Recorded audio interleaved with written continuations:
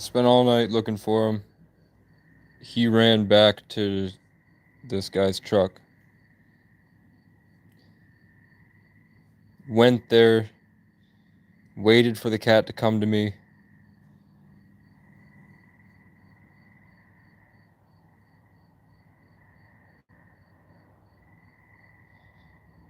I can't tell. I can't.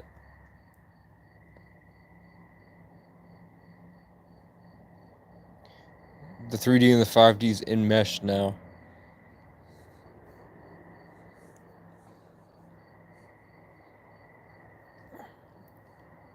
So I talk about rape and pedophilia and all this shit a lot. While I was talking to him,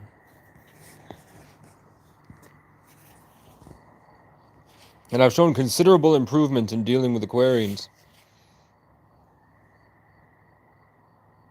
It just gets to a point where I freeze.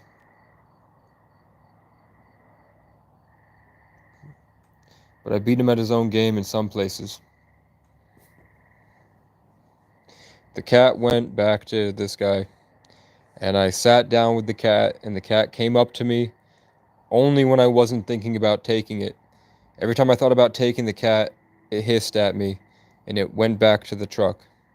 But then I thought about just petting it and being its friend, and the cat ran right out to me and hung out with me and rubbed up against me. Then all of a sudden I get an intrusive thought, take the cat right now. And the cat would back away and hiss at me, and then walk back to the truck calmly.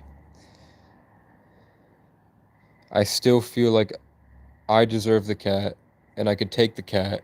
I could bring it to my father and repair my relationship with my father. I'd be back in my hometown. I could make my album. But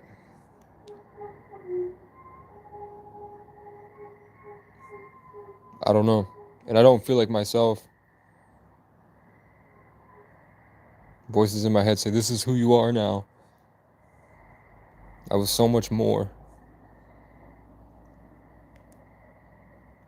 I was a gifted artist, a legend. I inspired people with my presence. I was a badass warrior and never hurt anybody unless I had to. And then I got trapped up here. I'm talking to this guy. Some guy's standing there watching us. I look over and he's jacking off. Some guy in a middle-aged man in a nice car is just right next to us with his dick out, watching me, and then I left, and then he tried to suck the other guy's dick. And then he pulled up next to us. And he was just standing there the whole time we're looking for this cat. There was a guy with his dick out jerking off to us looking for the cat fighting.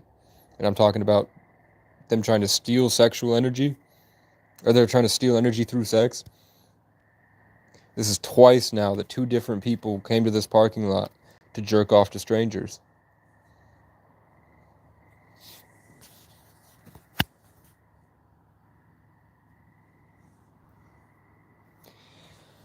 But regardless of what's happening, I guess I told you that there was a nice black cop that was on my side for this whole situation. And I guess he showed up looking for me angry, like something had taken him over. And he showed up angry looking to hurt me. He was like stomping around my car. The one guy that I thought was on my side got possessed and then showed up trying to get me. So the guy said he walked up and defended me and said, this guy's never been bad to me. He's just misunderstood. People don't understand what's up with him. He didn't say they're prejudiced, but he just said he's misunderstood. He's never done me any wrong. And he gave me, like I said, he's a Viking, right? He's symbolic of my Viking ancestral trauma. That's the ancestral trauma of the Vikings attacking. Can you see?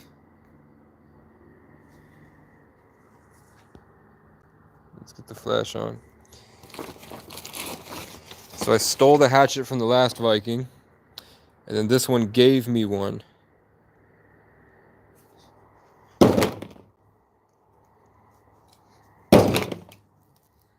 needs to be sharpened.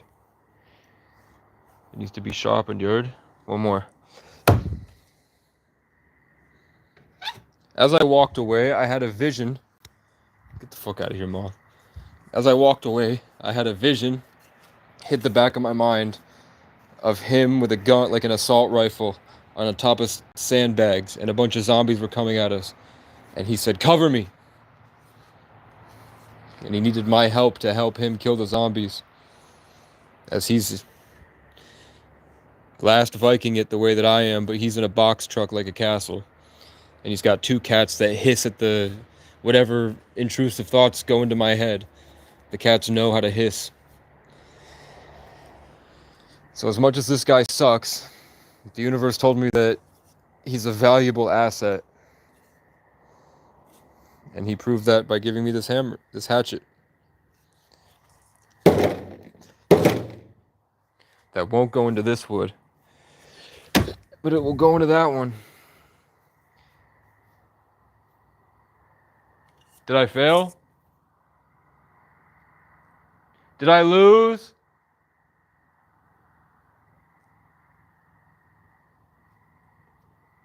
I don't know who I am anymore. I gave you everything. You left me on the floor.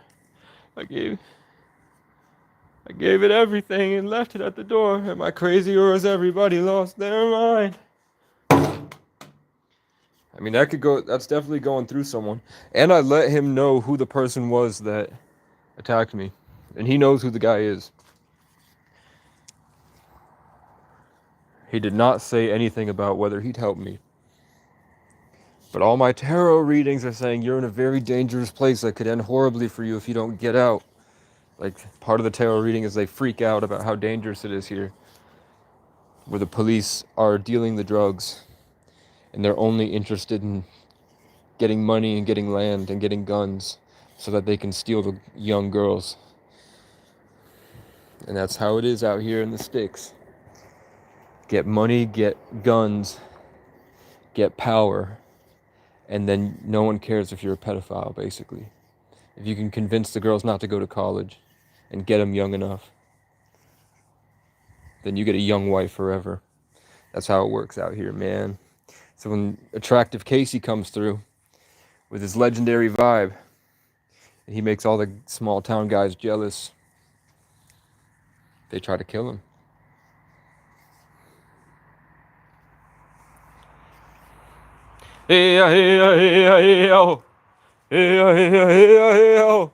There's a free boat 2.5 hours from here. It's a nice sailboat. It's big enough that I could live in it, small enough that I could go up the Connecticut River. Uncle Will has offered to teach me how to sail. I just have to get to Boston. I'd have to get to Chicopee, Massachusetts. Then I'd have a boat, or there's I don't know how long we're going to have it around, but there's a 2009 Cadillac CTS. It's my dream car. It's not as flashy and overdone as the Challenger, and it's not as simple and basic as the Toyotas. It's right in the middle between luxury and practical. What's the word when it's efficiency in gas? And it's for $2,500. But I might be able to whittle them down to $2,000. That is 10 times the amount of money that I have. I begged for help I just threw all my crazy thoughts with as much rationality as I could while I've realized that if I don't eat, I display behavior relative to a crack addict, most probably because I'm stuck in a network with them.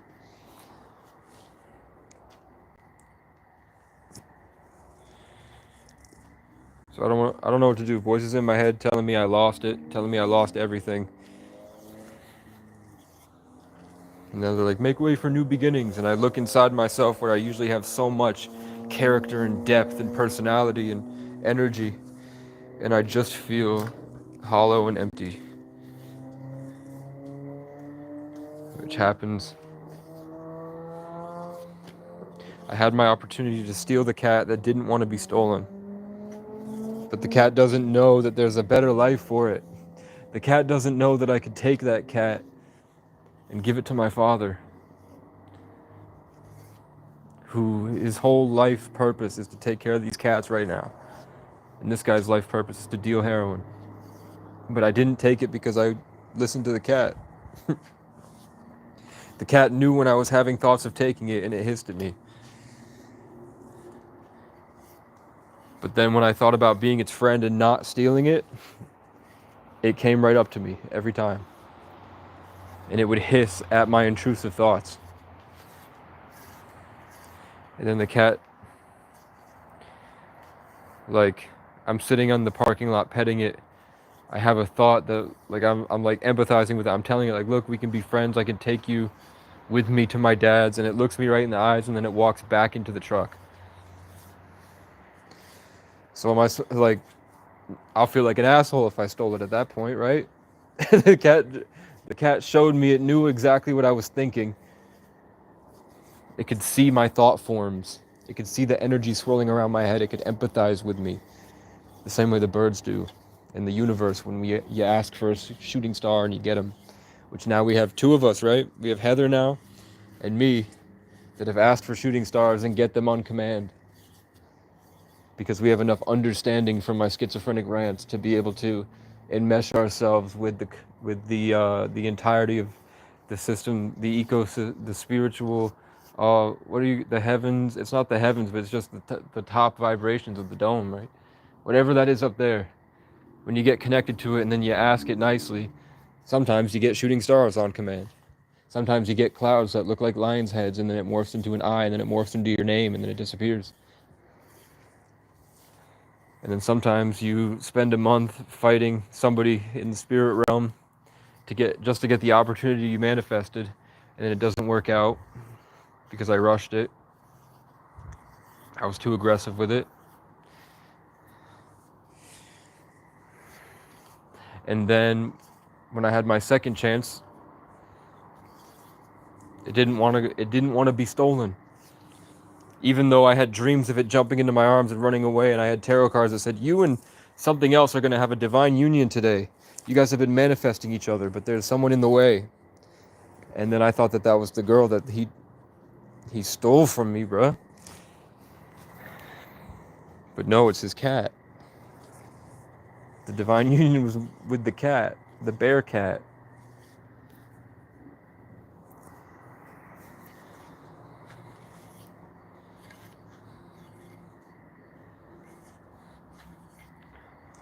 The only reason that it didn't work was because I didn't sit down when we made eye contact.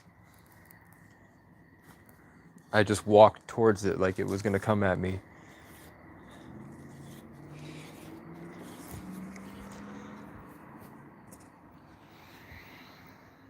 But I followed the birds back, and it followed me to the cat.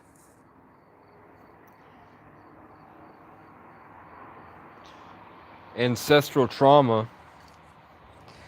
And what do you think ancestral trauma means? It popped up all day today. From what you guys saw from the live stream with this guy, you think maybe he was like a Viking slave master and I was an Irish woman or something? That's why I feel like I'm being raped every time I go near him. And there was a pedophile, a literal pedophile next to us the entire interaction today. This whole time, that whole live stream, there was a guy just jerking it the whole time. The entire time that I was live for like 3 hours, right? The whole time there was a dude jerking off watching us in a nice car.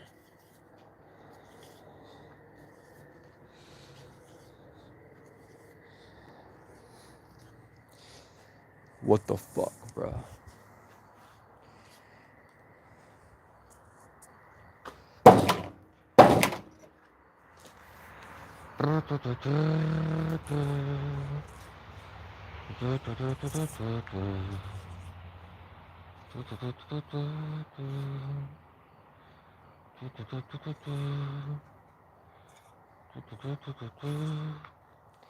Yeah, I'm looking back at the conversation and I'm recognizing that the whole thing was me talking to myself because he had stolen and cultivated my personality and energy. My brain is showing me in sequence everything that he said and how I had created that style. I created that belief, that entity that was Casey before that I felt got stolen. It's My mind is showing me through photographic memory that that was myself being displayed at me from the past. Like I created it and then it got stolen and then he was talking at me as myself, rubbing it in my face.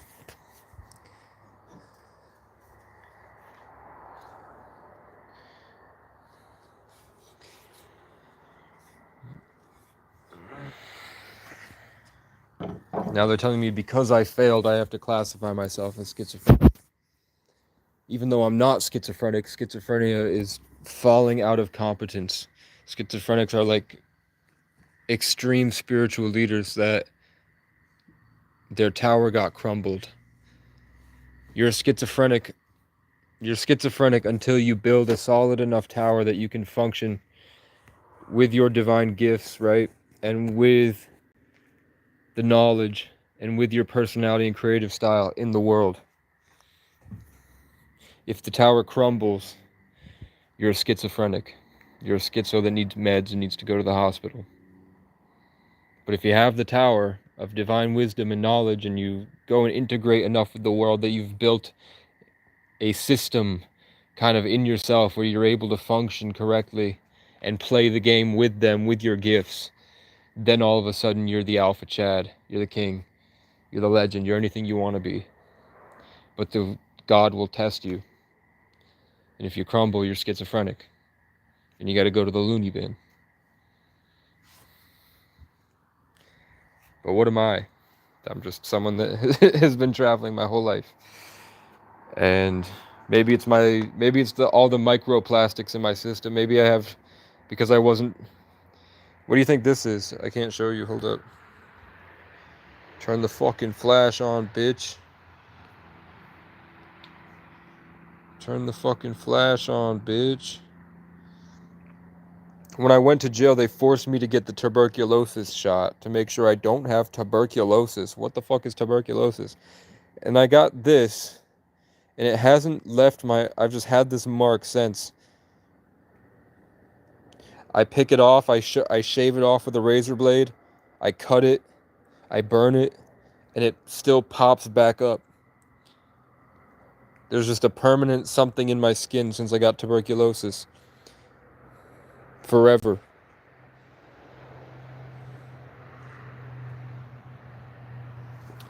But what's weird is that the injection site was over here.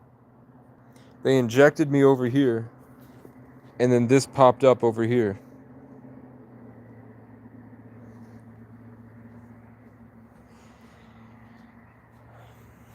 While I was in jail, because my mom messaged me saying she loved me, and I messaged her back, and then she called the cops, and because I violated her restraining order that she set, because aliens told her that she needed to sacrifice my legendary spiritual energy because she'll never experience that feeling ever in her life again, because I was close to releasing my first hit single as a young man that had just suffered for years.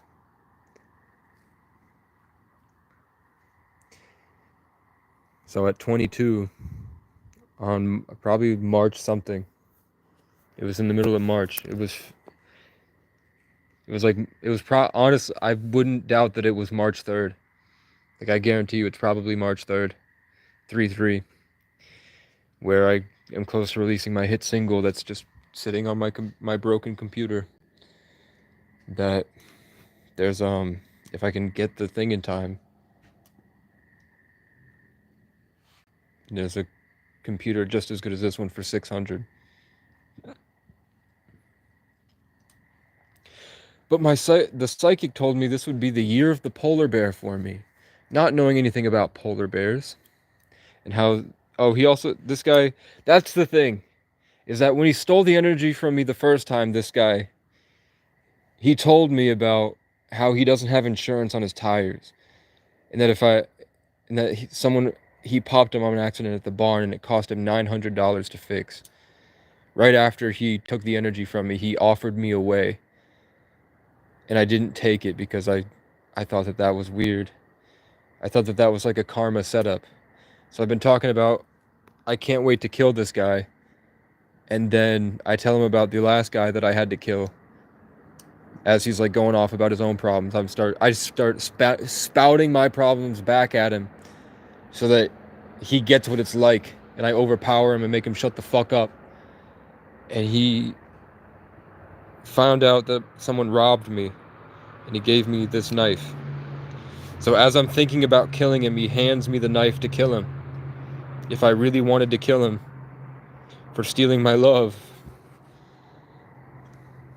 the unconscious version of himself, the demon piloting him,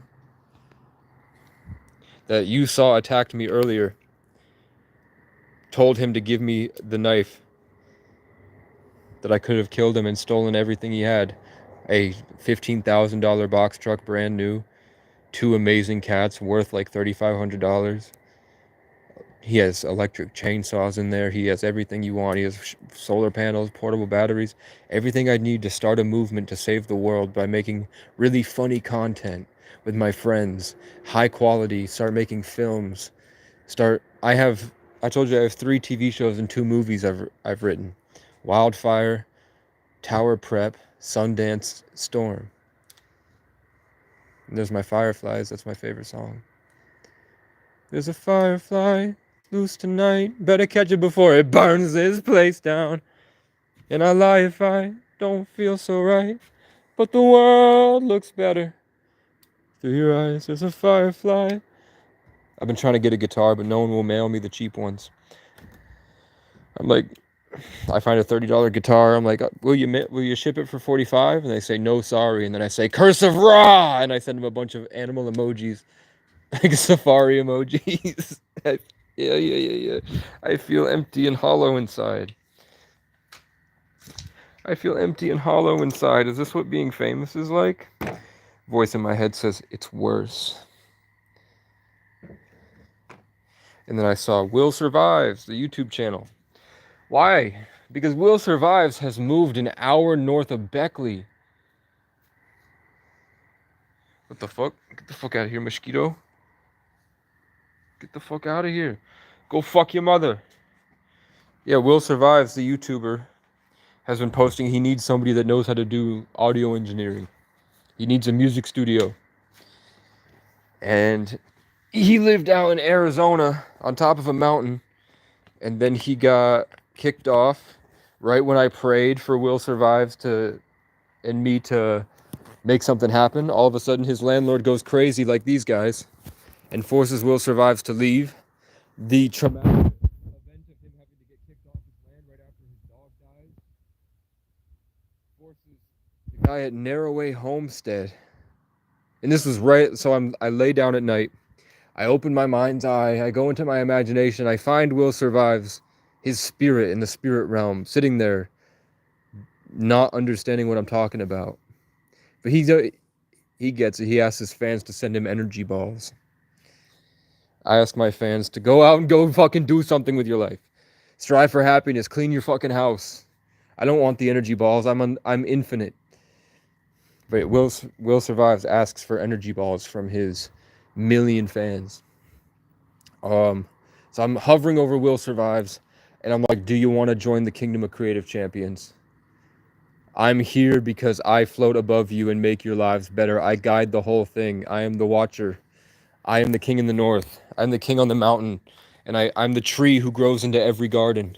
Will Survives. Would you like to come join me? And then a U.S. military astral projector covers him completely in this white light, and he goes, that's not necessary. And then I see Hoop Dog, his dog that dies, taking Will Survives and leading him, like he's on a leash and Will Survives is walking the dog, but really the dog is leading Will. And the dog has a halo and the whole thing is bright white and the dog is leading Will to heaven.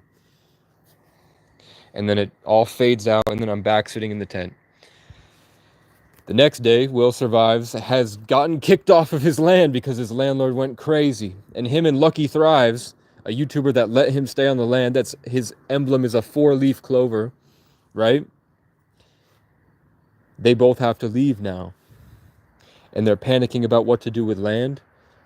I was trying so hard to get, I'm like, if I just get enough fans, eventually we could do like live streams where I'm like, just cash at me $1 each, and then I can go out and talk, and then you'll see I'll pay for the bus ticket, I'll live stream the whole thing, I'll get a portable charger, you can see me go on the adventure. I'll go down and talk to this rich man at this Miami marina and tell him what I'm trying to, tell him my life story, tell him what I'm trying to do, get him invested in coming to Vermont where there's just rapists that are jerking off to kids at the fucking park and ride, and then Viking ancestors that want to get the whole world on heroin and beat their cats. But the universe won't let, the universe gives me the tools to kill him and then sees if I'll do it, and then calls me a pussy when I don't. But I'm supposed to be the most compassionate soul on earth, right? And I go to the Miami thing. I go to the Miami marina and I'm like, yo, I have all these songs, let me play you a song. There's nothing going on out here. It's slowly being disintegrated like old Ireland 1,000 years ago with the Vikings and then the Celts with Rome. We're watching this great culture be disintegrated by the worst, horrible parts of it while it's being bought up by Jewish people. And the people here are so confused and don't know what to do. And I'm struggling to get all this land so I can start building homesteads with people and start turning it into gardens and building basically like a school, safe areas for people to be one with nature where there's no hunting. And I can set it up perfectly because I know how it feels to be inside it. I can set up the garden so beautifully so that the trees and everything harmonize perfectly, and I can start to bring in this new energy through because I'm Acacia, and I'd call it Acacia's Grace, after the daughter that I lost from this Viking because he took the girl that I liked away from me, and now she's dating some dork. But they're all representations of the energy that I had created. Like, I was sitting in the car with the infinite in Aquarius season, and I created the story that I wanted for myself. And then as it got stolen and I didn't get to live it, the guy that I manifested myself as with this girl, he's posting on Facebook the exact things that I was coming up to say to her that I didn't get the chance to because they ripped it out of me and they gave it through her like a pipeline. And she got to have that experience, which means at the very least that I'm able to create the best possible moments for people. I'm able to create lives for people to enjoy, and it's enough that these people want to rape it out of me.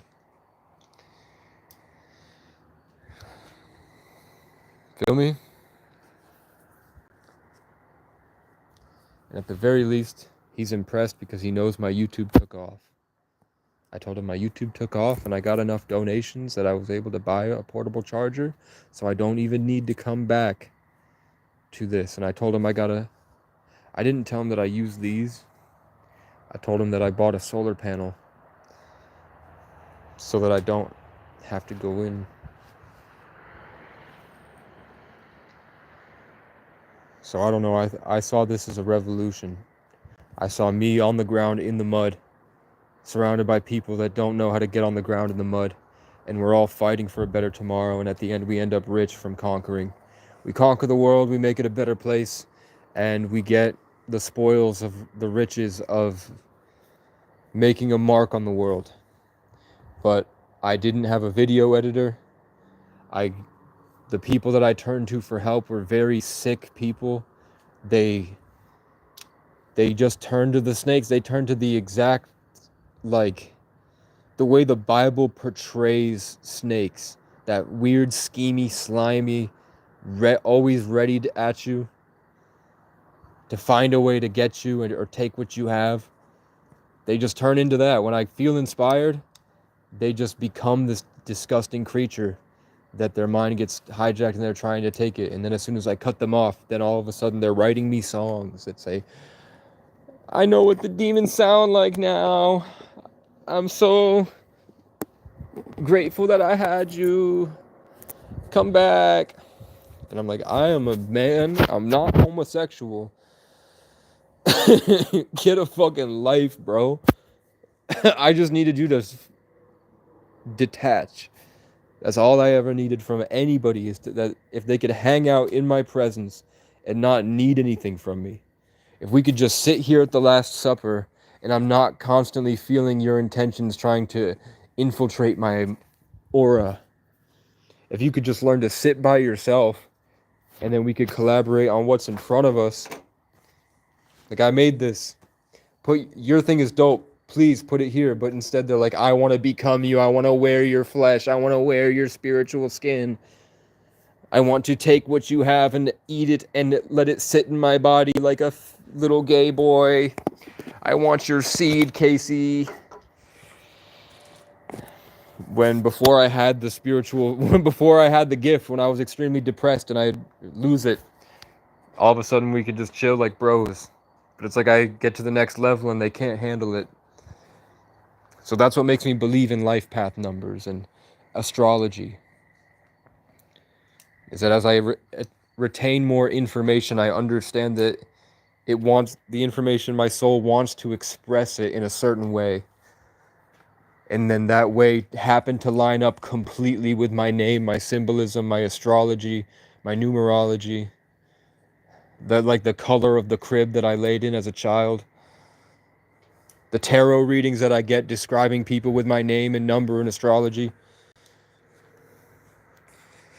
Waking up every day for a week straight one winter, and it's just the Truman Show, the exact same scene every day, about when Truman finally wakes up and tries to escape and they rope him back.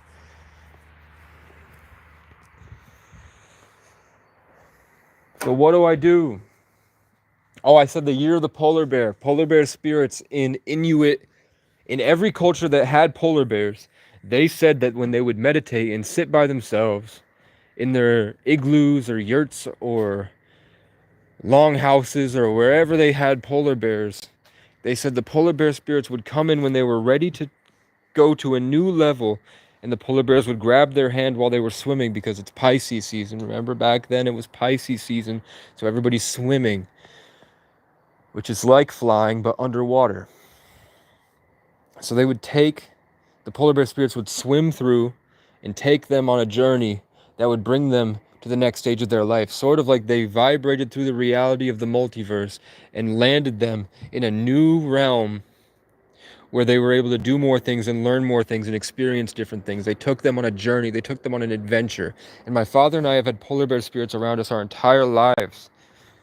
Everyone talks about polar bears around us. Everywhere we go, we find a polar bear stuffed animal. We keep it on our dash, and we didn't even realize anything about the polar bear at all until I discovered it on my journey, what it means.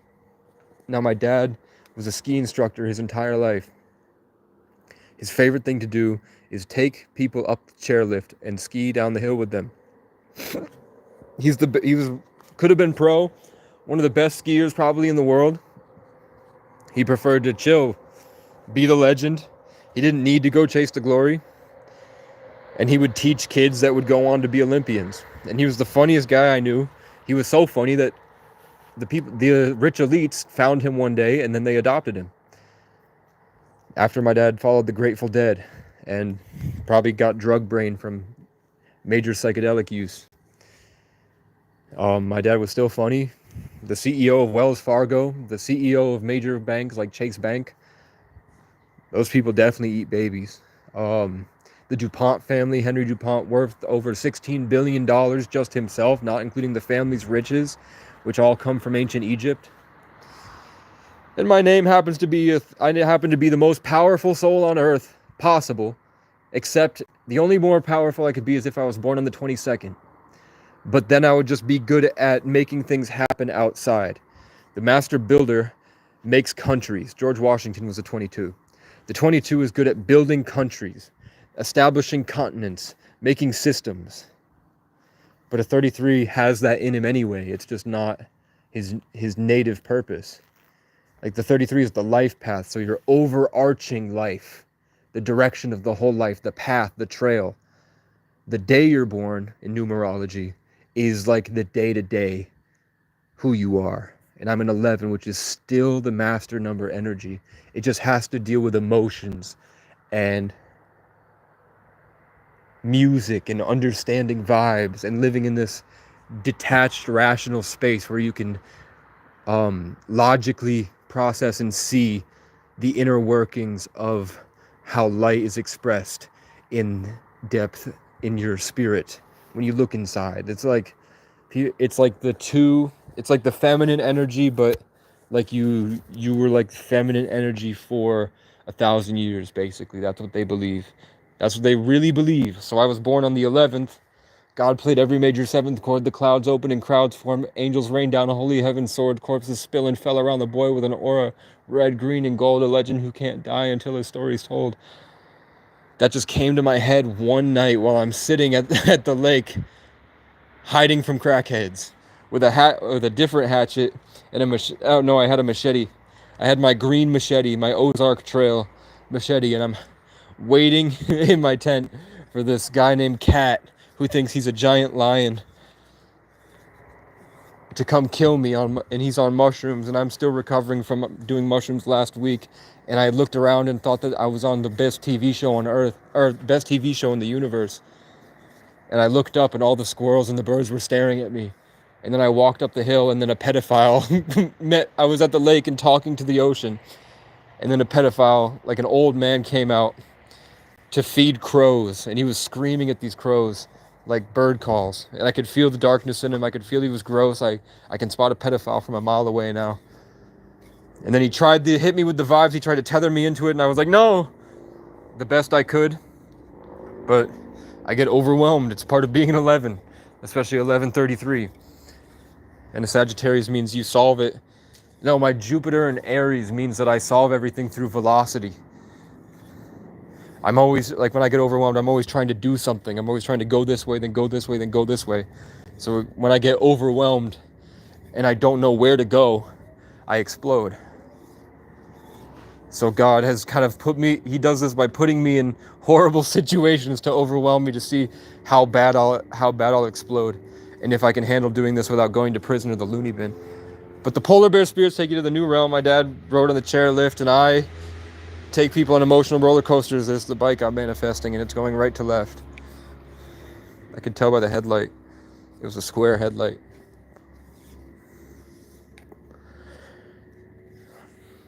Yeah, that's the journey. See if I have my lighter. And I'll have one celebratory cigarette. I still have my pizza from the other day. It's the same name. So this time last year, a group of people, while I was on mushrooms, talking about mushrooms, a group of people basically kidnapped me. I was in the woods, and they did maybe demonic possession, maybe electromagnetic harassment, maybe whatever you'd call it. I was in the woods, and all of a sudden there was little whispers in my, like, completely 360 around me in the woods, little tiny whispers. And I could feel it was sinister, and they were encroaching on me. So I called my old friend, who's a Cancer, because my mind said, if he's a Cancer and he can look into my life, because he has before. He's like, I'm across the country in Georgia, outside a strip club on a Greyhound bus, and I didn't tell anybody at all. And then he texts me, did you meet the fighter? And then a girl behind me, as I'm sitting with a guy named Brian, a girl behind me that showed up, I can't remember her name, but I think it started with a K, shows up, and it's just the three of us. The rest are NPCs. We have the chosen one energy. And Brian's like, are you going to be okay? And she goes, yeah, I'm a fighter. And then Nate texts me, did you just meet the fighter?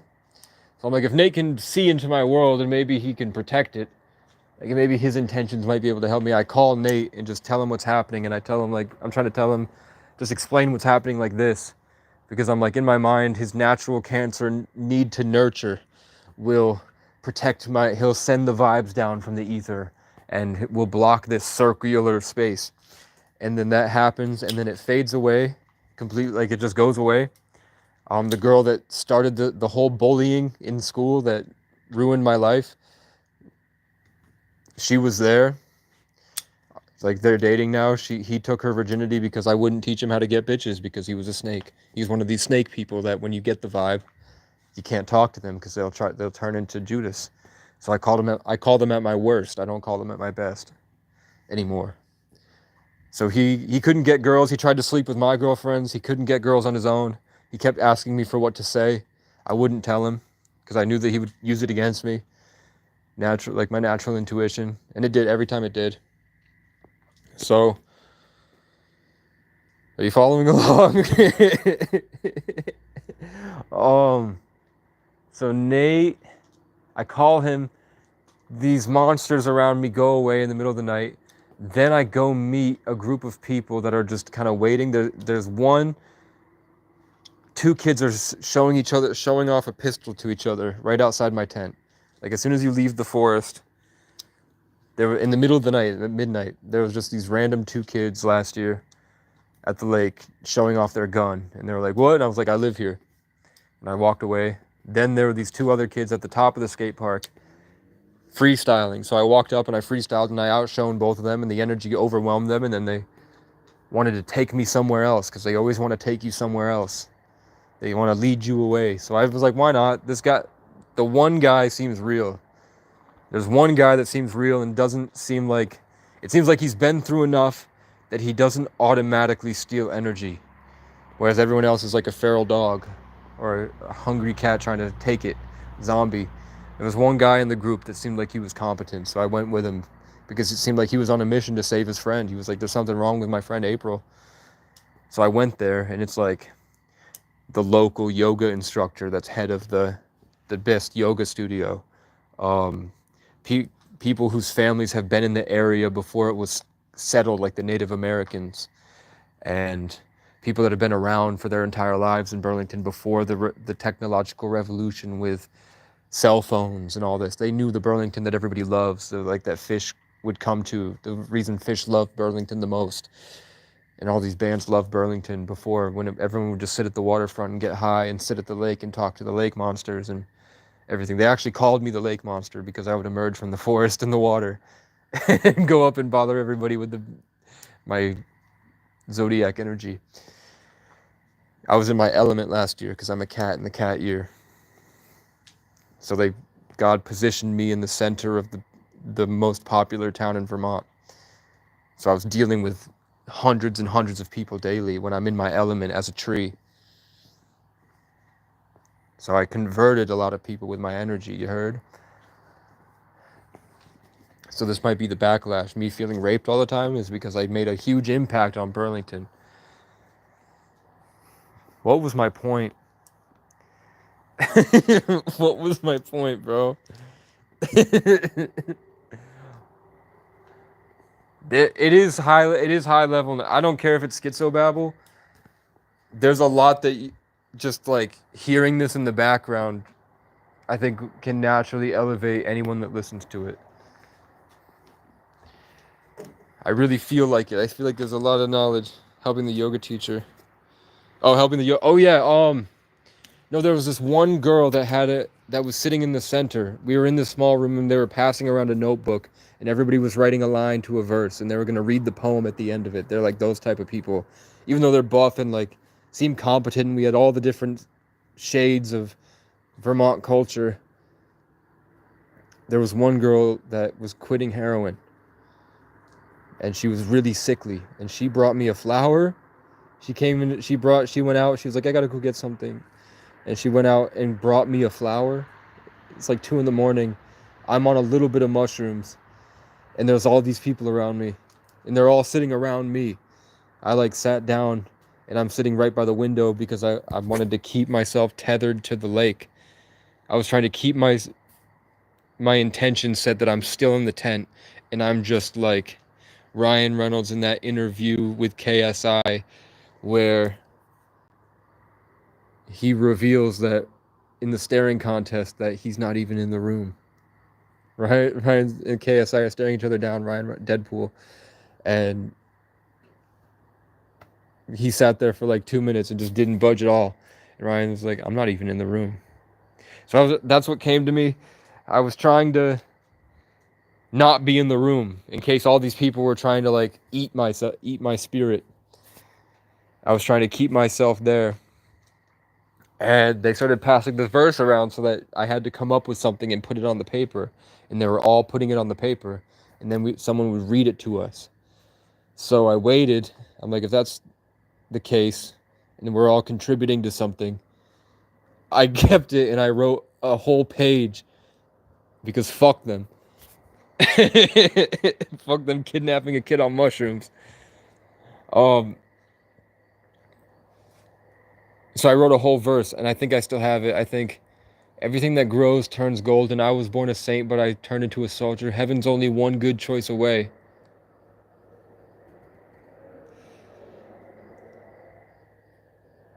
And there was a couple other things. And then the guy next to me was on coke and trying to read it, and his mind couldn't comprehend the word saint. So I had to shine my meaning of saint at these people. And everybody's like, whoa. And then April, the girl on heroin, quitting heroin, was passing around strawberries, and I ate all the strawberries. Because they have food and I don't. I was homeless. For some reason, I ate every single strawberry on mushrooms because I wanted all the vibes, and then I would give it back to them in my own way instead of having it eaten. And then later I went with them. The yoga instructor wanted to go have a fire, and that was right by my tent. So I went back with them. I was like, if y'all want to see what my life is, because at this point I had become the leader. I had become the alpha because they were all tired and on drugs. So I ate all the strawberries. I took it all in. I outshone them. I made them read my poem that woke them up. And then they took me back. And then I went back to my tent to grab a blanket. And I came out with my golden aura that I was storing in the tent, that I was cultivating between me and Champ, like this lake monster skeleton that I would see at night. And all the different kids that would come in, when I'd get the trickle down of their energy and I'd cultivate it into something perfect, and I kept it going and going and going, creating art. I came out with this person that I've cultivated that I feel like it's raped out of me. And the yoga instructor, like, I just stood proud and stood tall, like Casey, the boy who fights crackheads, that shits in the laundromat, that saved homeless children from heroin addicts in the winter when he had no food, and that walked a mile sick to get his car every day from an evil organization, and solved the problem by posting on the local Facebook page. The guy that tracks down senators at Planet Fitness and asks them about what they're doing about solar farms and improving dams, and then that goes up to the military and asks them if they think society's getting better when they started showing up after he was saying he was about to get gang stalked, right? Yeah, master teacher, but the way that I teach, like, you get to choose how you teach, and I keep trying to choose it by becoming an Andrew Tate. Couldn't you see Casey Francis O'Brien in the same space as these YouTubers that pop up on your For You page and are famous for a couple weeks? Like Jinxie and Sketch, Andrew Tate. And these people blow up. Couldn't you see me with the half dread, half braid, native braids, and like a third Viking hair, third dreads, third native braids, and some beautiful artwork piece on my head with a blackthorn crown with diamonds on it encrusted, and I'm sitting with my black and gold and green velvet, nice embroidered coat with the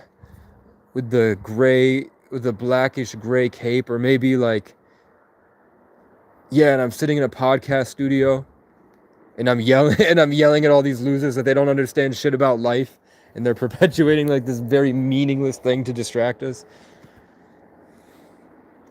Like, I go to the Whatever podcast, and actually that's Brian. Like, it can't. Okay, so the spirits, my spirit guides came in, and somebody's listening down there. My spirit guides came in.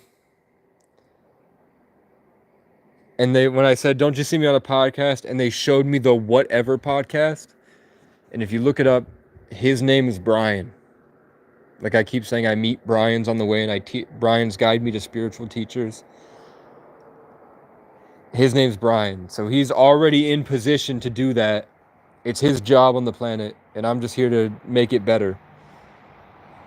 Like Brian Veramesa, like Brian Baru, like Brian at the gas station that I would talk to every night, like Brian, the guy that brought me to meet Katia before I learned martial arts and had to fight for my life against this giant Viking that thinks he's a lion on mushrooms, and we're both on mushrooms, and I have to fight this dude in the middle of Burlington over like 3 or 4 times. And then what other Brians do I know? Brian, the guy who, when I walked into the Killington job, when I went to Killington and went to the Mountain Inn, and a guy named Brandon after I had just came from Brandon, and it's a Brian, and he looks just like Brian. He looks more like Brian Baru than I do. Like, I hate to say it, but he looks like a spitting image of Brian Baru, the same way my dad does. Like, my dad definitely does, but he looks more like he could be my father's son than I do. This random guy named Brian. Turns out this Brian was there watching me from the corner of the high school party when I met one of the girls I said was my soulmate, named after Jesus, who's a Leo, and they're both Leos, and he was watching from the distance as one of my favorite pictures was taken. And he said he doesn't know anything, he doesn't know my last name. He doesn't know anything about me. We're not friends on Facebook. But he brings up, yeah, I'm related to Queen Elizabeth. And he's a Leo. And Queen Elizabeth is related to Brian Baru. And like the girl that took care of me when I killed my father 10 years ago, and they had to bring him back twice. In the shelter, and it was all like O'Neill's, O'Brien's, Tears, Moore's, and a girl named April that ran the place, and a guy named Ed. So this guy's name is Ed, and every day the person that brings me food is named April. So there's an Ed and April 10 years later that I'm talking to every day. That's what I'm saying, the same names in cycles. You feel me? And I'm also like, I'm connected to these tarot readers now. So sometimes the tarot readers that I talk to, that have their gift is to see the world the way that I'm talking about and express to them with the guidance of the cards. And they say they're like Sagittarius 33, green, surrounded by green, a tree in the woods, feeling like he's raped. There's a guy watching you that wants to become you, that wants to make sure that you know that you're not you so that he can become you and wear you like armor. And he just spouts that out. And then my YouTube notification puts that at the top of my feed. Right when I decide the next video is going to be for me and it's going to be important. So I probably had that thought because it came from God, and God had done all this stuff after I had felt extremely alone so that I could see in contrast what it's like to be alone, and then I learned what it's like that I was not alone. And I meet new relationships and all this stuff, and they told me I would have a divine union today, and then I get the bear cat, and I fuck it up because I was too aggressive trying to run from this guy. So my fear of this 60-year-old man with bad lungs, the fear of him seeing me and then sicking the entire town at me, whoever buys his drugs, my fear of dying prevented me from saving these cats.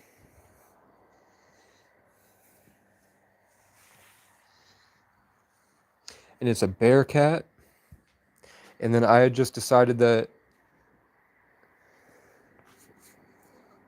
because when I lay down and I think about myself in these big moments, like the Lionsgate portal, I never see myself as a lion. I see myself as a tiger, like a Siberian tiger that's bigger than the lions, like the biggest cat possible. So I was like, maybe I'm not a lion, maybe I'm a tiger, and that's why I have a zebra skin rug, and that's black and white, but it, like the 11 is the black. In numerology, black and white are both 11, and orange is 33. Like Sagittarians are orange, and it's ruled by Jupiter, and the tarot people think that Jupiter is God. That's the symbolism behind it, and I just know this stuff. So the tiger would be like the black and the white, like the zebra that I had a zebra rug growing up, like a real zebra rug that I slept next to, that my dad inherited when his rich friend killed himself because he couldn't find love, because he was so rich that the only people that wanted him were people that wanted to take his money when he died. And my dad was just an alcoholic with his black lab dog sitting in a rich man's house on top of a mountain. And this other rich man was on the other side of the mountain, and he had a black lab, and these two black labs would go see each other every day. And that's how they became friends. And they would get drunk and play Airplane Simulator in Peter's basement, and they were happy. And then Peter one day decided to kill himself and left my dad everything. So my dad suddenly had $6 million and like a 100-acre property and an entire like Peter made money on he owned a motorcycle business in New Jersey. So my dad all of a sudden had a motorcycle business, and these Jewish fucks paid police to brain damage my father so that he couldn't think, and then they showed up to weasel him out of everything they had, and my dad lost everything but like 6 motorcycles and the dog and the zebra rug. So I got the zebra rug. And my dad and I have trauma that will last us the rest of our lives. Yerd. So the tiger is like orange, the 33, but it's also the black and the white, like the 11. And it's big. And I have that song that said, I had a dream last night. I was the last giant and had to survive off eating Siberian tigers and biting the heads off of Vikings. And as I lay down cold and alone and dying, closing my eyes for the very last time, the heavens came down and enveloped me, taught me to rise. I feel like I'm still somewhere out there, one of those weird dots we see in the sky. And that just came to me one day. I'm sure I co-created it. So I see myself as a tiger. Yeah, so I'm making an album called Bear Cat, and I see myself as a tiger. Turns out that this other cat that's green and black stripes, the cat is green. It's a green cat, bruh. And it's got tiger stripes. And his name is Tiger, along with Bear. That cat that I picked up before, that was just waiting there for me when this guy came up because the spirit realm told him to come conquer this place. And then the cat he was actually looking for was just right in front of him, but he spent his whole time trying to fight me. That cat's name was Tiger. And then Tiger led me to Bear. And the only reason I didn't get Bear is because it's divine timing.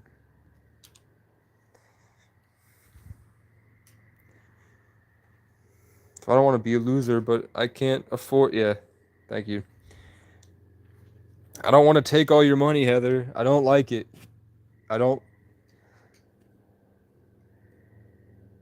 I'm so happy the way that I got to see this cabin, and I got to show you guys the cabin, and I got to show you Vivek and Vivek's babies.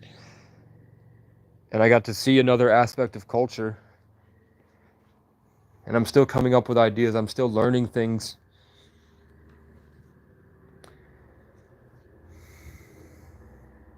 But it would have been a lot better if I had been patient, if I had saved the money.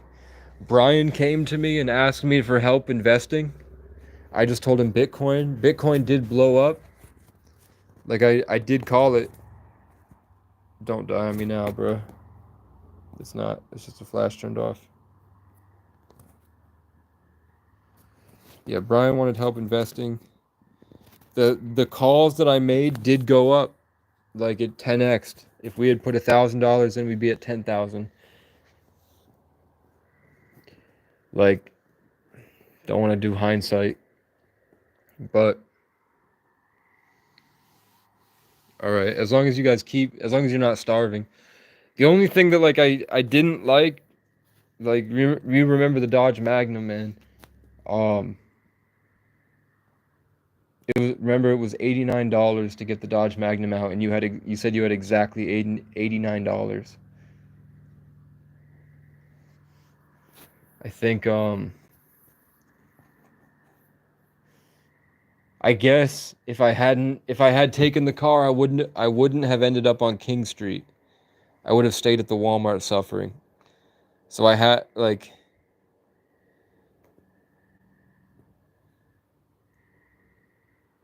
yeah,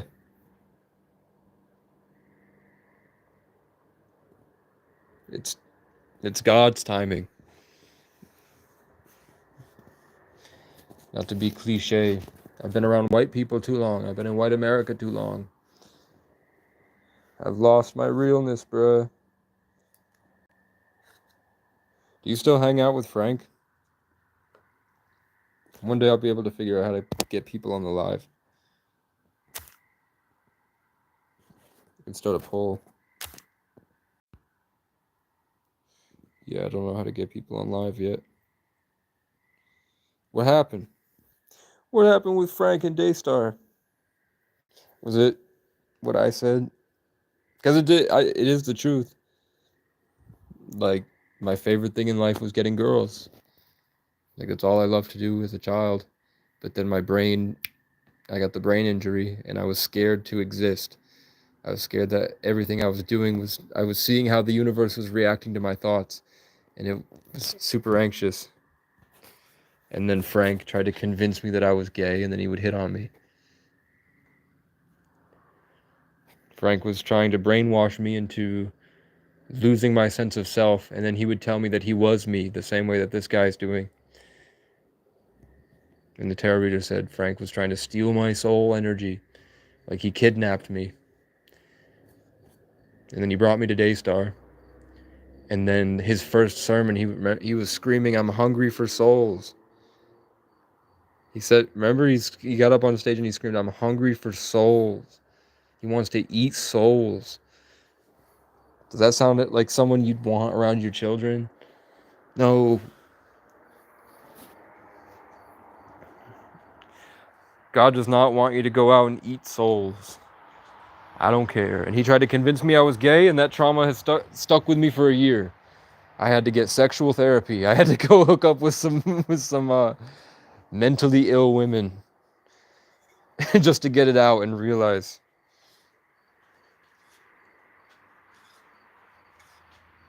Yeah. Franchos.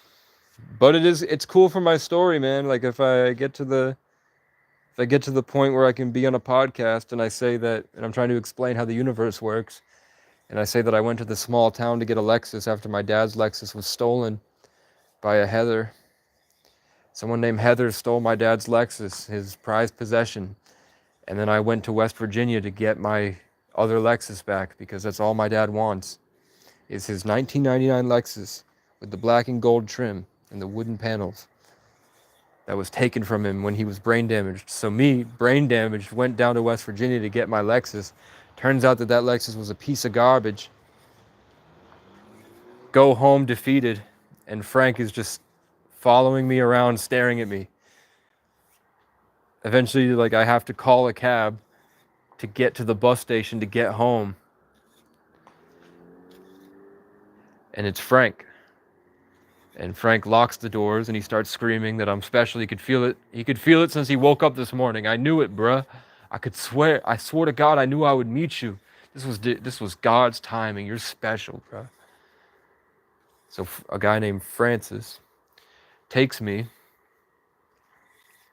to Walmart instead. And then he says, "Brian, come here." And Brian's like, "Actually, we're right here. We're going to Walmart with our family right now." And Frank's like, "Okay, I have someone to meet you." And then he takes out his phone and he goes, "Brian, I need you here." And then the other Brian's like, "Actually, I'm on top of this hill right now." So there's two Brians and a Francis. A Heather, and I don't know the other Brian's wife's name. And they pray over me. And I'm just holding the energy in. Like, I've learned so much from traveling. That was one adventure. I had been on like hundreds and hundreds of adventures. Beckley was just like Mount Hope was one chapter in like 1,000 chapter book that has the same symbolism and meaning. Kim. I don't really know a Kim. Like Kim isn't huge for me. Like, the first thing that pops up is that there was a Kimberly Beatty I used to have a crush on. But it's not that significant yet. Not like consistently running into Heathers and Bryans my whole life, and Bens and Haleys, and specifically around the same times. I'm meeting the same names at the same times. Like, God is expressing this energy for me in the teachings and the lessons for me in the form of people with the same name. So it's cyclical across the country. To make it probably, because when I look back, I'll be able to understand it easy enough to teach it or explain it, maybe. But for whatever reason, that happened, and then Michael showed up the same day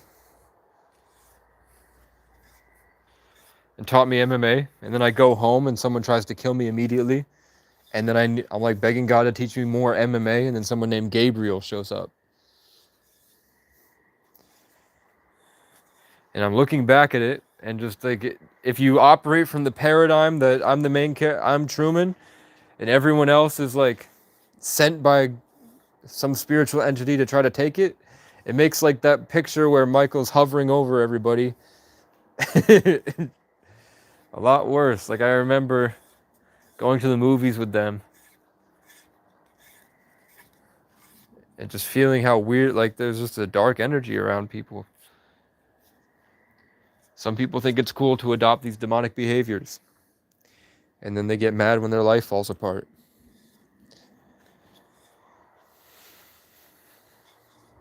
But yeah,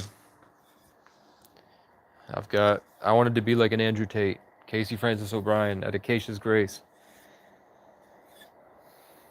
I want to drive the nice black car with the cool stuff on it through places and then get out and be the king. A way that I could have helped this guy. I helped him. He hurt me and I chose to help him. I hope that it was...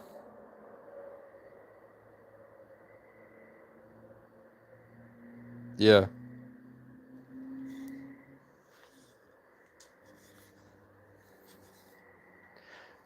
Heather said, LOL, it was fun here. Very good. That sounds like Aries to me, man. What's your birthday? I'll do a live numerology reading, bruh. What's the full birthday? Not your social. Your full birthday. I'm sure you've probably already looked it up, but I know this stuff now, so I'll do the numerology reading for you. I don't know about houses, like in astrology. I don't know about what's in your first house or your second house. But I know I have this axe now. When is Heather's birthday?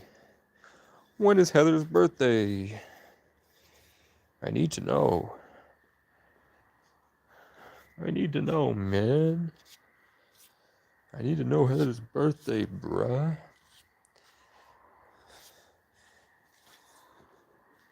Yeah, that last supper when we were all at your restaurant, that I felt like...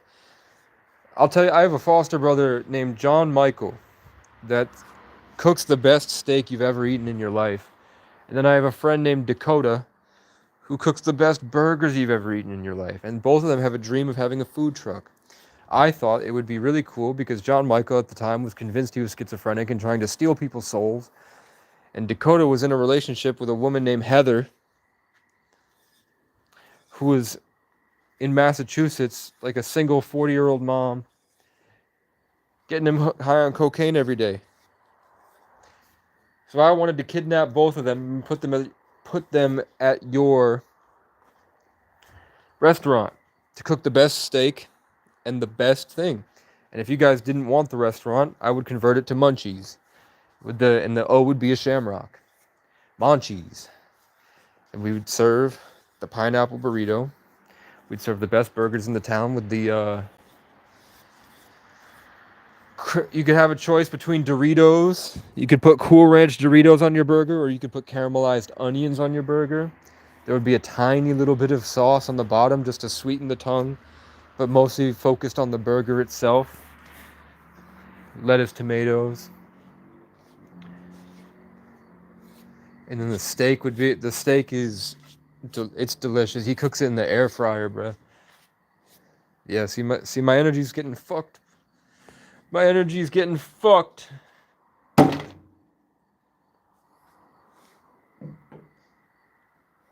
Yeah, I did that to show you how capable I was of running your restaurant.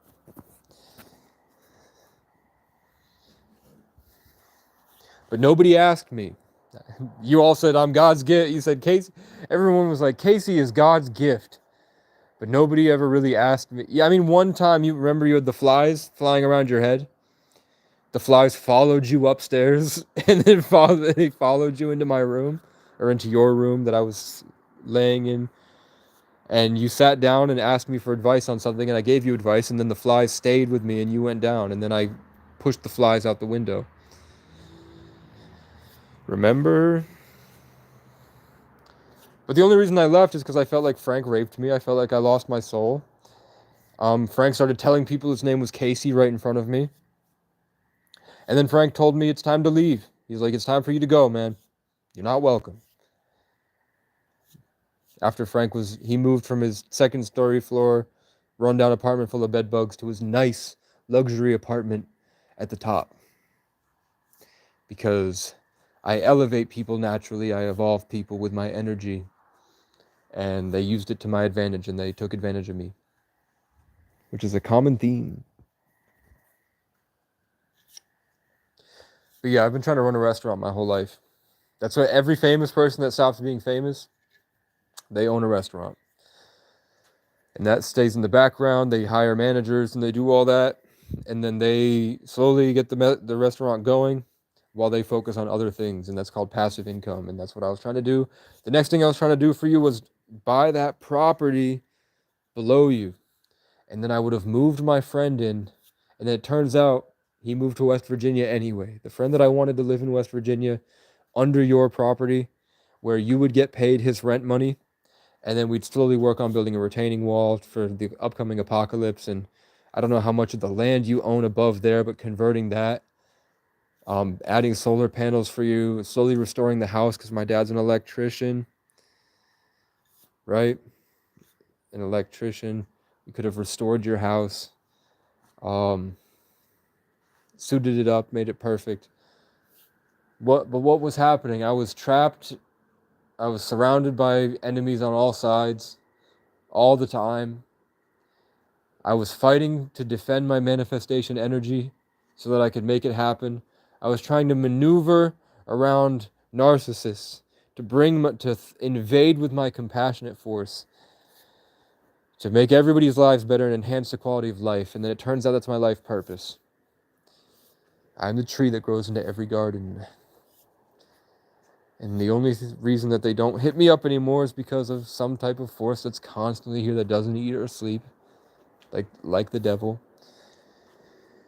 that slowly ruins their mind and brings them back to this fake life, this fake world where's my water, bro? I don't know. I think I dropped it when I was looking for my cat. Now I'm dehydrated because I was distracted trying to fight this random stranger that came into my life. But I have so many plans that could just come to... If I had $150,000, I would be set for the rest of my life. But there would be no meaning behind it. If I had all that, like I have insane spiritual wealth, if I had real physical wealth, you wouldn't need to do anything in your life because I would have done everything already. Like I wouldn't have had to teach you anything. You wouldn't have to go through any experiences yourself. You would not have any struggles. The only struggle in your life would be walking on the track until all the fat in your body was gone with your friends so that they all lose weight. And then once you've lost all the weight and you're taking my supplements, Then I teach you with delusional divine optimism how to really connect to the kingdom of heaven and inherit it in a way that you're co-creating at a higher level. I'm sure you get it from the trickle down.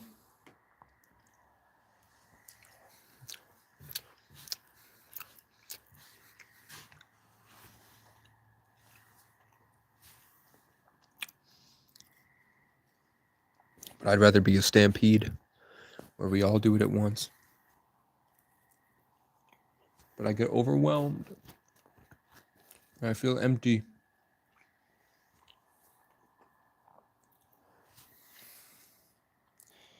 But yeah, I know how to be a manager. I know how to own a business.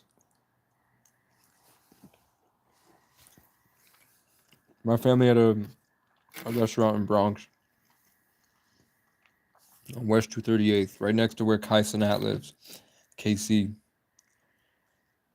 who got friend zoned by Tyler right when I got friend zoned by Taylor.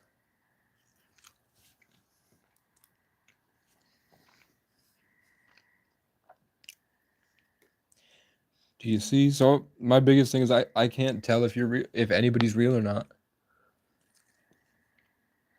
I can't tell how much free will is actually here. Voice in my head said, not a lot, not anymore. Like people walk up to me and tell me I'm in purgatory all the time. Am I in purgatory? Am I dead? Are you a handler?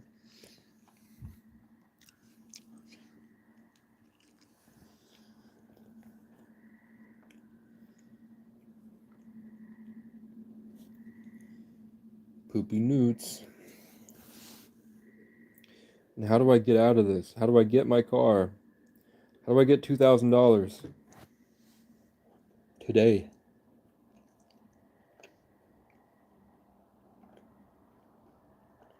I don't know, but my tarot reading will give me insane insights on what's really happening. So I know.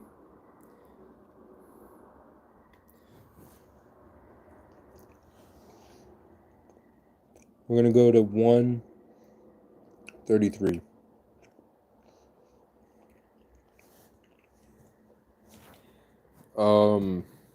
Are you taking multivitamins and omega-3s and eating good and taking care of yourself, not smoking, getting rest, taking time out in the woods, walking the dogs, getting sunlight, taking your family on excursions to nature?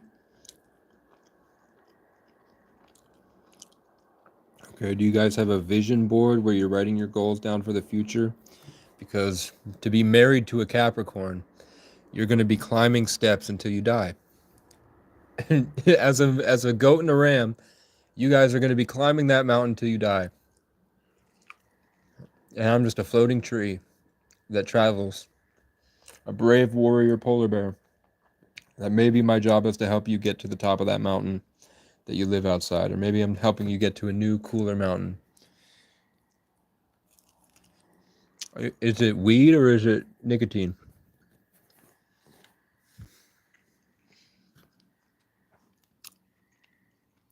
And what is your birthday, bitch? I want to know.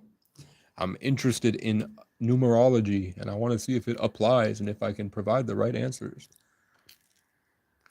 Okay, nicotine. If you're, I mean, honest to God, if you're taking collagen supplements, like stuff that's good for, like taking it like 2 hours to Google or find a YouTube video about what cigarettes do to your body. People that are taking care of themselves, and I'm talking like in the city where you're walking around all day, like the skinny New Yorkers. It's like I'm walking here, and they're 85 and they're running around New York City because they take care of themselves and they work out. And they're in New York, you're so busy all day doing this, doing this, doing this, so their brain is working. Those people smoke like 2 packs a day, and they live to be like 120 because their diet doesn't allow for the damage. Every damaged cell that the cigarette creates, their natural lifestyle eats and replaces. I'm expressing myself as my tarot reader right now. Like I'm able to talk like this because I've adopted his style. I've opened his channel, which is why I'm kind of talking like a definitely not a sexy Casanova. But yeah, if you don't have a healthy enough lifestyle to combat the cigarette damage, you are giving yourself cancer and you're killing your brain cells and it's limiting you because when you do pain, that's self-infliction, which is self-aggression because you know you're hurting yourself with the nicotine and the vape, the smoke. Spiritually, it's like opening up a portal to allow the evil energies inside. I don't know. No, I didn't get it. You made a good burrito. I would have hired you whenever I get the high vibe Holy Spirit energy. I get surrounded. I love it was fun when you were here. Kim, he was running from his family. No, I didn't get your birthday. Um, but yeah, I quit cigarettes. I quit vape, and the amount of energy I could process, the amount of information I could retain was so overwhelming. I had to start smoking again. I quit again, and then April 19th. There we go. Okay, hold up. So this is cool. I could be a tarot reader. They don't make a lot of money. Numerologists make a lot of money, but it's dominated by Freemasons right now that know how to do a lot more than numerology. Like I had dreams they've astral projected into my life before and attacked other people in my dreams. Um, so April is the fourth month. 4, 5, 14, 15, 24, 32.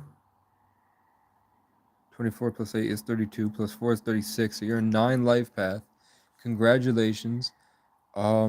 This is your first time on Earth. According to numerologists, 9 life paths, this is their first time on the planet. Which is why you probably have this extreme youthful energy. You probably feel like a child. And you don't really feel like run it, even though you're an Aries. For the most part,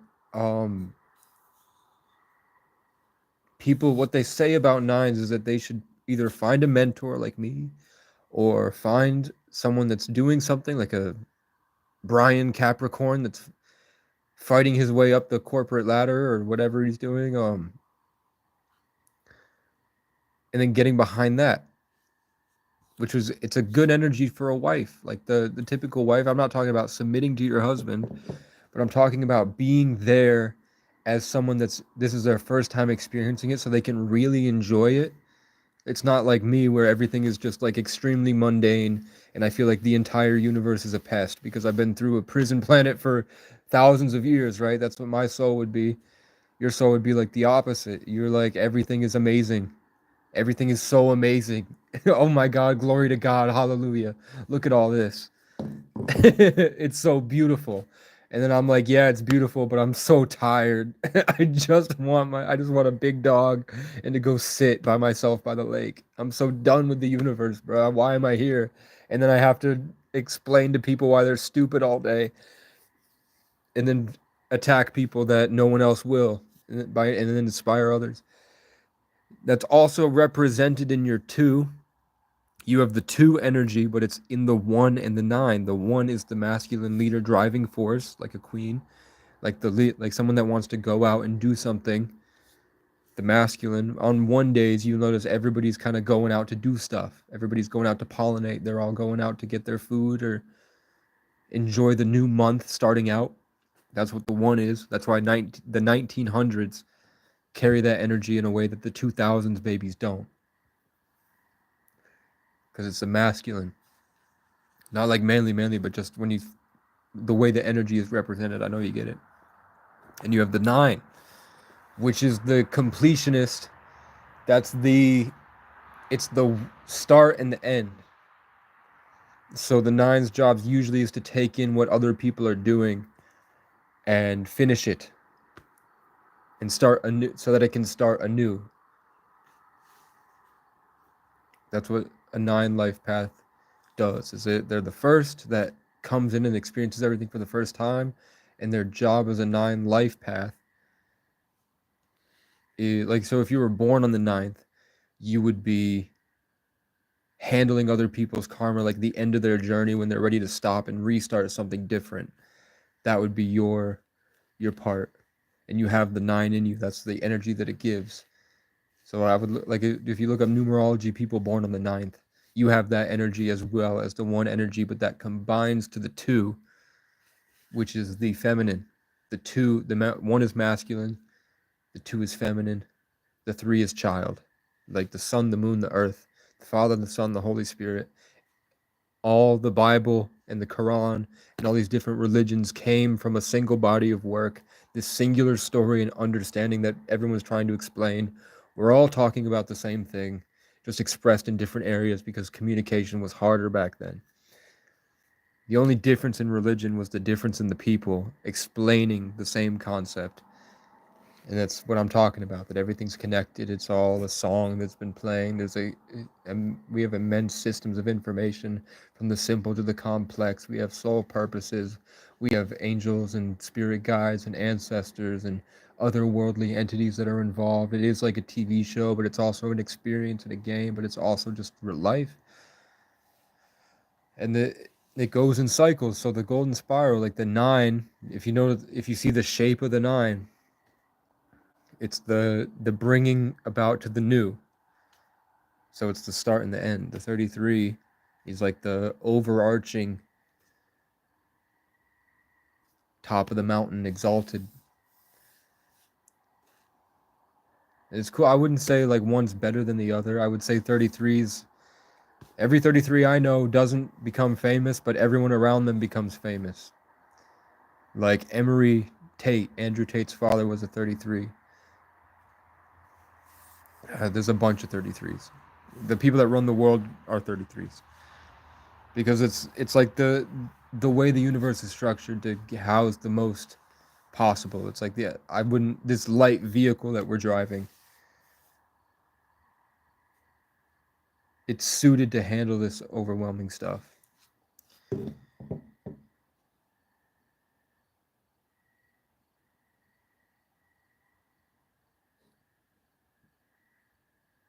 Yeah.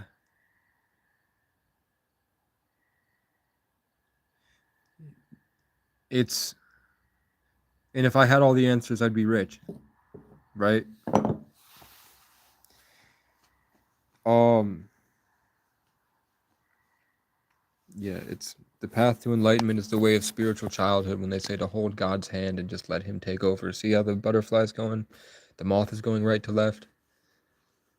When I accepted spiritual childhood and how to like a good parent is able to guide a kid and the kid can just enjoy life because they know the parents got their back. Does that make sense? Hold God's hand like a child holds their strong parents, and let love guide you. The universe reveals its secrets to those who dare to follow their hearts.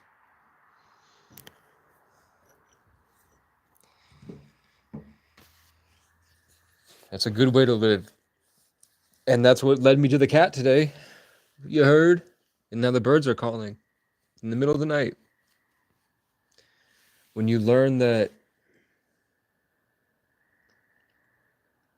this idea of separation, when you feel like you're fighting something, at one level, it's that you're fighting yourself. Okay, there's an owl flew left to right to remind me that there are demonic entities and evil gods that don't want us to be asleep or don't want us to be awake. So it's just like, yeah, you have to. It's multi-dimensional, so you do have to brainwash yourself in different dimensions and operate in different truths to be able to understand the whole thing. Nothing in life is a straight line, right? There's nothing in the universe that's actually straight. It's just moving of molecules and curves to channel and change energy. So it's like I can't give you like a set in stone practice, but I can tell you that you can identify things that are holding you back and change your habits for better ones. Like instead of smoking nicotine, you could puff the vitamin B12.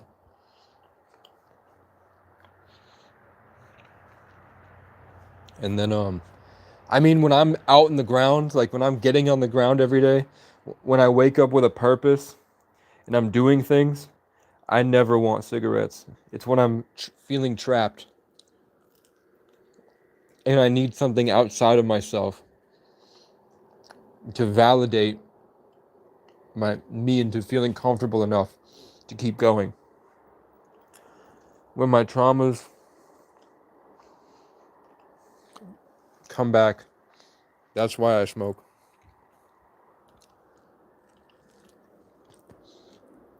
It's just that's it's hard. It's hard. But it's easier to change a habit than to stop one.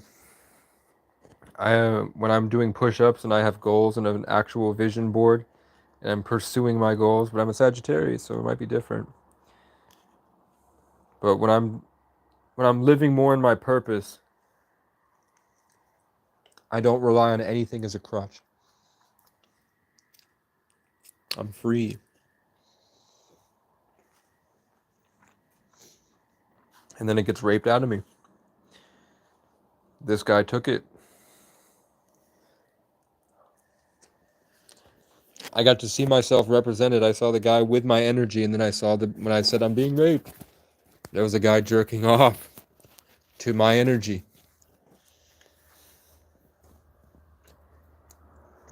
So like the hero's journey, I went off and learned. I mastered the earth sign. I know how to move the earth beneath my feet. I know how to stay strong in my beliefs. I know how to hold on to myself and go, hey, hey, hey, hey, hey, hey, hey, hey, hey, hey. And at the end of the journey, I returned with this new information, and I got to show him how I changed.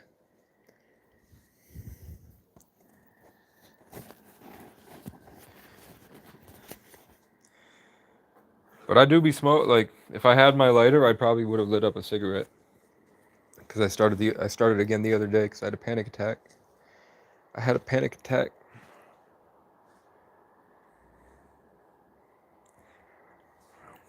So what else? Vision board, daily exercise, sunlight, fasting, probiotics is level 1, and now we know level 2, which is identity, verbs, adjectives and verbs, nouns, narrative, energy. Once you have the solid foundation, how to control energies. Like once you build the house, once you build it, they will come. Once you build your temple, you will be able to express yourself inside it. But if you don't, you'll be like me and be sad. Yeah.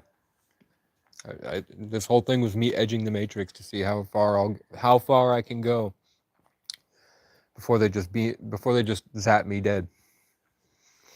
Like when I'm done here, I'm gonna walk through the pitch black forest where I've seen forest spirits, and I've had a giant deer or a wendigo come up to my tent and scream at me in the middle of the night while I'm feeling myself pressed against the ground by some ancient evil demonic force that's raping me spiritually. And then I couldn't tell if the force was defending me or just there, but it was the three: me, the forest god, and this evil entity. And I know they're there. I see aliens all the time. We ask for shooting stars and we get them. So I know I'm brave because I I walk through the woods to get to my tent, knowing that I'm surrounded, knowing that that's right there at any point. At any point, the spiritual shield could just go down, and then I'm ripped apart by something I don't understand. And I do it anyway. Like, I go up to the police, I go up to my gang stalkers, and I see what they're gonna come up with. Eventually, I get so sick and tired of it that I'll go and be like, "What the fuck do you have to say? How smart are you actually? What prompt are you gonna spit out? What's gonna come through you to me? I'm tired of seeing you following me, staring at me, slowly trying to steal shit. I'll go right up to you, and it never ends well. It ends with me having to fight for my life hours later. Usually. I don't know what to do, man. Do you know any rich people? Do you know any big rich people? Do you know any? I mean, there's a free sailboat. There is a free sailboat in Massachusetts. I could learn how to sail. Uncle Will has told me, I'm talking about Will Survives, and I'm trying to go see Will Survives in West Virginia. And then I go, and there's a guy that looks just like me, but 50 years old at a thrift store. Like, I'm talking like completely identical to me, but 50 years old, walks up to me in a thrift store where I get this bike for free that says work. And I ask them about a car, and they say to talk to Ray, like how Kai Cenat, KC3, who got friend zoned by Tyler, the same I got friend zoned by Taylor. KC3 is in Taiwan at Ray's graduation when I'm trying to go to Taiwan to learn MMA from the guy that trains all the fighters. I'm peeing. I'm taking a piss. And Ray McNeil burned down and died in his bar at the center of my hometown when that was a bit this is what I'm saying, Heather. Are you real or not? Are you a real person or not? Because Ray McNeil, who's Irish king, named after an Irish Viking king, Ray, when that was a place where Native Americans that would travel from the reservation knew that they had a safe place to be in case anything happened. They could go to Ray McNeil.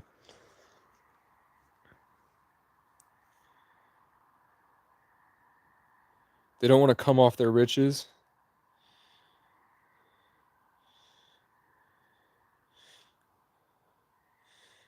You mean that they don't want you to obtain wealth from their investment? Is that what you're saying? They don't want, if they give you money and then you get a lot of money, they don't want to be the catalyst for that. They'd rather you get it yourself, and then you can enjoy being rich with them so that you understand what it's like to be independent. Is that what you're saying? Is that what you're saying, Heather? Is that what you're saying? You know rich people, but they won't give you money because they want you to grow yourself? That's how my grandparents are. Is there still time to make my dreams come true? Please? A star in the sky said no. I've lost, and that's why I'm here. The suffering feels real. Yes, that's it. LOL. So when I say, are you real? And you say, the suffering feels real.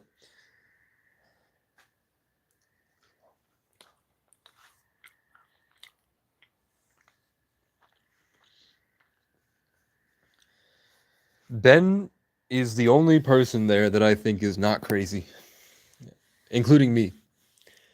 I think Ben is the only person in that house that is not crazy, and I think that's by design. I think that's just because Ben is able to hold the information and is competent enough and not traumatized enough that he's able to discern and make judgments. So everybody's crazy, but Ben has a solid foundation. Haley's funny as hell. I don't know if you. Haley's funny, man. I like Haley. I was trying to get her hired as an animator, bruh. I wanted her to animate, but she's off doing her own thing. She's off doing her own thing, man. We're talking about, to whoever just joined, we're talking about, I just explained so much about life, the intricacies and inner workings, the complexity. I talked about what happened with the bear cat. I talked about so much. And now we went through Heather's life. We're trying to make sure she's on the right path, that she's got a system in place that will allow her to continue progressing with her mental health. We're talking about changing habits. We're talking about as my gang stalker approaches. Ben's dope. Ben's funny. I miss Ben. Haley's about to be a nurse. Haley did not tell me she was in college. Haley told me she was just working at a place and her boyfriend sucks. Not her boyfriend, but just the people. She said that she lives with a bunch of smelly people. Haley lives with smelly people. That's all I know about Haley right now. And that she went to a rave once. But dope. She's gonna be a nurse.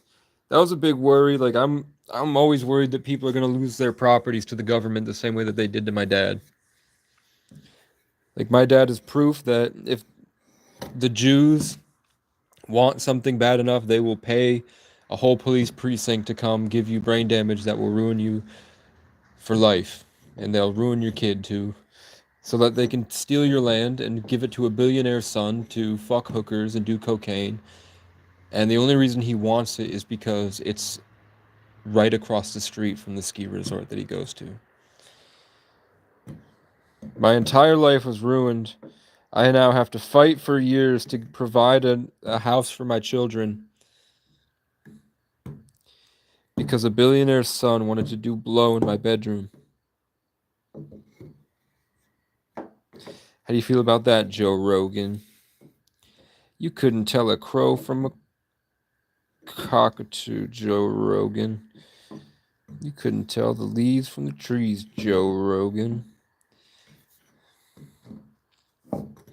Meanwhile, Terrence Howard says, the keys to the universe is if I just make this weird shape. Now look how the shape looks when I add more shapes to it. Now look how the shape looks when I add more shapes to it. It just looks like a clump. And he's like, I fixed gravity. I solved Einstein's equation with my clump. And then I wrote a paper called 1 times 1 equals 2. And I fought Harvard with it on stage. Because if 1 times 1 equals 2, if 1 times 1 equals 1, what happened to that other 1? You can see that there's another 1 in that equation with your eyes. Where does it go? How can 1 times 1 equal 1? Where does that 1 go? It's in a different dimension. It's in the different dimension. It's not linear, it's etherical. It's 5th dimensional.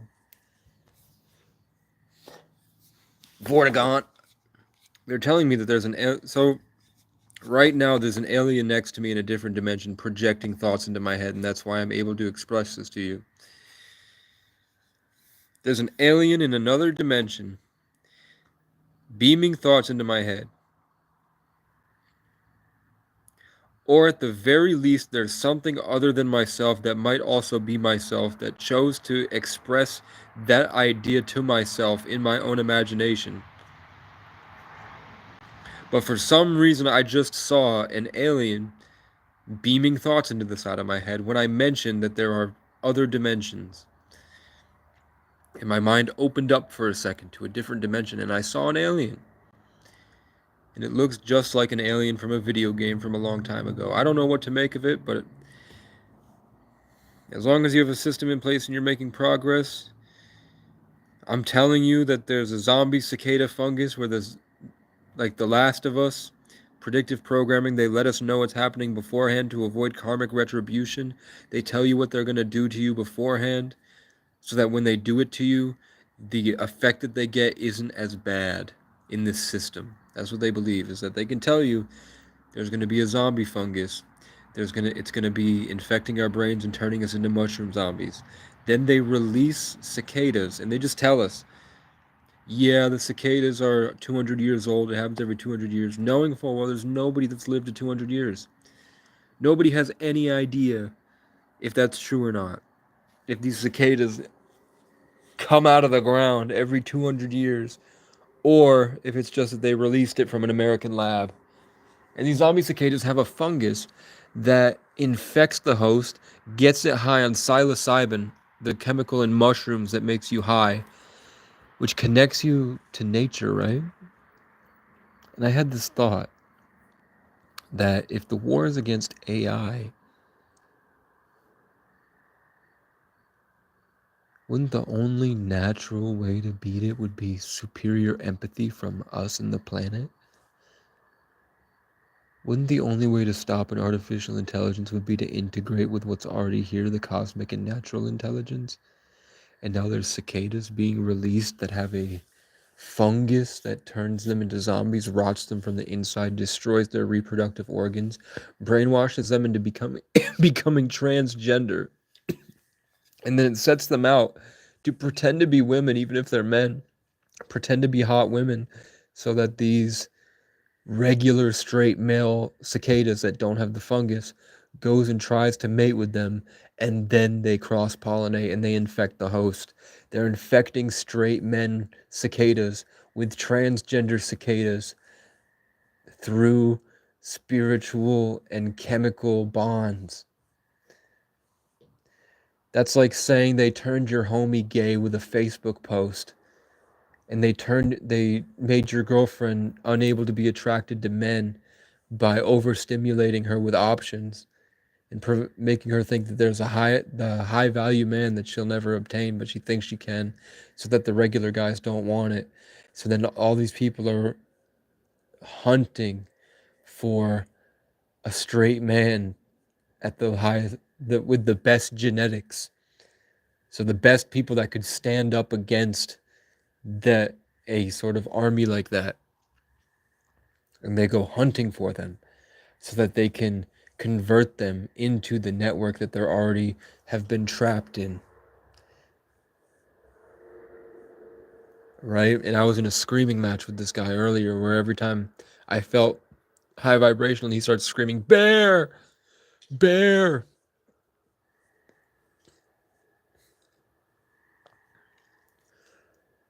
And if you look at my title card for my YouTube channel, it's a giant bear. And I'm posting bears. And when this winter, I don't have you guys on Instagram, but on my Instagram, yeah, like that's the type of shit that I'm like, that's why they keep me in prison. Because they don't want me to be on a podcast video making content with my good looks and my natural charisma, with my funny father and my bear cat and my giant alibi dog in like a golden Irish garden themed Roman cathedral type amazing eye candy for your senses YouTube clips saying that you need to fast so that you can connect to the sunlight and start learning how to produce your own pheromones so that when these cicadas come in and they try to get you high on mushrooms, you can defend against that and also learn how to say no to the artificial intelligence. And then I can bring up the fact that years ago I've been writing a story about kids that have been trapped in a Roman cathedral, and it turns out it's just a stage for a science experiment, and the whole world is watching these kids repeat these days, and half the kids are robots governed by an artificial intelligence for these scientists, this government that's projecting their TV to the rest of the world. And then the power goes out because someone named Casey and his team come break into the dome, and they hack it and they get in, and the defenses goes off, and then they realize they didn't know that the kids were robots. They thought they were all just kids. They didn't know that it was only a handful of the main characters that were there, and the rest were completely governed by AI. So Casey breaks in with his gang, and then now they're suddenly fighting off this artificial intelligence.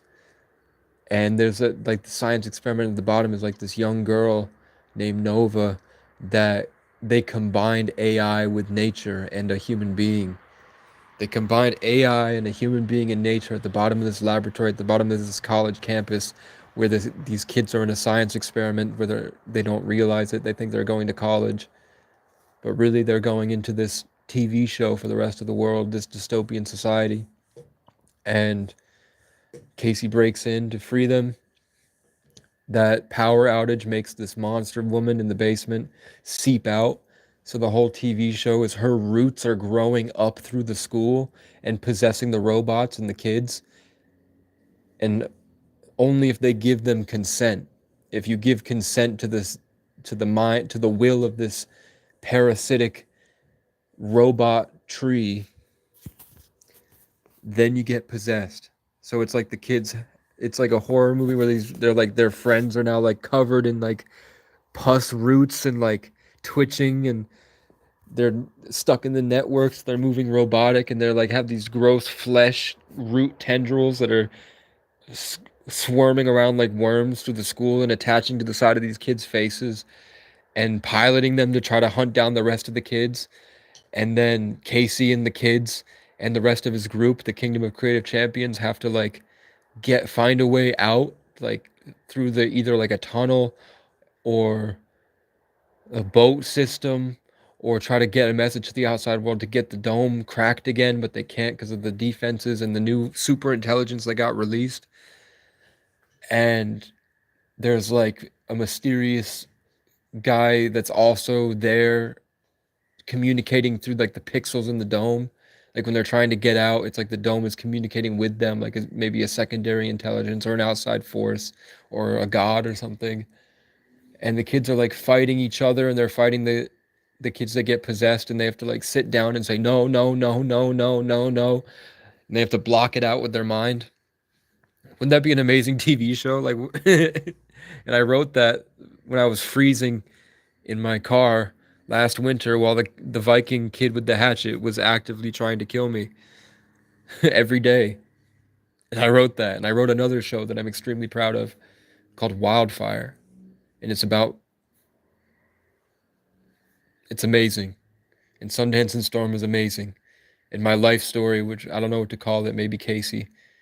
Maybe just Casey O'Brien. My life story is way better than all this. Like my life is so perfect in a way that I could represent it in art. I wish I could tell people my life story. Like I wish I could make a TV show about it, like an animated TV show. And I could go on Joe Rogan and talk about these. But yeah, that's basically what's coming. We have artificial intelligence, and we got fungal zombie virus, which I don't think that that's a connection to nature that we want, you heard? I don't think we want the zombie fungal virus. I think we better. And these things are they're targeting men. These cicadas, all the videos are of like a woman will like be recording herself on the phone. She's recording a selfie of herself in the city, and then the cicada will fly right onto her heart and just sit there and stare at the camera. And then her subconscious grabs the cicada. Something in her mind made her grab the cicada. But I just showed you how the thing will pilot the unconscious. Today was a huge lesson in how these people get possessed by an artificial intelligence that's in the electromagnetic spectrum. And the only way I've beaten it is by hiding in the woods. So it's now a war between the natural and the unnatural, and we're right in the middle of it. So how the fuck do I get money?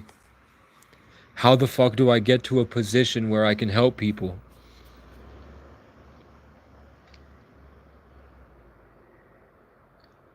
How do I get an RV with solar panels? 2 alibi dogs that are trained that I can breed to give to my friends so that everybody has the biggest dog possible. How do I domesticate bears? Remember when I had the dream where we were at a civil war and I domesticated black bears? And we had them on leashes and attacking people, and then a CIA agent at a desk brought me in the dream world and said, "You can't do that. We're not going to allow you to be a terrorist, Casey. Let it happen." And I'm like, why can't I think? Why can't I think? It's called direct energy weapons, based on my biological signature. When I reach a certain point of thought, like I vibrate high enough, they just beam what an artificial intelligence knows has hurt me so much, and they've been subconsciously and subliminally programming me for so long that it's like check out the Manchurian Candidate, sleeper cell agents. Why have I been in isolation for my entire life, but all of a sudden I'm so competent right now when I couldn't function yesterday?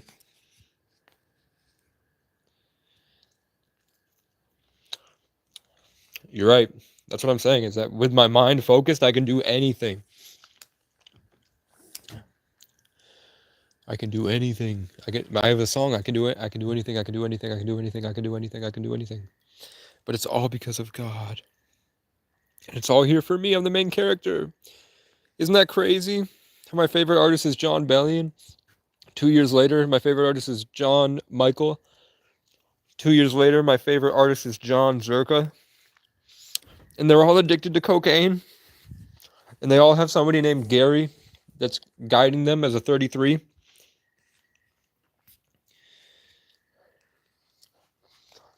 And then a Heather stole my father's car. And then I ended up living with a Heather. And then the next year, a Heather got me into the hotel where I would see the Truman Show every day. And they forced me to watch it every day.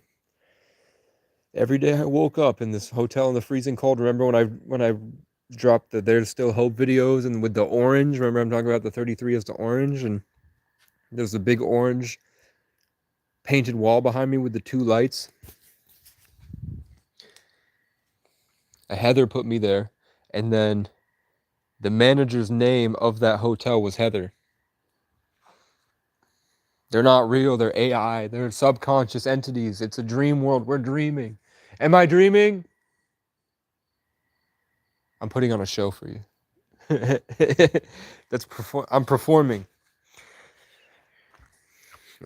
The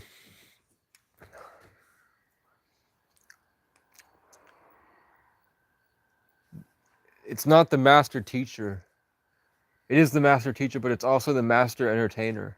That's what the only 33 that I talk to says, is that 33s are the master entertainers.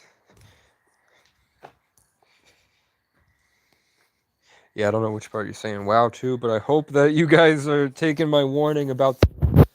I hope you seriously take into consideration what I've just said. Like, I want you to not freak out because you have to stay in spiritual childhood, but at another level, keep that in your mind that that's happening.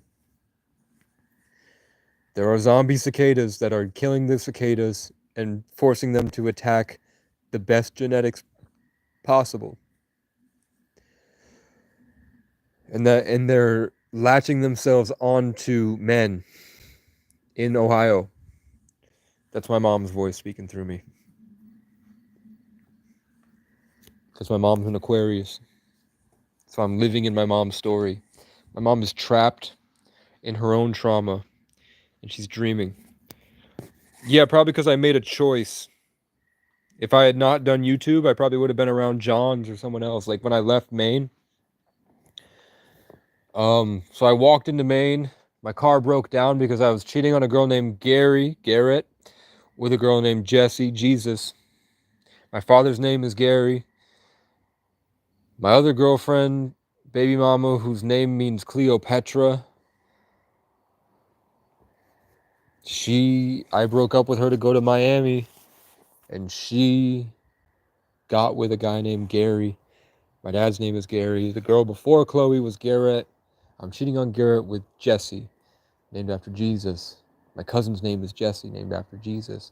I'm broken down in the laundromat, and I'm hiding behind the vending machine, and someone named Jessica comes and gives me money, and then the next day somebody named Jesus comes and gives me money, and then another day someone named Jesse gives me money, and I'm talking to Jesse, and I came there to see Jesse. Didn't work out with the girl Jesse in Burlington, so I go into the McDonald's, and then there's a 33 named Jesse that tries to sacrifice me to a demon. Chokes her own son out, and she's Native American. It's all motifs. I don't know if they're real. I don't know if you're real. It's not just Heather's. It's Heather's, Brian's, Ed's, April's, Alex's, Vincent's.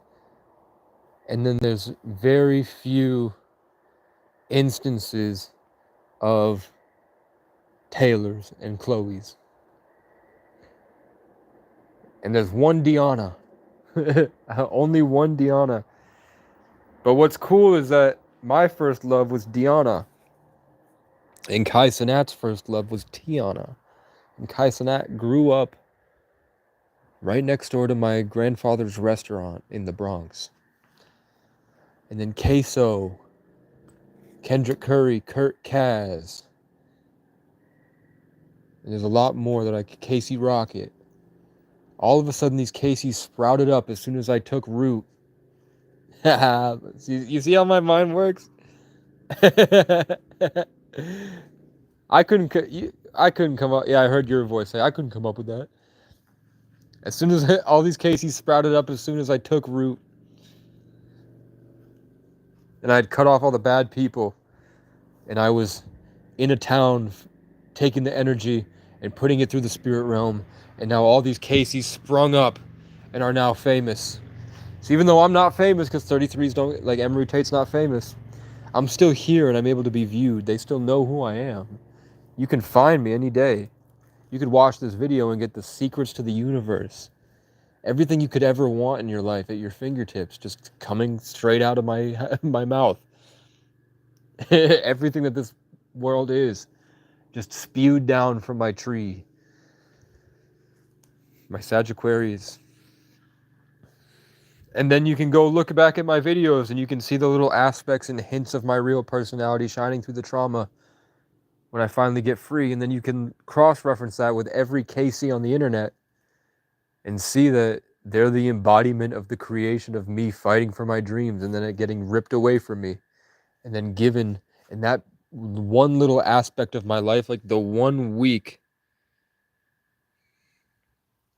That's what I'm saying. And Andrew Tate named himself King Cobra.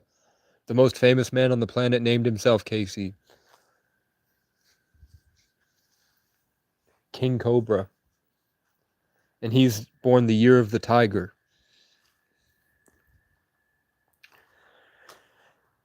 We all live in my fucking world. Why does it hurt to wake up and do anything? Because you know why?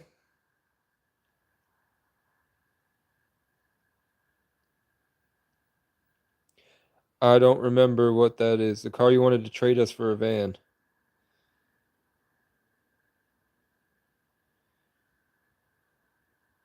So I had a van, or I was going to buy the car from you so that you could buy a van. He a fan, he a fan, he a fan. Freaky ass nigga, he a 69 god. Hey, I wish I fucked Ija. She was so hot. Oh my god. The only reason I didn't, the blue one, the only reason I didn't date Ija is because Frank was convincing me I was gay. And I was in a very bad place mentally. And Frank, like every single day I wake up and it's just bombarded, Casey, you're gay, you're gay, you're gay. Bro, I had never had a gay thought in my life, bruh. I just have a high-pitched voice.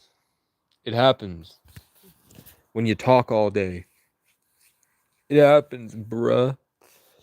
You happen to have a high-pitched voice. It sucks. It sucks. It sucks that he did that. But maybe it's necessary because like, at the end of the day, I grew up with an absent father because of his brain damage.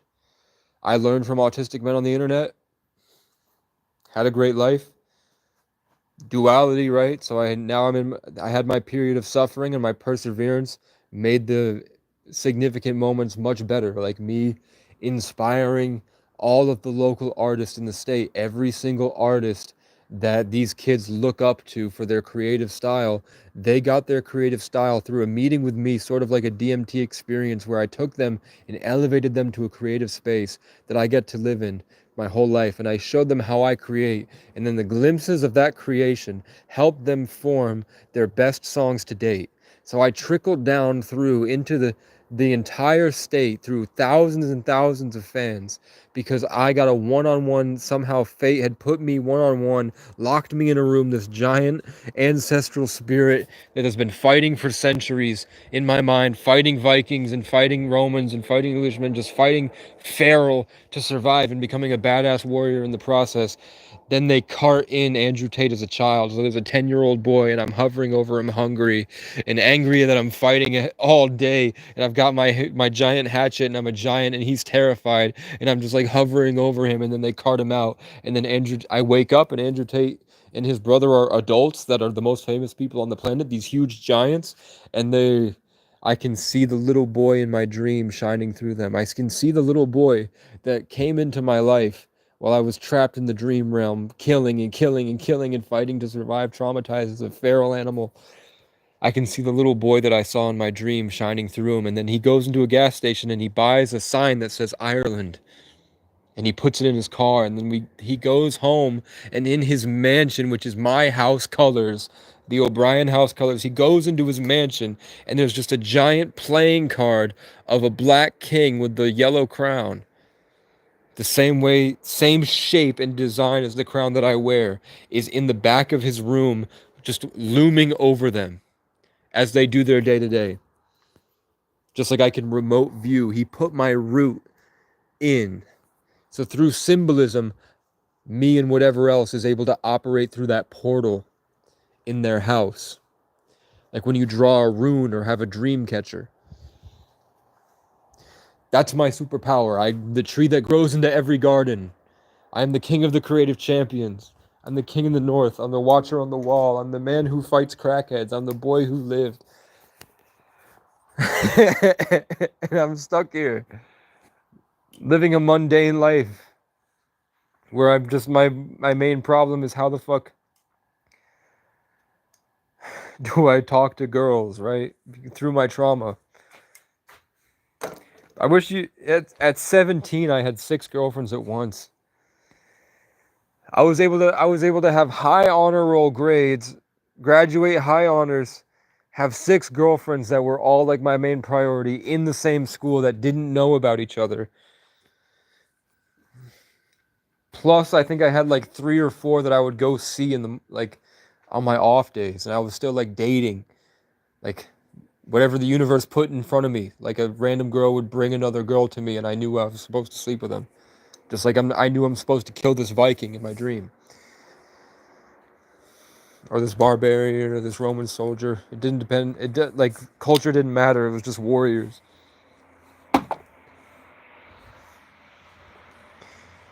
So who else have I dreamt about, man?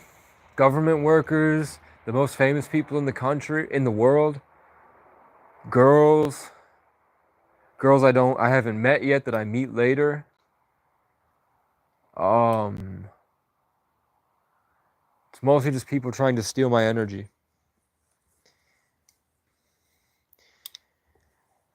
But yeah, I just expressed it all. I just gave out the secrets. Was it a mistake? Voice in my head says, obviously. You're not supposed to share this until the last minute. Because then it won't be mundane. You're supposed to carry it as a secret for the rest of your life and then share it at the very end so that everybody knows where they went wrong when they treated you like dirt. I can't think of someone that hasn't treated like Brian Veramesa is a very good man. Like by my standards, I see him as a very good man. I just wish that sometimes he doesn't understand the value of money. Like he's like, no, God will take care of us.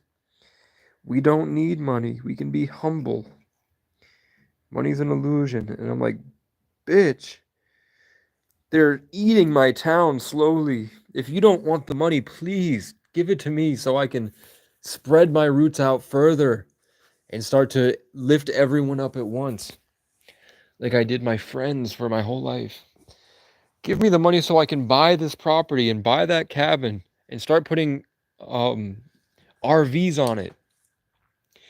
Start putting RVs on it. Have my friends pay me rent instead of fighting to live in the matrix. Escape to my intentional community. Pay me much less than you'd have to pay anybody else. Spend your life in tune with nature, building my garden, cultivating the good energy while I teach you how to cultivate it better. And then we invade the kingdom, and then we slowly conquer by buying land and everywhere. And then we get other YouTubers involved. We get other people. We get the rainbow community. We get the family of light. We get all these groups on Facebook with over 100,000 members. And we get them all buying land. All I need is the initial purchase. That's all I need. All I need is money. All I need is $2,000. Get me $1,000. Get me $2,000, and bam, I have it. But other than today, where it feels like the cycle ended, I couldn't function. I would wake up and my brain wouldn't work, and I'm just walking through the forest, getting the bare minimum, getting a glass of water from the river.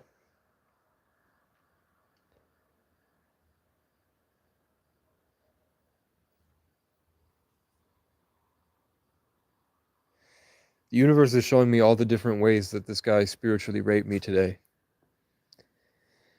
The universe is showing me my faults because I can't focus in conversation and I don't want to have a spiritual battle, so I try to act like it's not happening to set an example of what you should do. And then now the universe is playing it back, or my spirit guides, whatever, is playing it back and showing me all the ways that he spiritually raped me today. All the things he said, and they're showing me what he was really trying to do. And I say, no. And I say, go fuck yourself. And for that, I hope you get your karma. Because now I have a knife I could kill him with and steal his cats if I really wanted. Type a 1 in chat if I should steal his cats. Think about everything I've said today.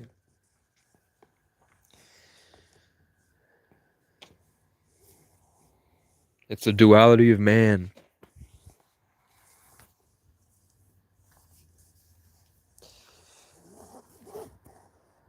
If that cat had seemed even remotely afraid of him today, the cat seemed fine.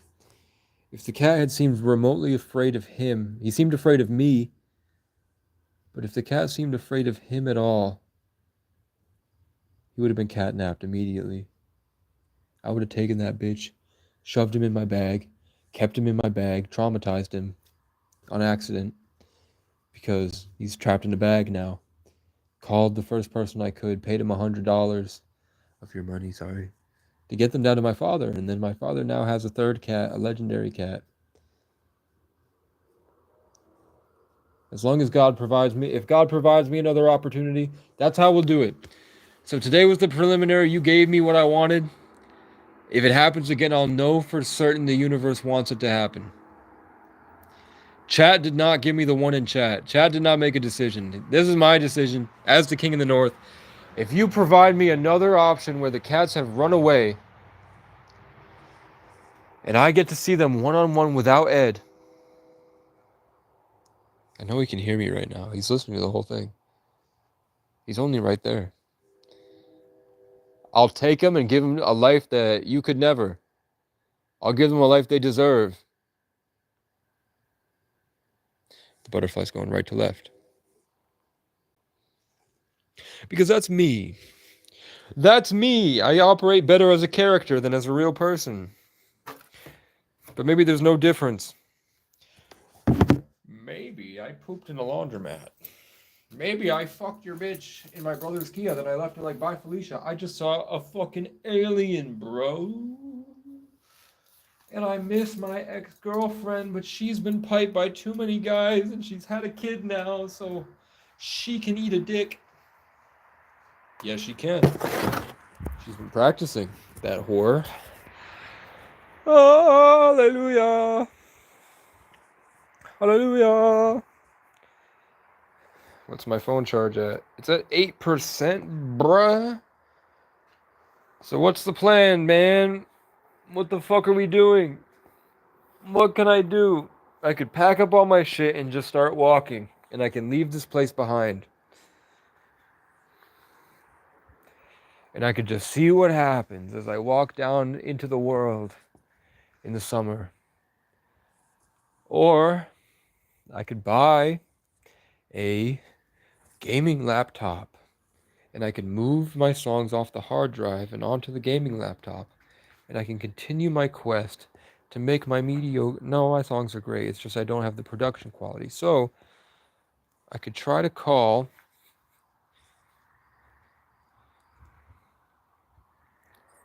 the people I got my certificate from in Ohio, where the cicadas are. I've been told for a long, like it's been coming into my mind to call this one guy, and I never did. And he's right in the heart of the cicadas. And he's the guy that when I was in the music industry, because I was in the music industry, isn't that crazy? Casey was in the music industry. Does that ever hit your guys' brains? Does that ever enter your guys' minds that Casey was in the music industry? Casey was in the music industry where they sell your soul to Satan and you sacrifice your own mother for fame and fortune. And I was in there and they gave me drugs I can't describe that I had like I think they gave me ayahuasca. I can't even cap. I think they gave me ayahuasca, bruh. I had this insane spiritual moment that has shaped my entire future. Just driving down the road 80 miles an hour. So I was probably like a form of abducted. Thank you. Thank you. Salute. Salute you. Thank you. I pray God gives us clarity of mind, focus, determination. I hope God restores my spirit so I can become my best version again. I hope God gives me the keys to the universe and gives me the guidance and wisdom to make the best decision possible. I pray. I pray I pray all day. All day I pray in isolation. I pray all day in isolation. I talk to God. And they seem kind of unhappy with me because they hold me to a much higher standard than I operate in. Now I feel tired, I feel deceased, I feel not myself. I don't want to walk. It's about a mile and then a half a mile in the pitch black in the woods for me to get back to where I sleep at night. And then there's no guarantee what's out there.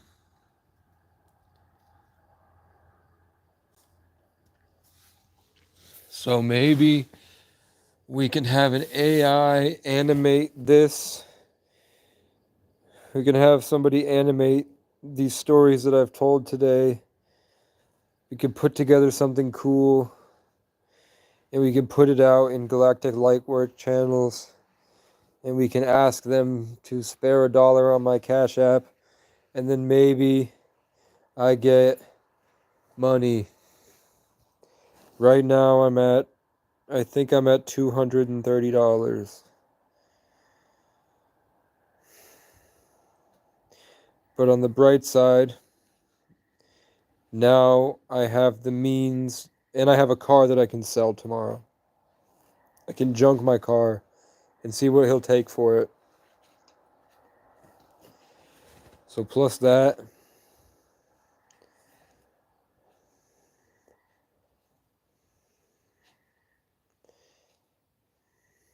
I've been asking God to just spoon feed me. Just spoon feed me everything. I don't want to put any effort into it. I will be the vessel to house the stuff that you want to put out into the world. Don't make me fight anymore. I'm tired. And then today happens. And I have to fight to find cats. And then I find the cats and I fuck it up twice.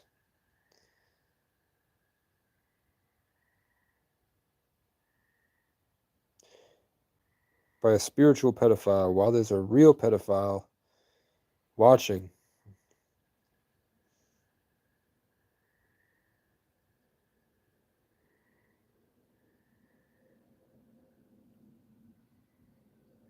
Thanks.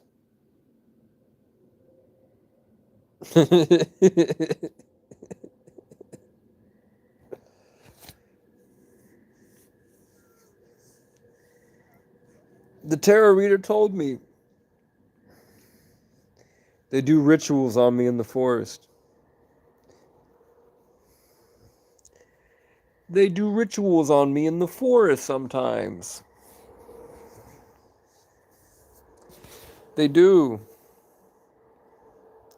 I'm a rare opportunity for spiritual scientists. I'm a 33 life path born in the 11th. I'm most likely the main character, man. I wonder what I'm like. I wonder what I would be like if I had no trauma. Because I came out of the womb telling my parents how to manage their multiple cabins. I would boss my parents around to clean the house and to set the structure the life in a way that would be able to house people that we can provide good experiences to, at with to. And then my dad finally got on my vibe, and then some high schooler showed up and burned everything down. He smoked weed in our yard and burned the entire place down. And then became a storage facility for a man in New York.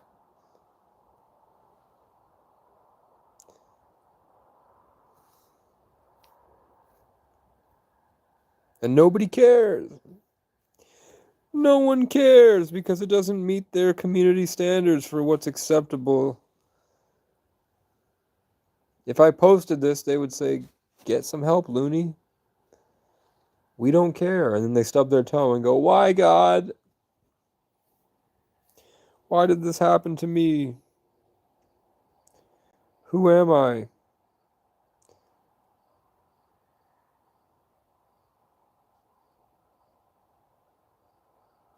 Somebody's coming.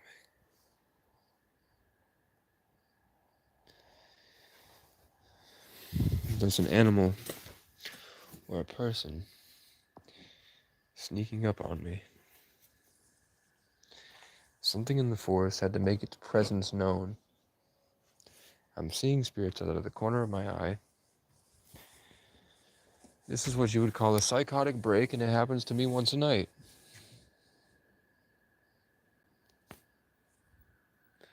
Where I get to the top and I ask God why, and now I'm seeing that's an alien. I just saw an alien peek its little head out from under this. Yeah, I see you. I see you, bitch. It's an alien.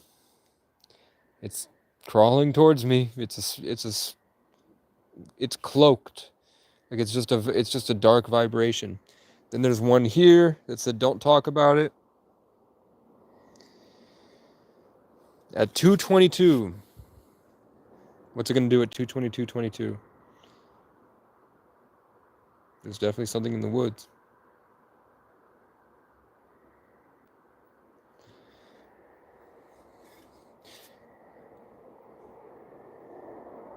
It's coming towards me.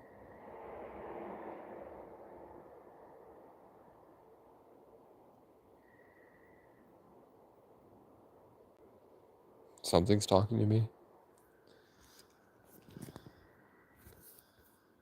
Flashlight turned off.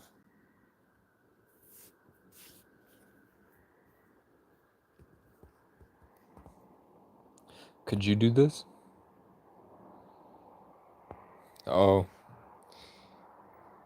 The most psychologically damaging things that have happened to me in my realizations of the simulation are now being kind of fed like a hamster to me. So I can remember what we're living inside. The most terrifying things that have happened to me to remind me of what we're living inside are being beamed into the side of my head so I remember. Like a sleeper agent. And now they're surrounding me and they're hitting me with vibes. And now my ancestors are upset because I'm talking like a bitch. When I shouldn't be talking at all. I should be absorbing this. So that was Cernanos. That was a spirit with a deer skull right in front of me. There's a car right to left.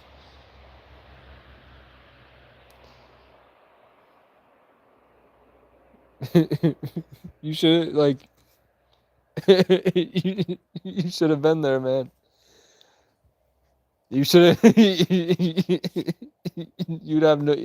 This is nothing. This is nothing. A random enemy in the woods, and I'm surrounded by aliens that are trying to torment me, is absolutely nothing, bro. I killed a man with a hatchet. I've killed a man with a hatchet. I've had to fight for my life several times. It's just hiding. It's hiding behind whatever it is. It's hiding behind the tree. It's poking its little head out. And now there's a, you hear it? I'm not evil. I'm not bad. I'm trying to help everybody. Leave me alone. Possess a puppet. There's plenty down at the park and ride. And if you'd like to hang out from a distance. That's my rules. Stop fucking with my mind. It's fragile. Please. I don't care what you do to other people.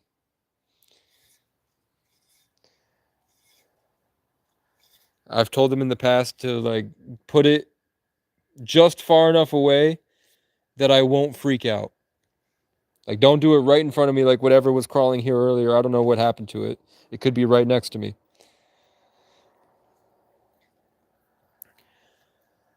Um but yeah, like a week later, that's when I was drinking one. See, it's right here.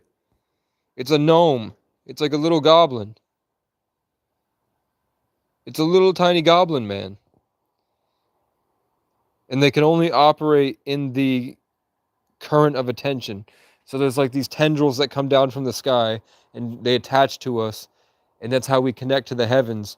And then they operate in those Finding Nemo tunnels I'm talking about. And they're only able to express themselves because of our multiple perspectives. So because I saw it and it saw me, we bounced off each other, and there was electromagnetic charge of positive energy that allowed me to see what's inside of that other dimension that it lives inside.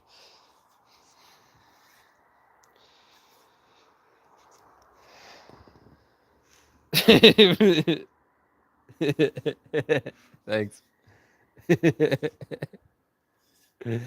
I don't know what I mean. They've told me they're angels before.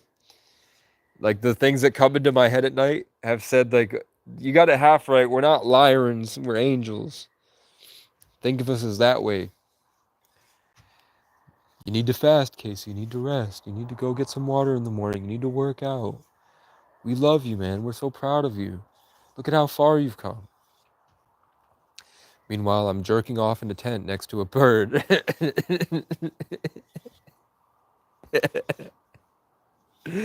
And now they're choosing to reveal themselves. And I've got my enemy's hatchet because he got an electric chainsaw. Go fuck yourself. I wish I could kill him. But that I feel like God would. I feel like he's not bad enough. As horrible as he is with like conquering and trying to spiritually rape me in the physical, he didn't tick off enough of my boxes. I have like a set of standards. I feel like I have good enough judgment that it felt morally wrong at that point to do it.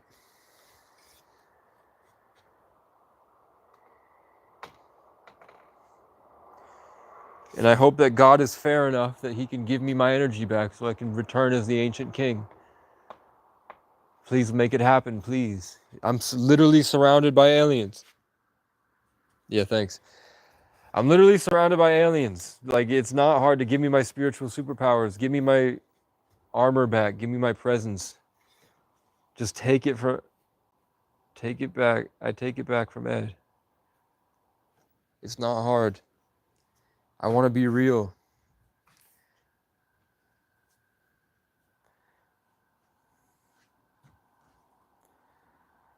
I'm not that brave. I'm brave and I am brave. But there's a lot, I know my boundaries. I know there's a lot more I could be doing. That terrifies me. Angel says, that's why we're waking you up, or spirit guide or whatever. That's why we're waking you up to it slowly. So I need finances, man. That's all I need.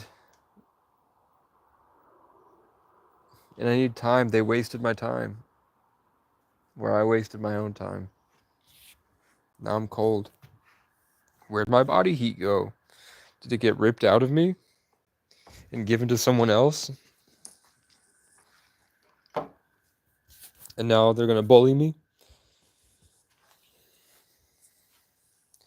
And I'm probably there's probably like 6 of them next to me right now.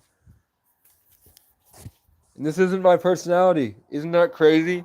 None of this is me. None of this is me at all. Casey is like floating behind this, watching me talk like this.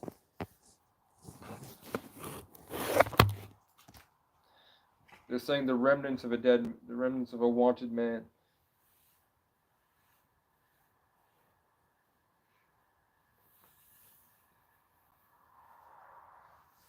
It ain't me. It ain't me. Found a red, white, and blue.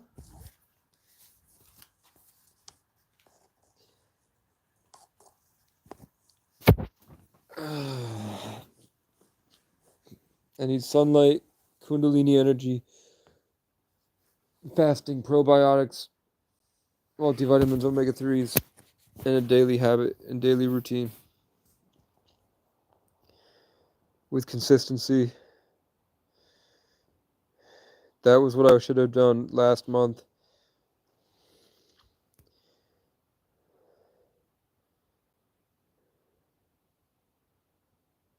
They took that from me.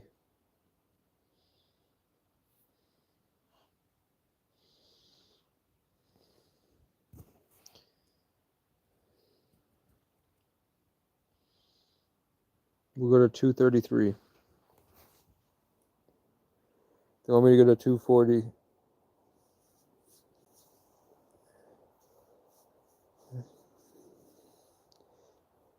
They're sending me waves of dogs that need to be rescued.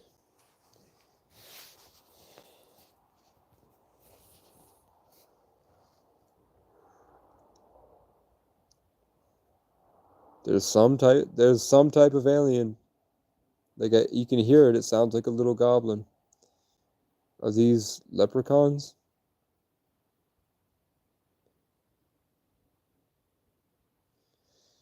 Yeah.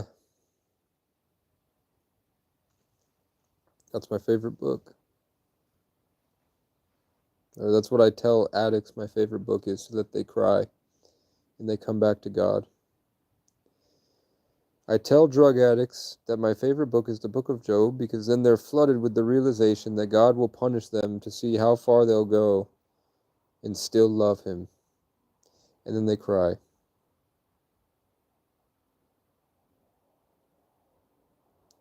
Okay.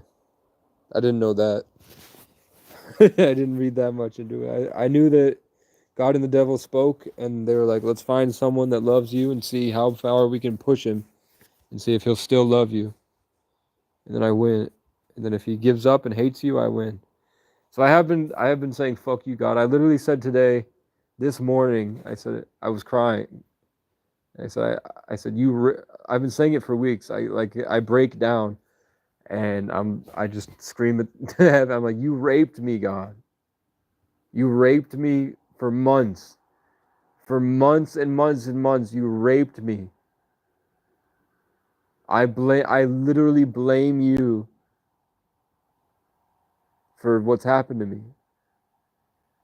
Now I'm seeing little lights and they're pinching my nerves. They're doing the electromagnetic harassment. There's an alien. Like, listen to what I'm saying, bro. There's an alien on the other side of this building that's projecting like the tentacle tube that I spoke about to me, and I could see the light around there, blimming the information, and then it's targeting my nervous system, and I'm feeling the pain from it. It's trying to operate me remotely. That's probably why all this stuff comes out without me having to think about it. Plus my spiritual gifts, a thing right in front of my face that beamed into my third eye just told me. Which could just be God coming through the molecules.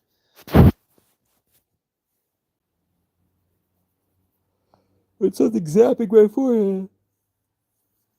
And I miss my mom. I miss my childhood home. I miss my aunt.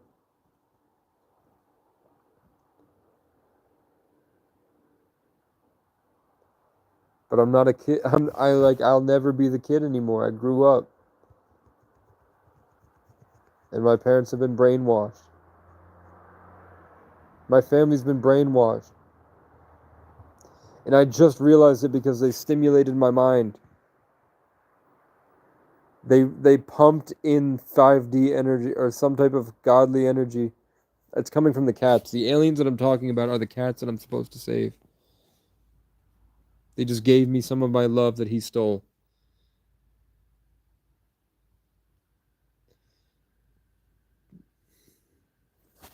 I don't. Fuck them. Fuck those pieces of garbage. Greedy, power-hungry pieces of garbage. They chose a registered sex offender over me because he had money. They unfollowed me and blocked me on everything, and then they added a someone they know is a registered sex offender that writes horror stories about him as a serial killer. The same feeling that he gets when he goes and rapes kids. He writes about him going as a necromancer to kill people and raise them from the dead. And they because he's getting a lot of money. And he also it's an alien or a spirit or Cernanos or something. It's just right there in the tree line. I'm literally telling you, there's something right there at the tree line. The thing I thought was an alien is a cat. Those cats are projecting themselves up here. And they gave me a little bit of my energy that was stolen from me. And I just cried thinking about my past.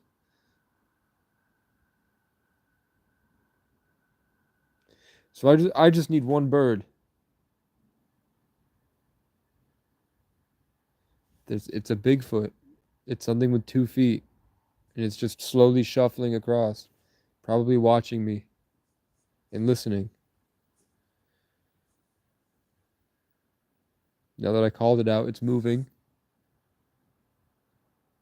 because I sent my mind over to it. I projected myself at it and it reacted. Now something else is talking to me, telling me I'm stumbling. It stumbled. I stumbled.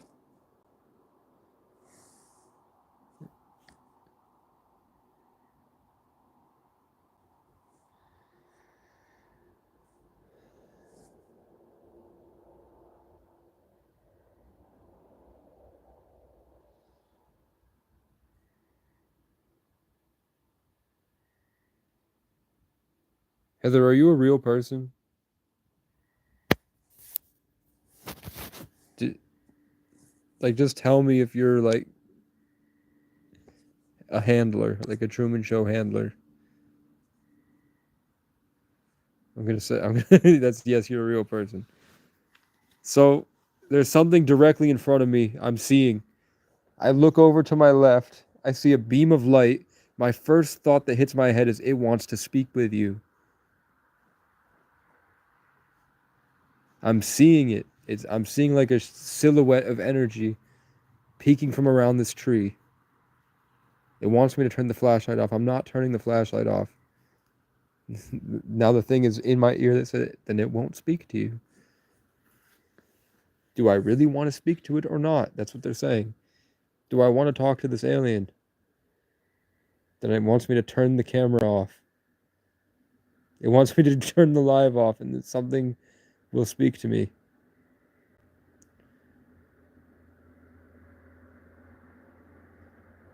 I don't trust it. I've revealed too much about the world. I don't know if I trust it, man.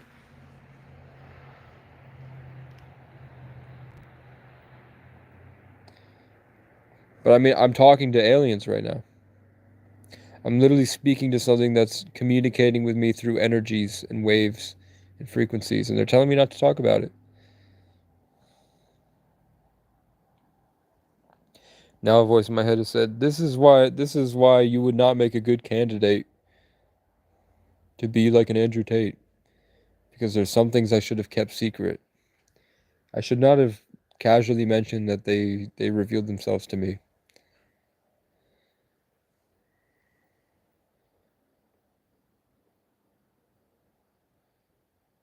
It said either I should have or I shouldn't have lied.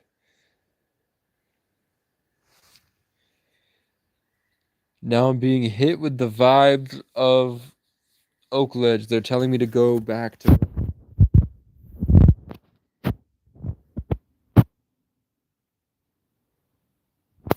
I rebuke Satan in Jesus' name. Big loud noise. Big loud noise. Looks like a plane or a truck, but it was on my left side. I rebuke Satan in Jesus' name. I rebuke Satan in Jesus' name. In the name of Jesus. Oh, okay. So I just got hit with tons of memories of this happening before in 2020. Like this happened all the time. This happened all the time in 2020. I remember it now. And I would say, in the name of Jesus Christ, leave this place now. And it wasn't like they would just stand there and watch me, and then eventually they politely left. They're like, okay, I guess we'll head out. And I remember my cat, when they would come into the house, my cat would go to I had an Egyptian goddess statue. I don't remember where I got it or how I got it, but I had an Egyptian goddess statue in my bathroom. And my black cat, Mark, would go hide next to it when these things would come in the house. And they would guide me down, they would give me options to choose my life story.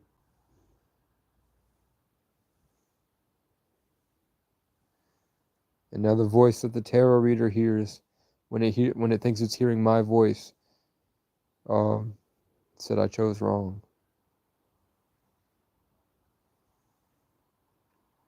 Because I think I had the option of like being this holy heavenly person and being just like a regular music producer. And I chose the music producer because I would have more time spent with my friends instead of chasing. If you're new to the stream, I started giving out like the secret stuff I don't talk about, like starting to put pieces together in someone's mind to really make them understand the things that I'm talking about when I schizo-babble. And the direct energy weapons have been going off because I became normal. I spoke so much I'm back to earth and I'm kind of competent right now. So the environment is not happy with that, and we've been seeing aliens all night. They've just been showing themselves to me on stream. And they're telling me like there's something hiding behind this tree, and we can see the little blips of light when it peeks its head around and it starts to talk to me, like sending vibes. They couldn't take it. They couldn't take it.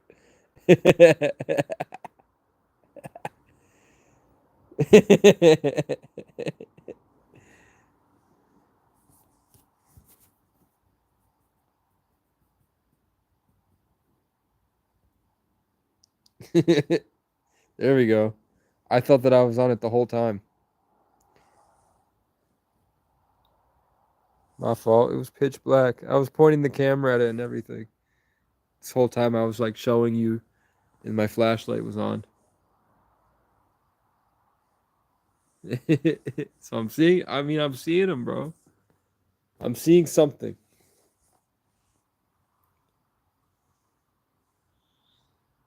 Are parables like stories that are packed full of different metaphors that can be interpreted in many different ways? So that when you see it, it's like so many things, like a blossoming of a flower, or like an explosion of knowledge.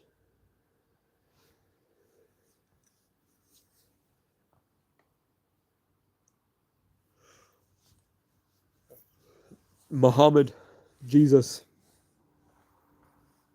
Yeah.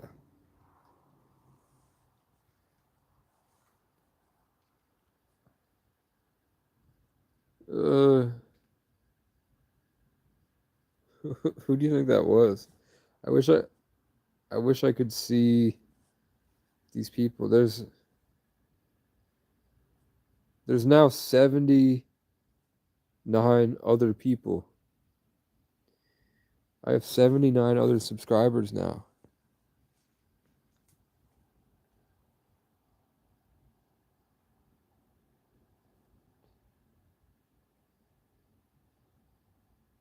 Yeah, it has to be like delusionally romanticized because of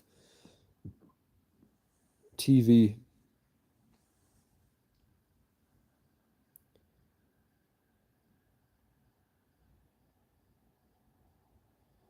I don't even know who the other 8 were.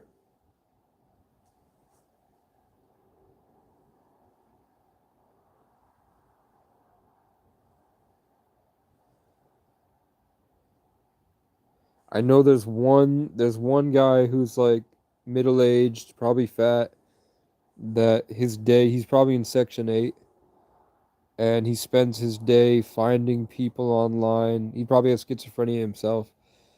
He spends people his time finding people online that are posting that they feel like they're targeted and gang stalked. And he will slowly start to like mess with them and roast them on the internet because he's the chief handler and he hates the poor. And then he became chief handler, the omnipotent, because I taught him what it's like to level up to ascend to grace and greatness.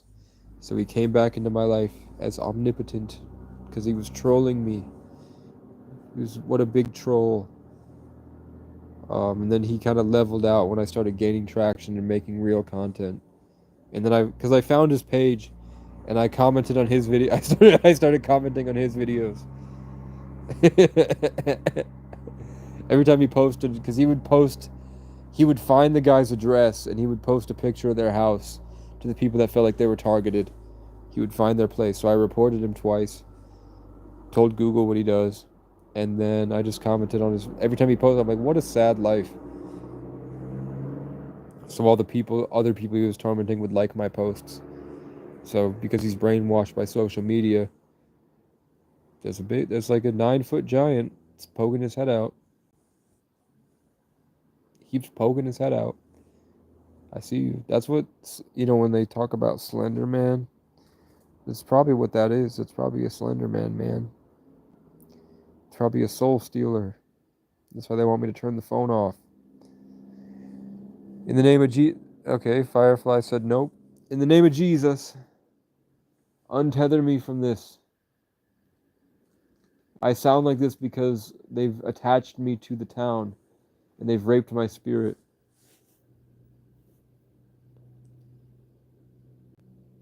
That's the truth.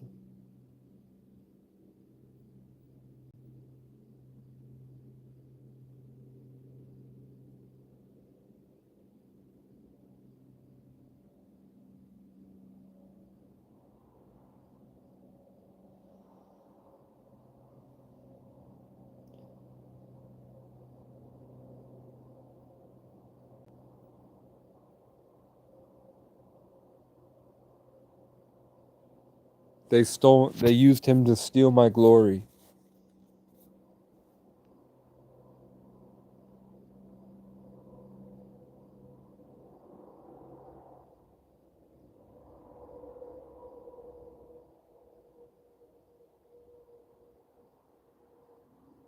Yeah. Yeah.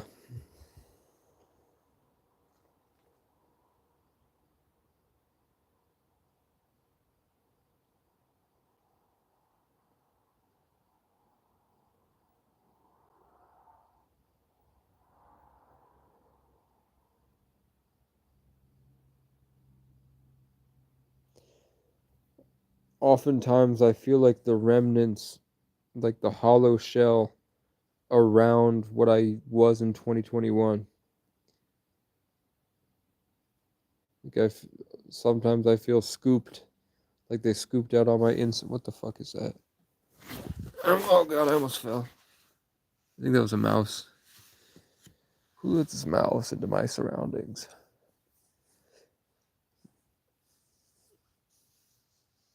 And something doesn't want me to get back to where I was at 2021 without getting violent.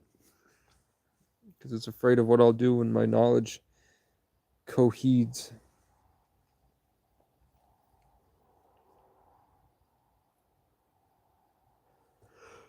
I woke the birds up. What time is it? 12:30. I'm getting like, how am I supposed to live with that? How am I supposed to walk through the woods back to my tent now?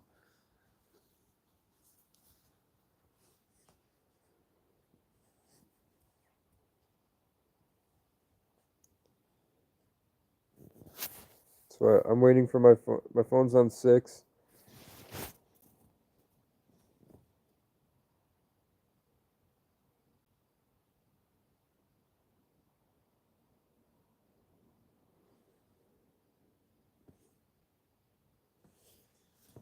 The fuck is my knife?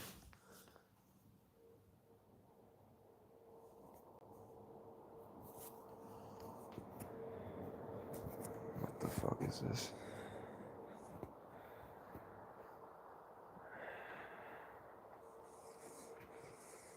Way out in Appalachia. I posted that on my Facebook.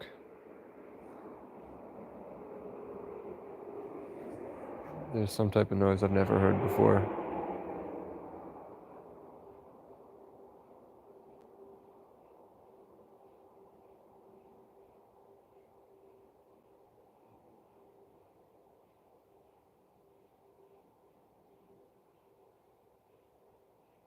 I have no idea what the fuck that could be.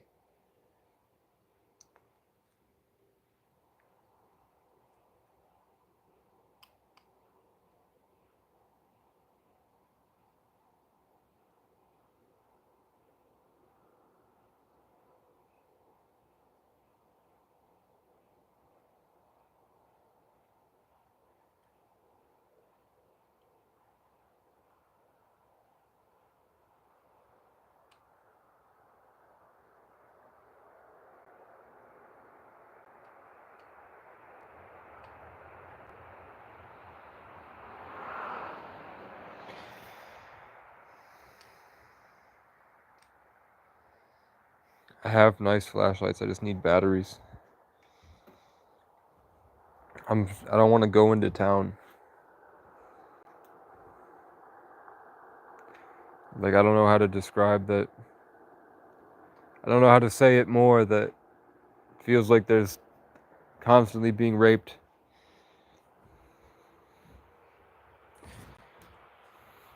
Because they want to control me.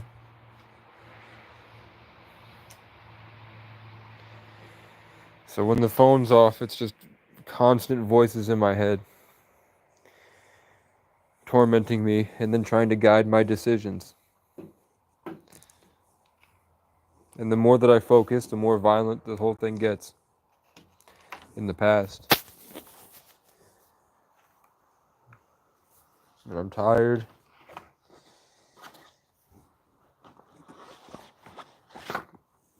And I'm just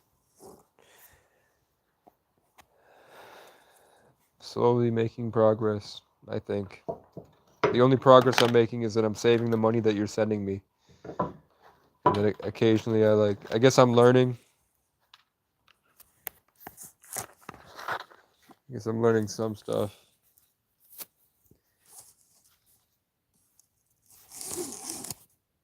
But it's meaningless to me if it's a simulation. Because then I don't have to conquer the world. I don't have to do anything if it's a simulation. I can just sit back in the recliner.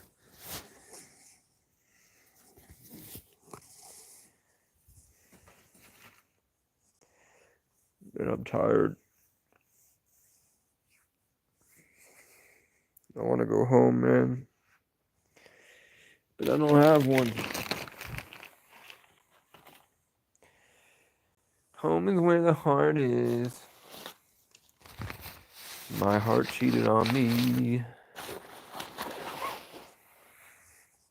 when I was brain damaged. And she stole all my energy. And she even said, afterwards I felt like I was surrounded by evil spirits. That I had a panic attack. And I was like, duh. Yeah, I don't... That seems a bit over... It's a bit over the top. Like, I get it. I appreciate it, though. Like, if anything, just pray that I'm protected. I definitely, like, I swear to God, whatever is that we're actually praying to, that is way smarter than us and has a way higher level of accountability, whatever that is, like, on the days that I wake up and it seems way too much like God's hand is in everything, like there's a way, everything's just way higher vibrational. On those days, I usually get some type of like spiritual notification that lets me know this is because Heather prayed about you. This moment that happened is because of all the times Heather prayed. This is happening, like this manifestation or this being that has come in to help to make the day go specifically in a certain direction, which is extremely overwhelming and violent usually, but it's a big test, like a big opportunity for change. Should I heed the call? I'll usually get some type of thing that tells me in my mind, this is because Heather prayed. Heather prayed for you, so we're giving you this at least. Otherwise, we would not be around. But it's enough people cared about you that it got our attention. So here you go. We're opening up a way for you if you choose to take it. And then my options are like junkies in college that have a recording studio and a gym membership, but they're obvious energy vampires that like to get drugs and convert your spiritual energy, and they're trapped in the matrix. So I'd have to teach them and have to lead them, and then I would have everything I want. Or my options were this guy, and I chose to take that guy's tent and walk into the woods, and that's when I found the cabin. So I found the cabin because you prayed. I probably would have found it anyway, maybe, but because of one of the you prayed moments, I had the freedom to choose, and I chose, instead of hanging out with kids my age and going to college, I chose to get out in the woods. And that ended with me with this cool knick-knack.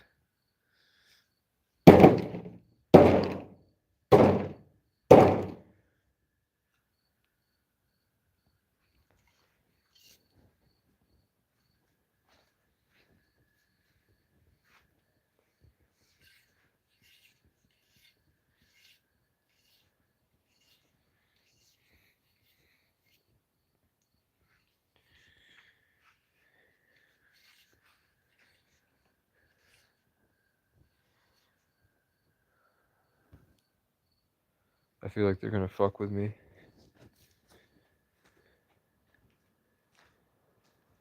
They're fucking with me tonight. I can tell with my intuition. Ah!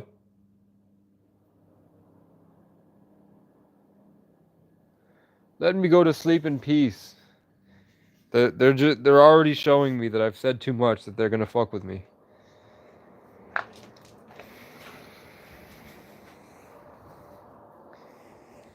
That I either have to stay awake. Come on, don't turn my phone flashlight off.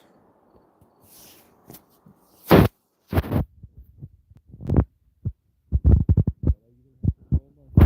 fuck you. I either have to lull myself back to sleep, or I have to stay awake and scaring me all night. Like they did when they did the. What did they do? Some force came into the building, pinned me to the ground in the tent, ripped out all my spiritual blessings, tried to impregnate me with the personalities and souls of crackheads and drug addicts, so I would embarrass myself. And look what happened. I embarrassed myself on my social media, and I lost all my followers.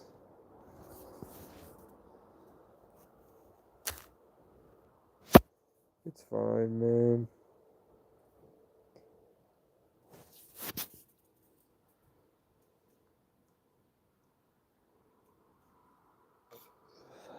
I don't know.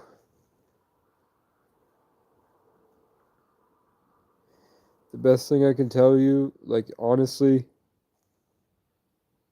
I'm in a group with people that do crypto all day. All I really need is a computer and Wi-Fi.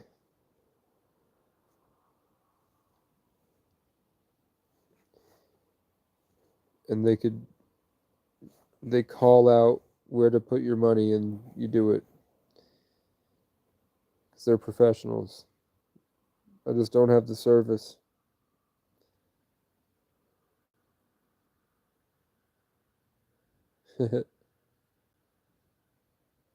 Raccoons are my favorite. Raccoons are related to bears. Raccoons are tiny bears, and bears are the smartest animal, I think. Like in North America, I think the bears are the smartest animals.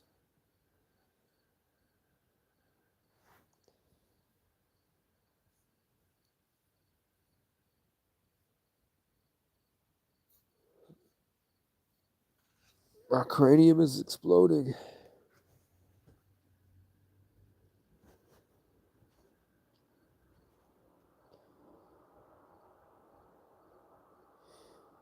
Yeah, I would feed him, man. I wouldn't feed him like I would have a separate place, like your scrap food or something you could put at the edge,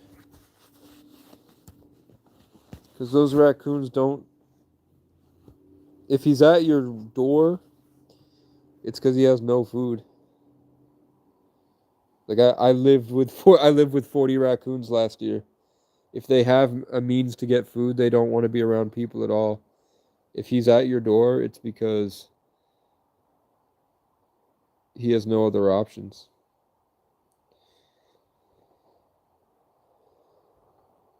Like I used to live when I lived at the waterfront, I'd be able to hear like 2 football fields away, I'd hear like a smack and I'd know that the raccoons were trapped in the dumpster. One of them will open the door to the dumpster and it will hold the door.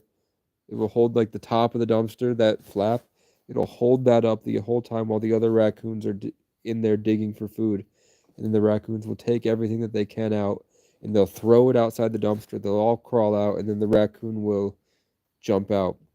If the dumpster door slams, it's because he fell in. So there's going to be like 10 to 15 raccoon babies and like 3 or 4 adults in that dumpster.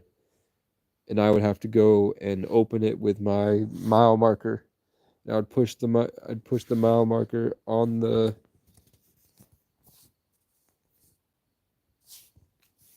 dumpster. Yeah, animals are just as conscious as we are.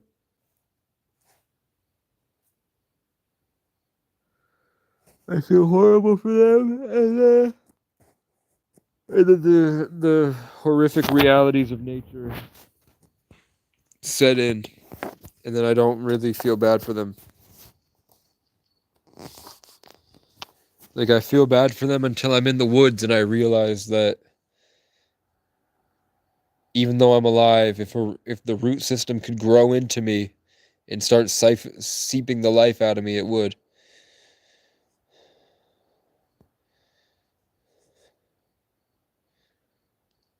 But also, the only reason the buck didn't kill me was out of respect. And there was a giant alien, demonic thing floating over me at the time.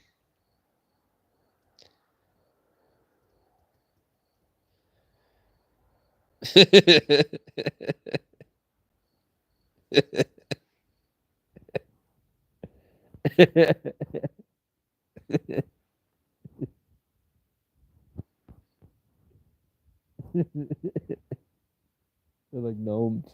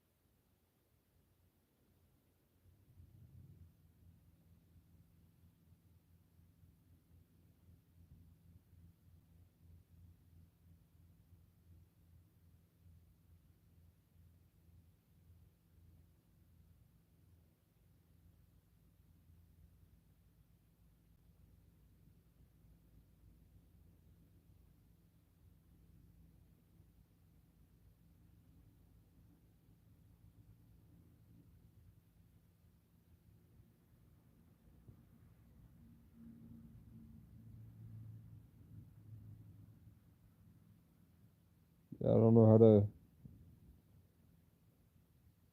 I don't know how to connect to other people without becoming them.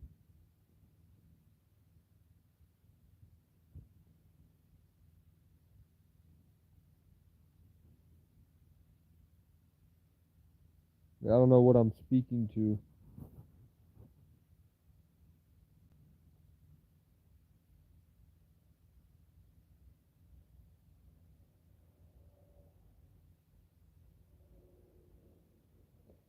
Yeah.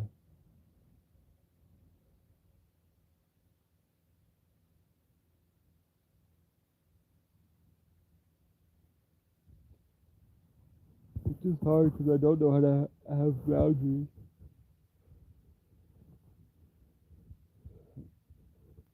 I do. It's just they took it from me, bruh.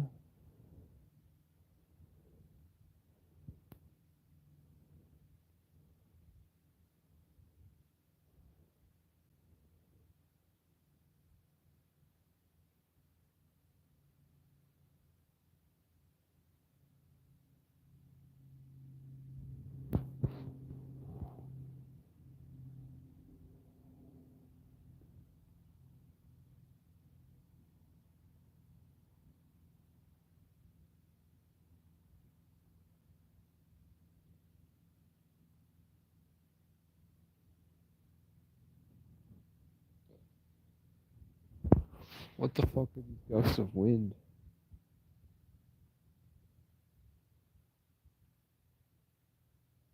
Sometimes these gusts of winds are like a tiny. It's like something blowing on your face.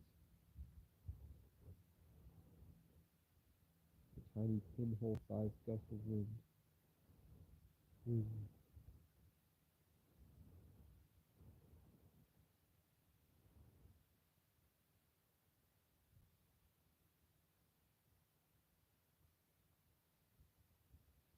Yeah.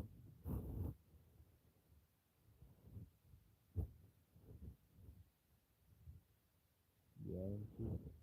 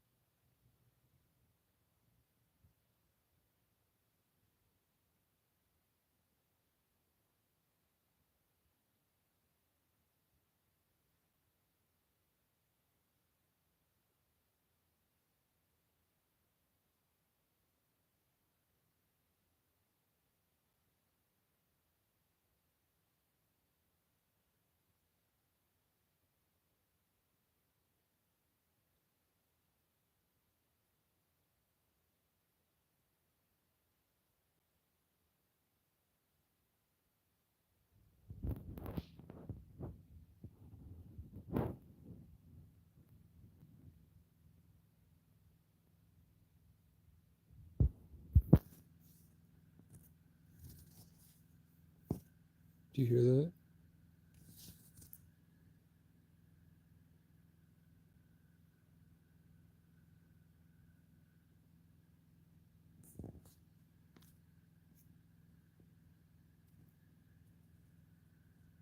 Can you hear that?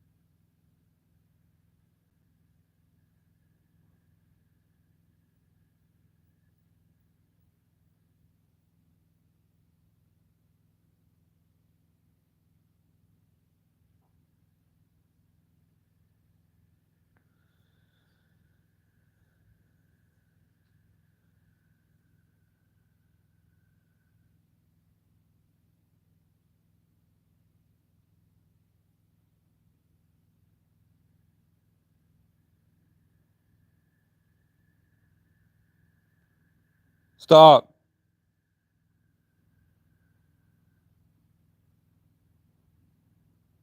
I rebuke you in the name of Jesus. Blood of Jesus. In the name of the blood of Jesus. So the thing that I said was over here. Walked to the edge of the forest. Frogs started going off. Some little nymph, some alien said, "The forest isn't real, bruh." In your voice. So something came out of the thing and said, "The forest isn't real. Remember, you're in an alien dollhouse. Remember, it's a stage. Universe isn't real, or it's a lot bigger than you think." Then UFO came down over there and went. It was just a cycling, churning of this high frequency energy. It sounds kind of like this noise a frog should make if you just kept playing if you just kept like hitting spacebar, repeating like a millisecond clip of a frog sound. Going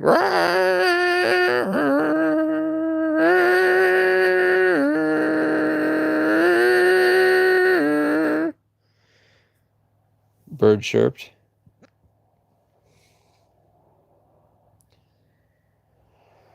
Godzooks, gang.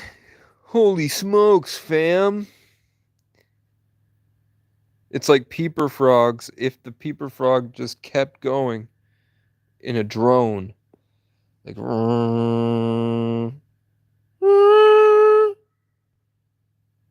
see, I went that, and then the sound the frog should actually make happened over here. And then there's this weird UFO thing that showed up when this thing took a step over here and stumbled.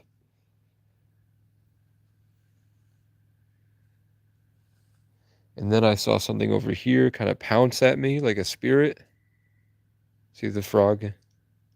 I'm seeing shadows of things moving around that are humanoid shaped. When I talked about when I called my friend Nate, when they did this exact same thing a year ago. And now there's so many noises, like it's just picked up in a complete 360 degrees around me. Noises have started happening with like cars and car doors and weird ringing.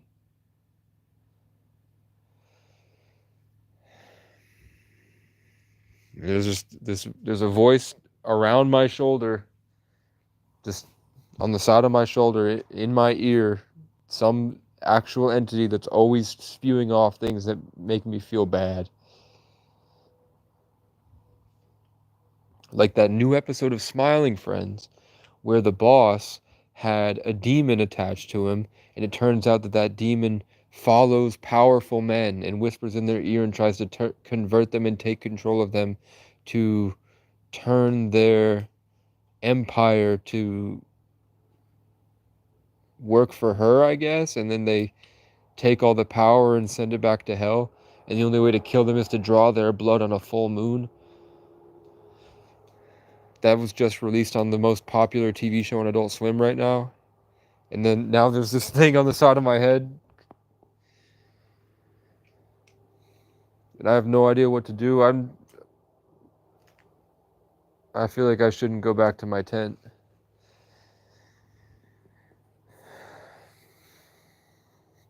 I feel like I fucked it up again. I don't know what to do. I have no money. I don't have enough to do anything. I could buy a storage unit and just walk the Appalachian Trail. Just be a loser. Let the world forget about me.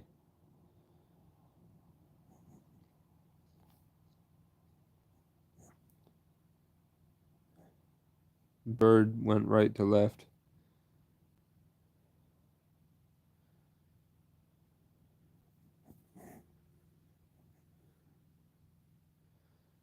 My home was taken from me by the Matrix. I lost all my loved ones. I'm stuck in a world that will never understand me, and I'm slowly losing myself to violence and rape.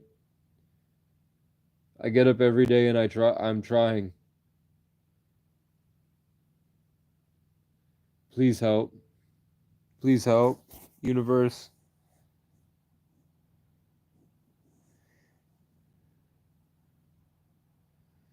I mean, I do be losing though. I do be losing everything I try, bruh. Or I would have.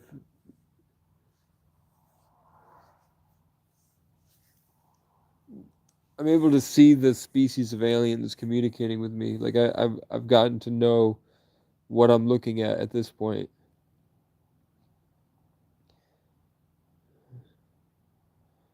And they operate in different dimensions. Like there are cartoony ones, like two-dimensional ones, and there are 4D ones that are like environmental, like covering, spanning the environment around me as the car goes, a car speeding sound effect in the distance.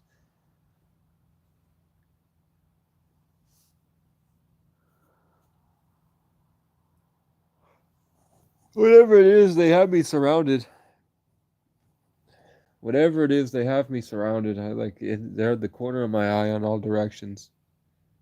I called too much of them out, and now they're here.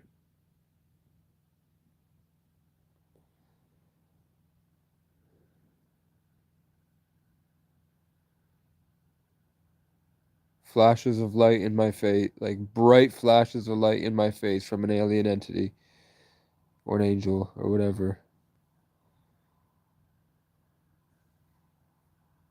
It's telling me not to go back to my tent and to sit here all night until the sun rises and then go to sleep. It's not safe for me tonight.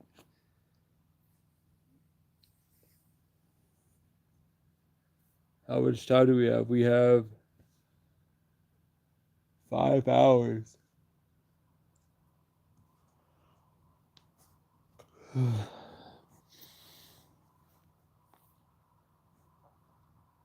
So what would be the first order of business?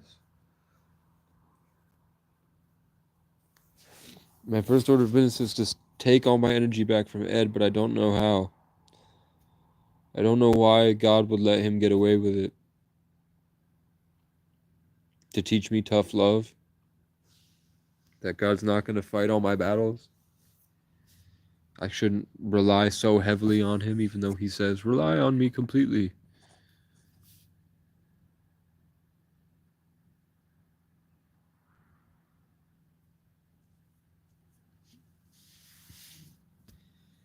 There's a question.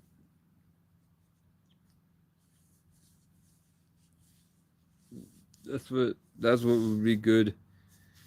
A good part of being a two life path would be a good almanac.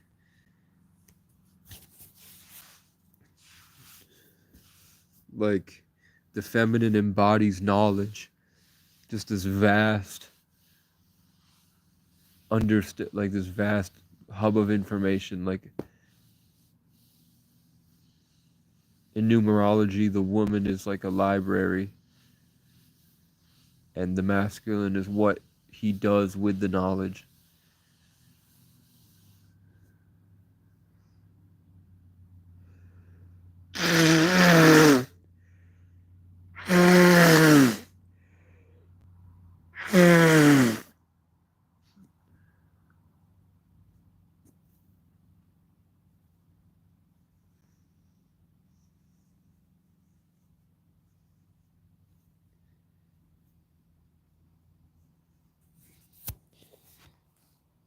Where are all my fans? Where are my subscribers at?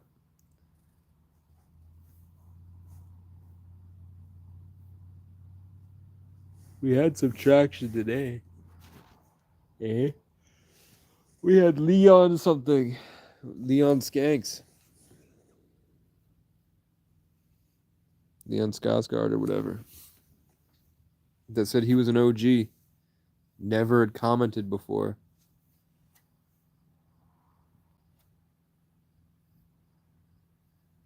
But he gets it. That's true. Who's your favorite out of the new gang? We've got Uncle Will, we've got Susie and the other guy, we've got Sam Alcatraz, we've got Chief Handler despises the poor, the omnipotent. We've got a whole bunch of new people. Susie's dope. Her and her husband are in Florida now. I guess they're selling their home and moving to North Carolina because they have someone that they can stay with in North Carolina. And they're selling their home. So maybe post a couple more crypto videos. This whole thing was me. I was trying to get and I mean the summer's not over. If I had, let's say, Starlink, and the aliens are saying that's not your purpose. That was supposed to be.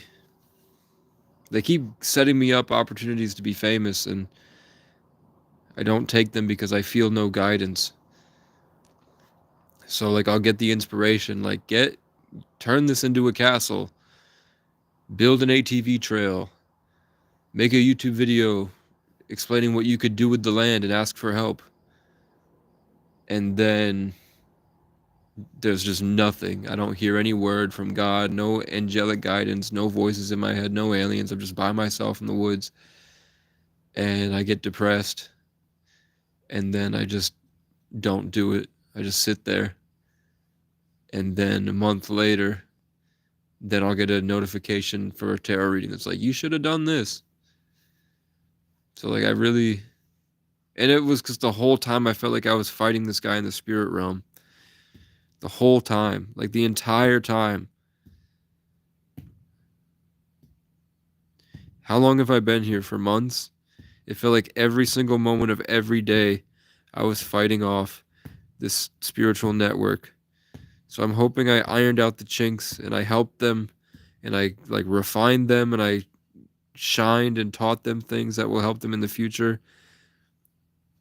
This gang stalker man didn't seem as violently aggressive as he did when I first got here. He seemed kind of caring actually, but really he was just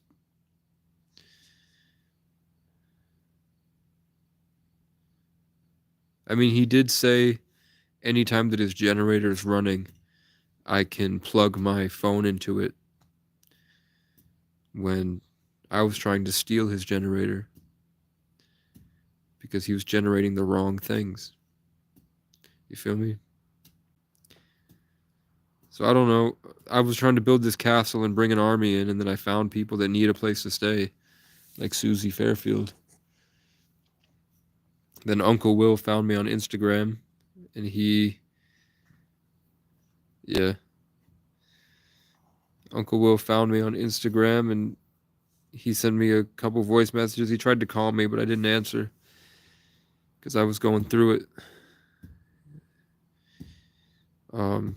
Someone very close to him is a paranoid schizophrenic, so he kind of feels bad because I remind him of that guy. So he offered to teach me how to sail on a boat if I can get a boat. And there's one 3 hours away. I don't think I can afford to get there with what I have. But then I could sail up the Connecticut River and wind up back in my hometown with a boat. And then maybe along the way I could save up enough to... But now they're showing me that I could go to West Virginia and try to get in with Will Survives. I don't know. I'm some emperor, right? I'm some leader. I'm some great king. I don't know what to do.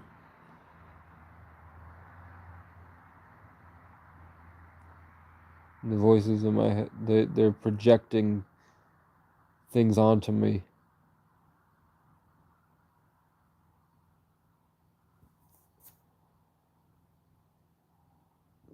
So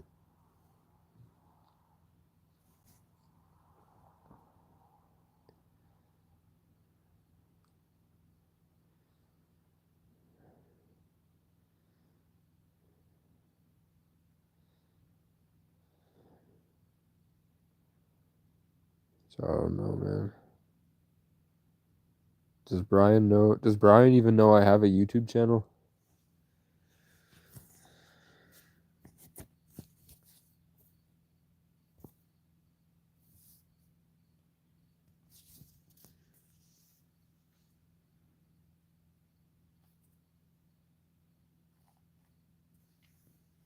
Sometimes his lives. Sometimes I watch his live streams and they sound like this style that I've developed, which is just, yeah. He's probably one of my subscribers then, because sometimes my voice done turn southern. Sometimes my voice do be turning southern. And then I see him on Facebook and he's live streaming. So I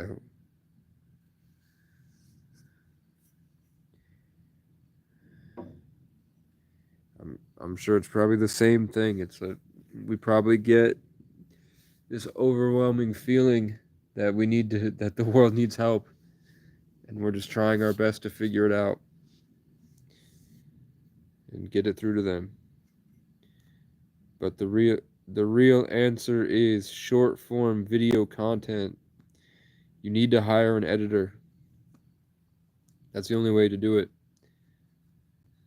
Is that you need an editor and a channel and then hashtags. That's how I blew up. Is hashtags, learning what the algorithm likes to promote, which is somebody's face, natural colors, and text in the middle, plus simple editor. Now they're. Do you hear that?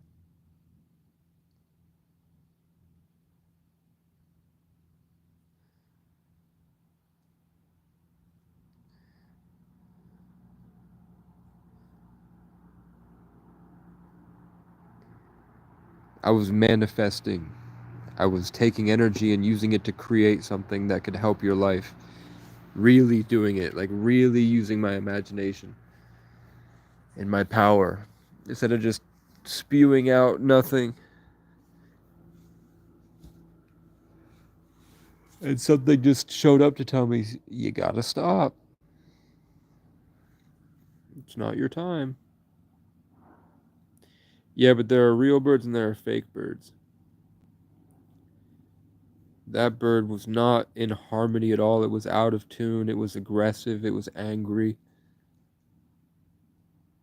It was, instead of chirping like, I want everything to be happy, it was, you need to shut the fuck up right now. Probably because I'm in tune with nature and I'm also was just trying to use nature to create something. So the other harbingers of the vibe that the whole ecosystem is cultivated has told me to stop. But also at the same time, on a different level, they're not real.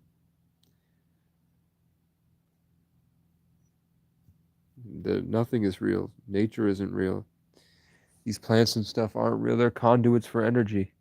What is real is whatever's standing out there, whatever life form I'm feeling, and I can feel staring at me, that will stumble, that has been slowly stumbling and moving over to this side.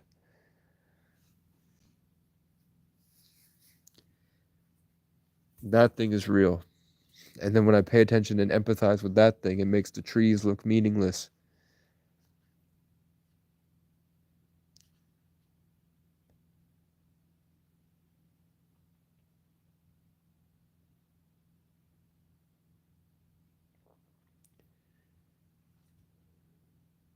Did I fail? Please?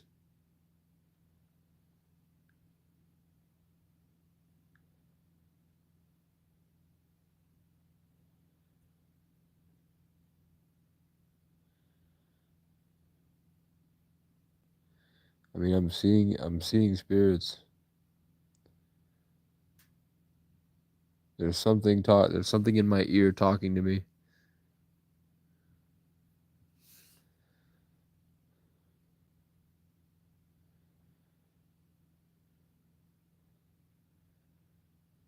In the middle of conquering. Yeah.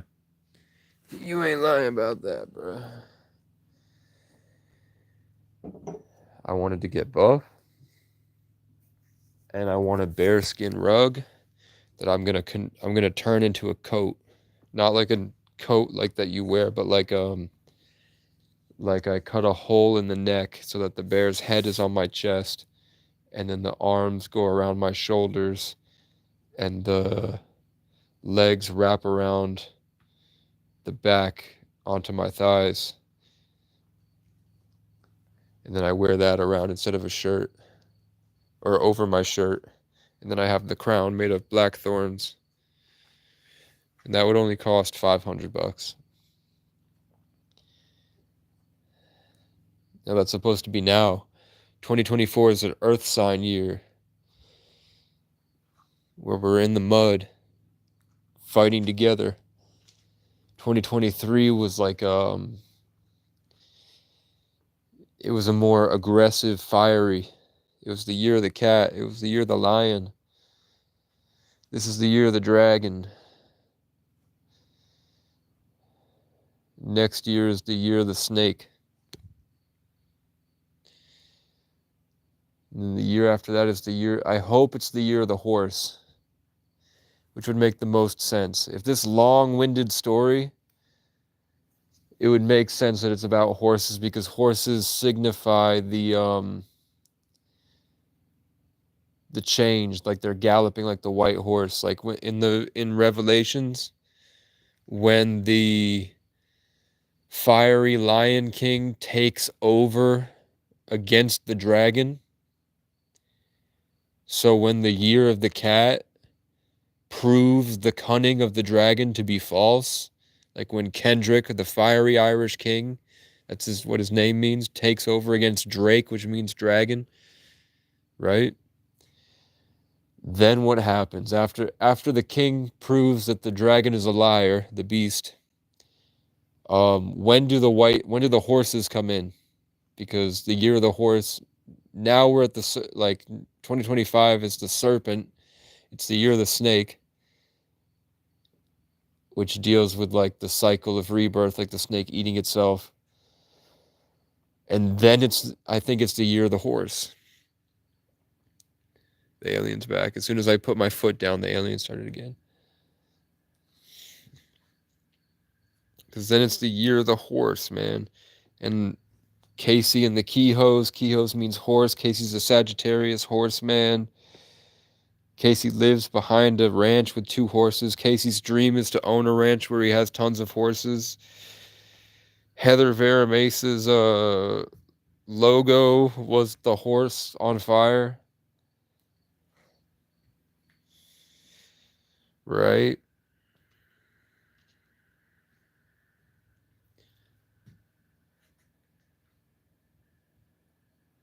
What if I told you that the voices in my head that tell me they're angels, that provide the good stuff, like the good spirits, tell me that Casey is like the Aquarian Jesus?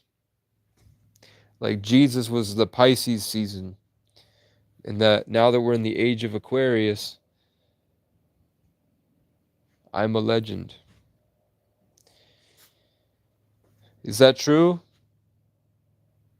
Or are they lying to keep me going? Are they like boosting my ego so I continue going because I feel like it's my job? Are they trolling me? Or does Jesus pick a different name because the season has changed, but he's the same force? It's the same Christ consciousness. I know there's definitely King Christ. That's cool. For whatever reason, there's definitely, like when I got trapped by Gene Jankovic and his wife, and he's a Cancer and she's a Virgo, and I got trapped at his house because I was trying to help him because he came to me talking about karma in my own personality and voice before I even had to lose it to somebody.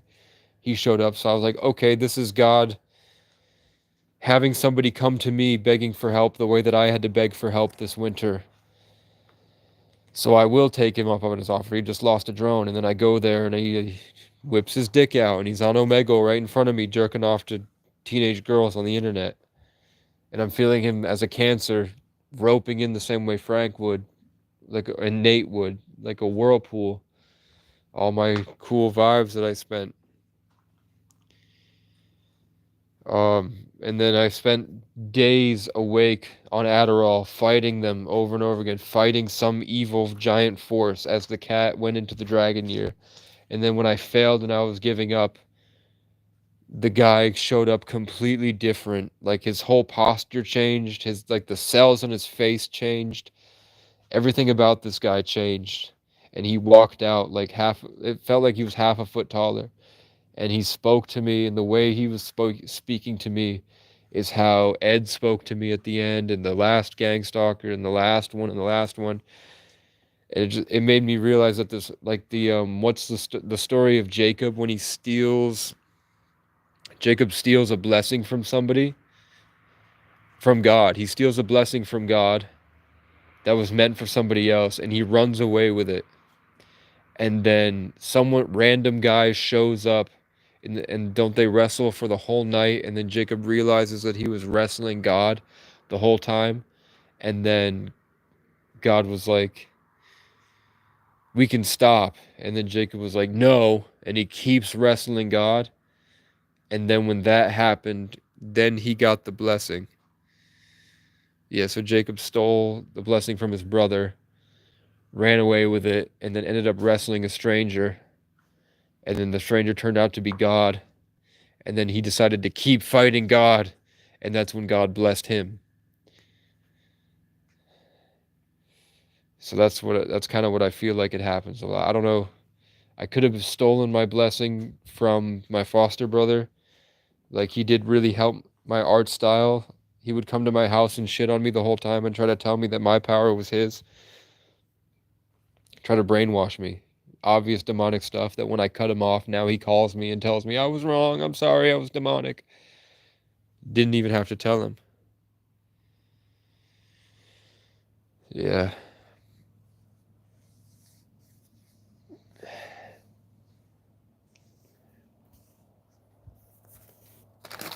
I need napkins, bro. My mother told me, don't go in the woods tonight. My phone's about to die because the flashlight is on.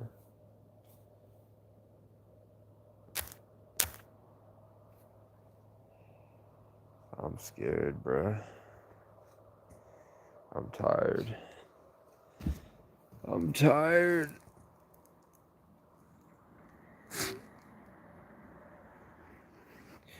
I don't know what that means. That doesn't really trigger anything in my mind. What they... I don't see... I don't see what the significance of him touching the hip, but I am seeing me sitting on a ferry going to Staten Island when I was 17.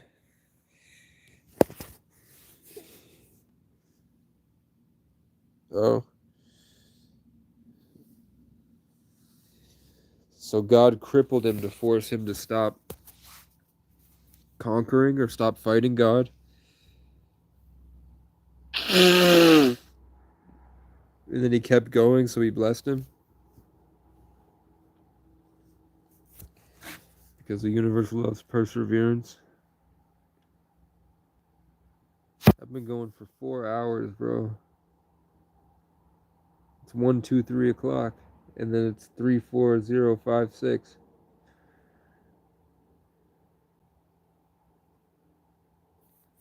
so, bro. Park and ride with you by my side. I wanted to get a Challenger and a Native American girl, and then I got my Native American girl, and then they took it from me.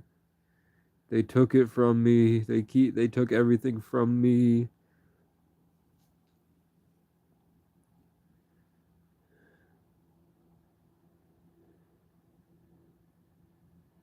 He knows he's a piece of shit.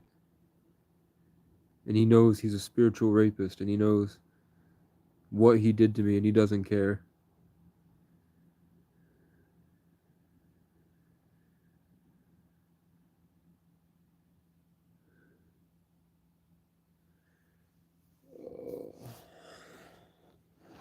I don't know what to do. I'm laying down here.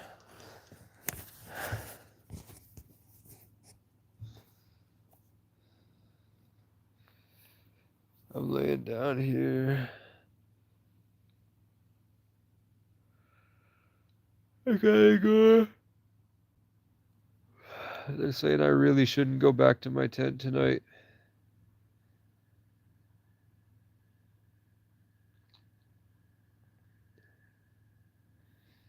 What?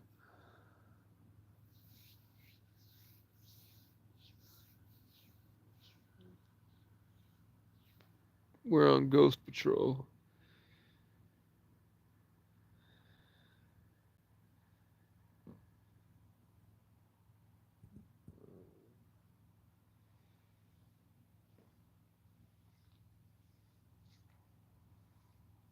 I'm processing the energies.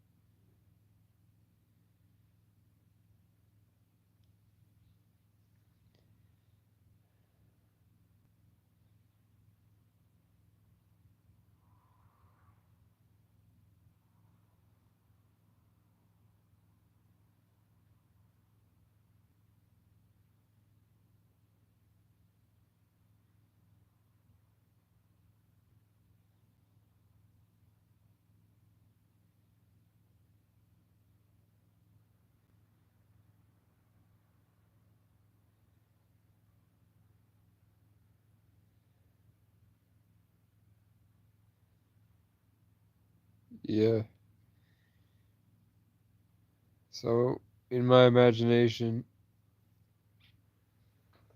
I'm seeing horrific monsters. I'm seeing aliens. I'm seeing tons of things going on behind the scenes of like these weird robot skeleton things. Um, and then I follow the awareness and I can see the little tether, and there's just an alien behind the tree that's projecting that into my mind, controlling me from a distance, or trying to. I don't know what to do about it. I know the fact that I know about it isn't good. That I can literally see them. Notice how all the animals in the environment stopped. Everything stopped at once.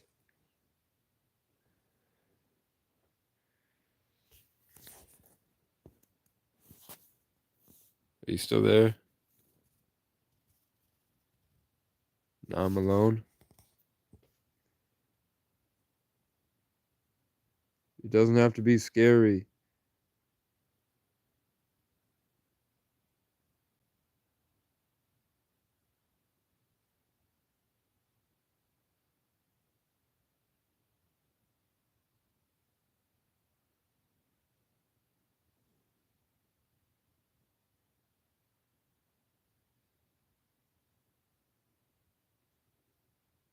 Everything stopped.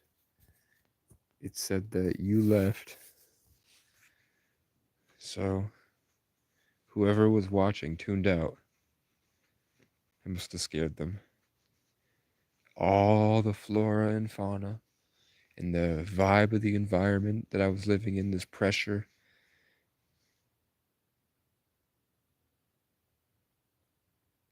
stopped. It all stopped.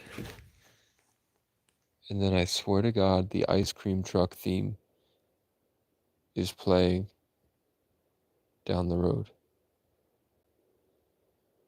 So all the crickets stopped, all the birds, all the aliens, and then they started playing the ice cream truck sound down the road.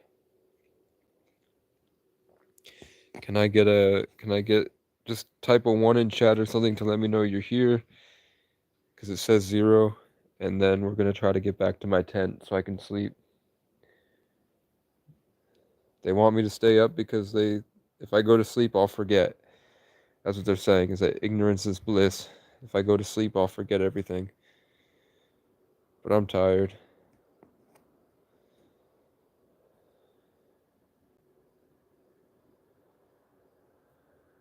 All right.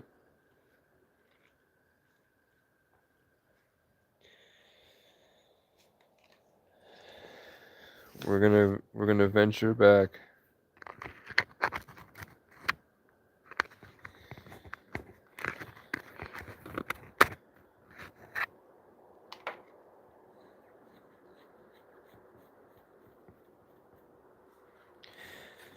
And we're gonna see what happens.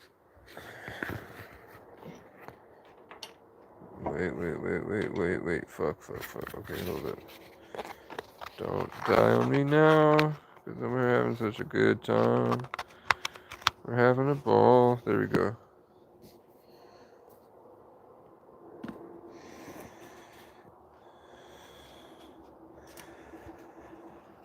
We're taking the show on the fucking road, man.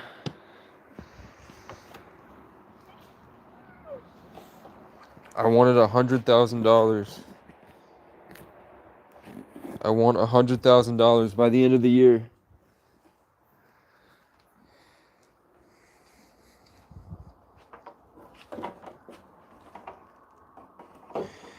Voices in my head say, all I can say is keep going.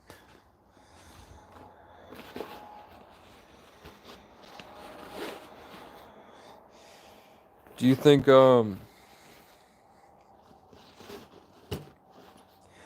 that rap I posted? I was born a saint, but I turned into a soldier. Catch me out in Maine, then I take off in a plane down to Florida. Go on Facebook just to share the grace. See my haters and my lonely homies slowly turning gay. I think that y'all should be ashamed that you don't wake up every day and chase greatness. I was forged in fire and the flames. When you're a legend, you could never be outdated. When you're a classic, you could never be outdated. And I wake up and I pray. Science said the world is getting cold. When it does, you can find me with the natives and the hiker ho. Shout out Cernanos. I posted that on my real Facebook. For all of everyone I've ever met to see. Everyone on my, I post memes on my story on Facebook every day. Every day when I sit on my phone and I find the funniest memes, I post them on my story.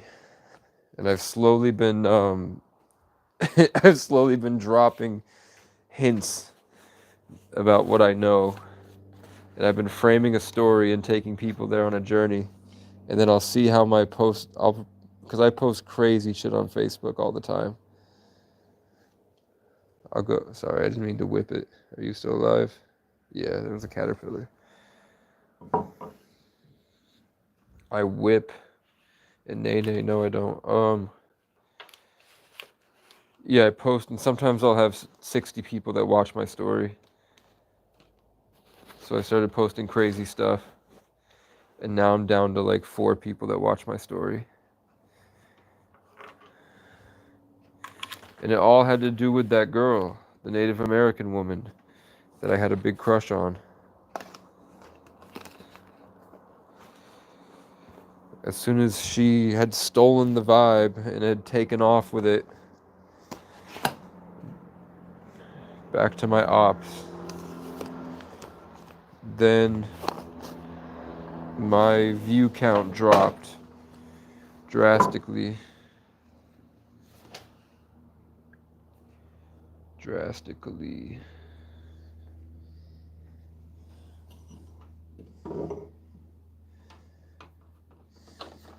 Catch me out in May, then I take off and plane down to Florida.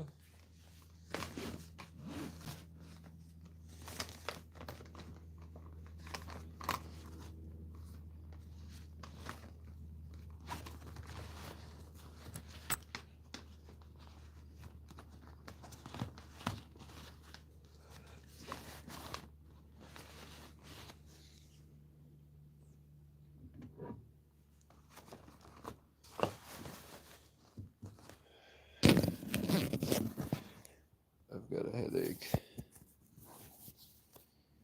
I've got a headache. I've got a fucking headache. I've got a fucking headache, lad. I've got a fucking headache.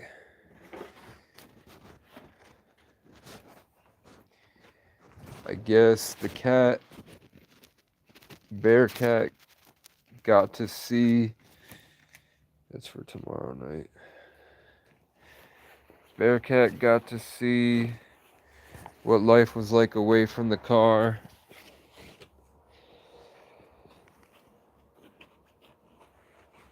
And Casey got to see what his vibe was like from an outsider's perspective. Because someone raped it out of him for 2 months, every single day.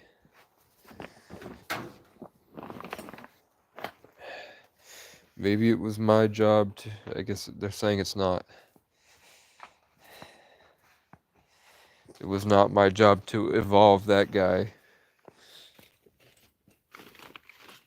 It was my job.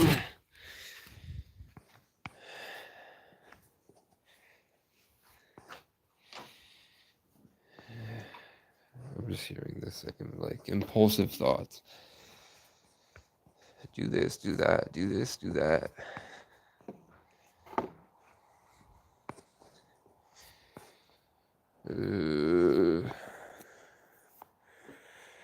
Should I offer this last piece of pizza to the woods, or should I keep it?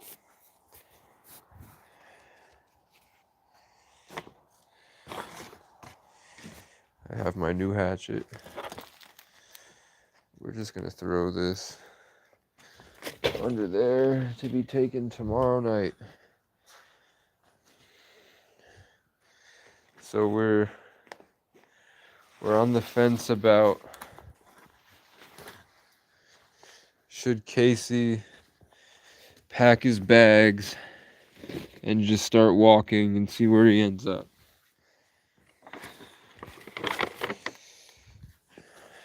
Or should Casey continue working on this property around people that want to hurt him and have hurt him, on the off chance that maybe he's here to build something that can last, and maybe we're supposed to be here because it's so bad, so we can have a foothold, so that we can have a place to consistently send people to make it better.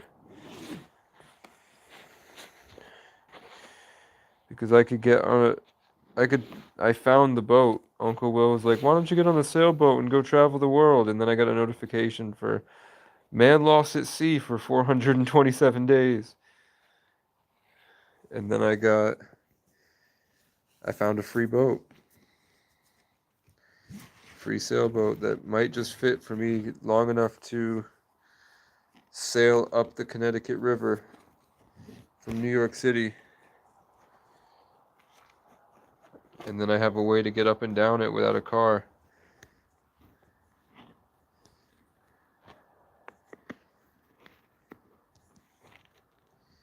And that could be my Huckleberry Fintail, doing the things nobody really does. Seeing a unique point of view of the world. Don't you dare fucking die on me, bitch. I'm from Florida now, motherfucker. Yeah, a boat would be awesome. It was part of my dream. That was part of the thing I manifested, was getting on a boat and saving the world. Actually, I was getting on a boat and I was singing with the girl of my dreams. And then she wound up with a wimp. Actually, she wound up with a veteran that races four-wheelers. So I was racing to save the world. This guy races because it's his dream. And she wound up with him because I couldn't figure out... Oh, God, what the fuck is happening here?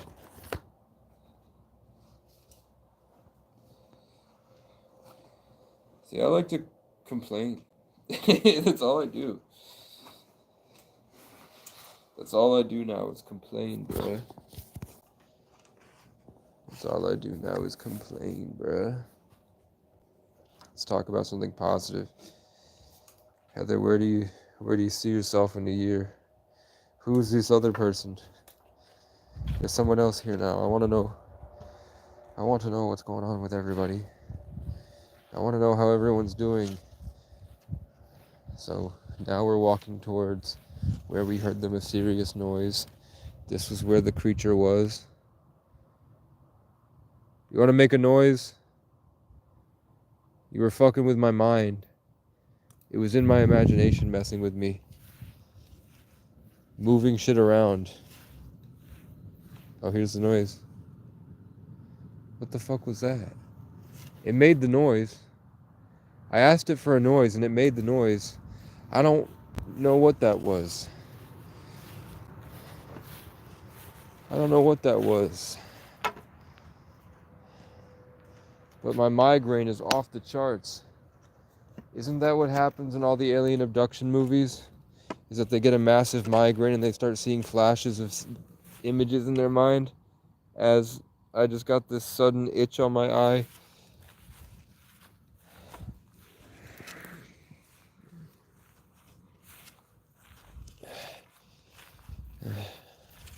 The crickets have started chirping again. Until I call them out.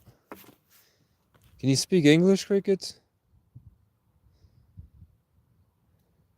Isn't that weird? The crickets are chirping until I bring attention to them. I don't need 2 mile markers and a hatchet.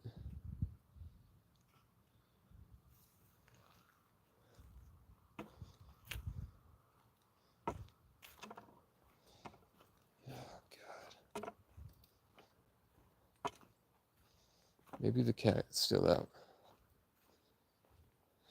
Pine cone. Isn't that what the Anunnaki are after? The pineal gland? I'm brave because I've tuned out my imagination, because if I kept my imagination going, I would see and be communicating with aliens all. So I looked back. I saw a silhouette of something. It said, "Don't go," and then I turned around, and then at my feet, a bug just flew left to right. But I'm still gonna go. If they do it again, I swear to God, I'll stop and I'll go back. If you do one more bug or bird from left to right. Okay, there's a right to left bug. That didn't look like, that looked more like darkness, and now I'm just seeing like these flashes of light in my eyes. This bug is going right to left. But I am seeing flashes, like when you stare at the sun.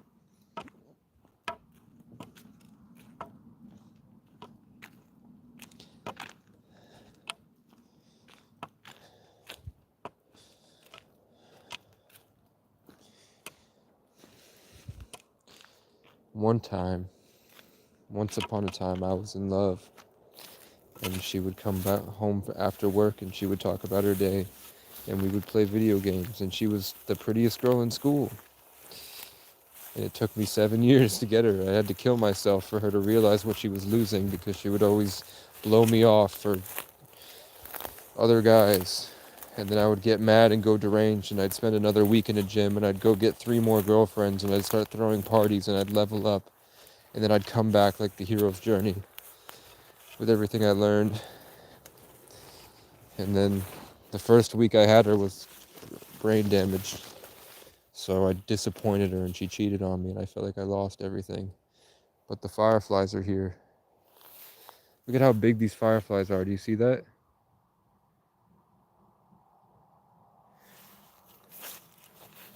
That's the biggest firefly I've seen in my life.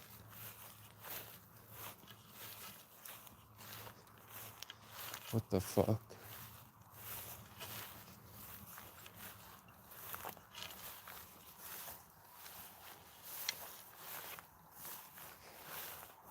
Look at all these homo hobos. Judgmental, I can see him. You piece of shit. Fuck you. I guarantee you're a fat loser. Try me, I'll kill you.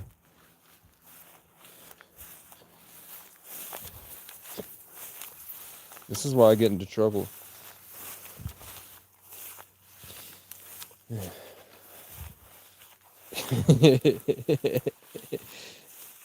It wasn't me, it was Jesus. The light of God shines in all of us.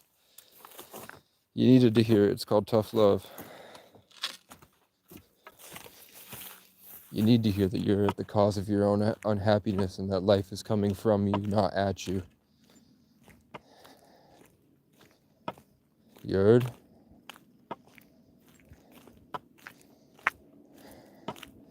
As I walk with my long hair and my staff, and I'm headed towards the fireflies.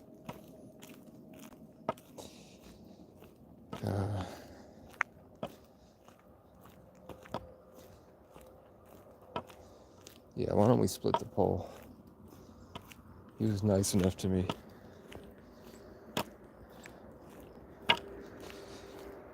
That I just blocked. I gave him a night of defense, basically. See? Now the gang stalker has to follow me.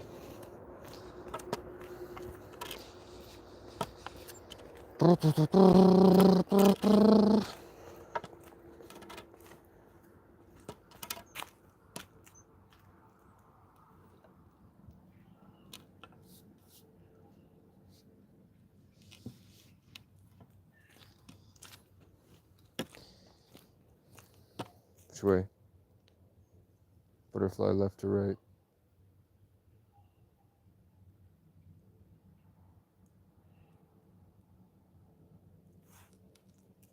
Now right to left. I had to pause.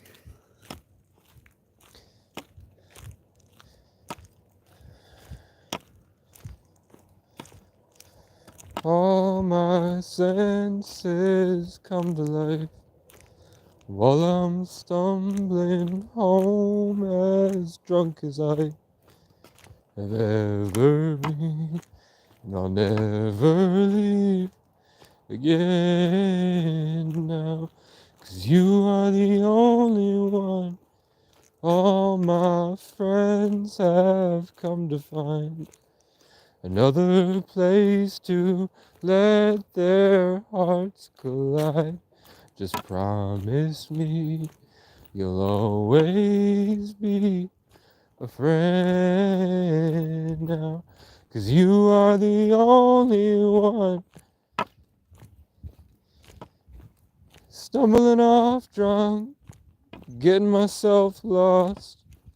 I am so gone, so tell me the way home, and we'll listen to sad songs, singing about love and where it goes wrong.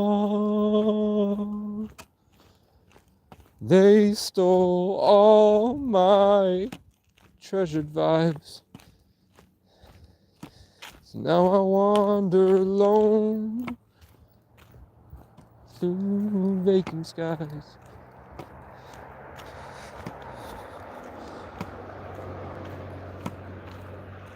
They literally stole everything, my entire soul, and I'm still here. I feel like the only one.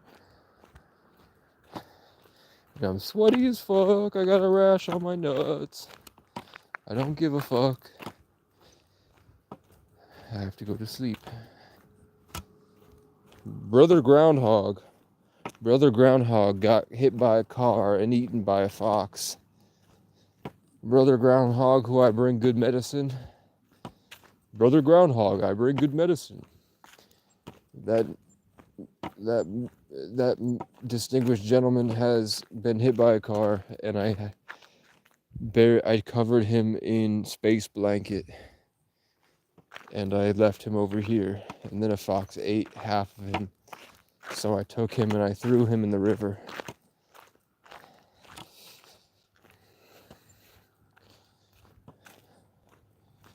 It fucking hurts, mate.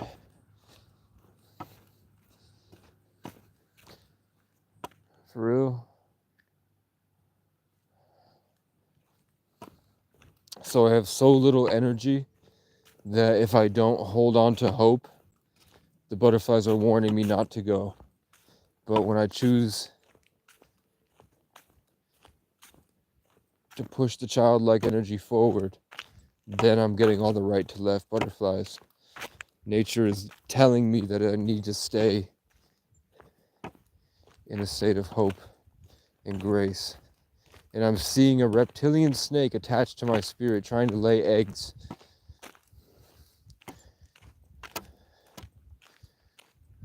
God, please grant me an anointing. I don't want these weird characters. Please just help me get my energy back. Please. Please, please, please, please.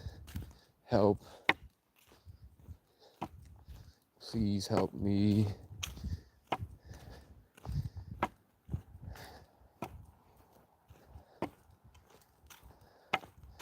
We still go through dangerous territory just so I can sleep in dangerous territory.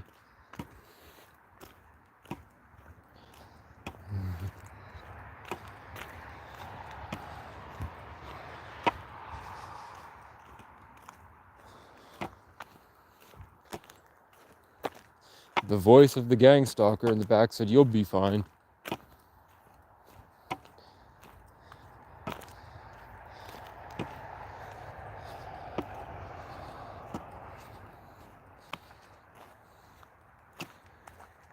God, I don't even know where I am, bro. Okay.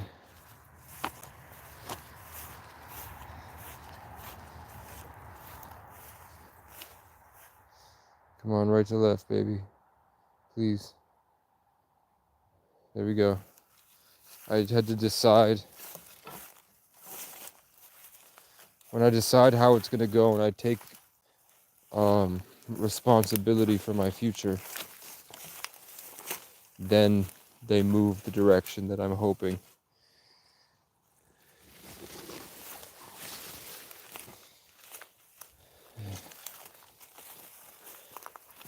Here's my bike. Stop floating left to right, motherfucker. Stop it.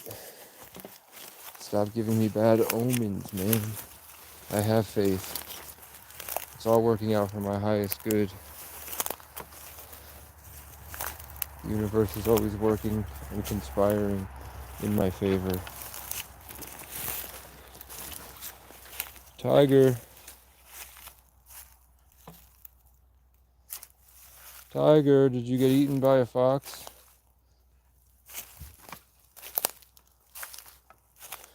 You are the only one. Stumbling off, trying, getting myself lost. I am so gone. So tell me the way home. And listen to sad song.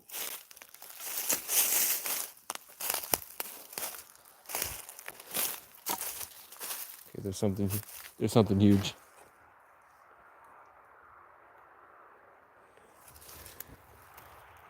There's something huge.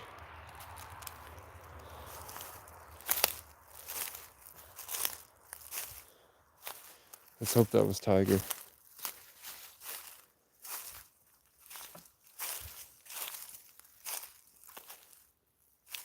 Or a deer.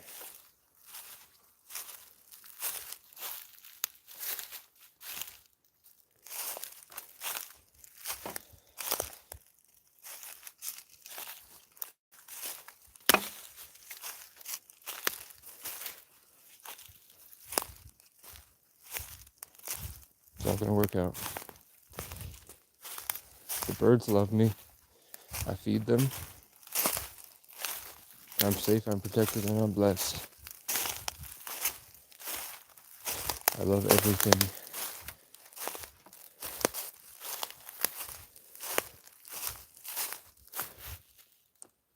It's all gonna work out.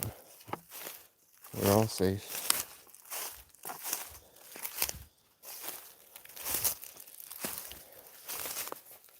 Everything's fine.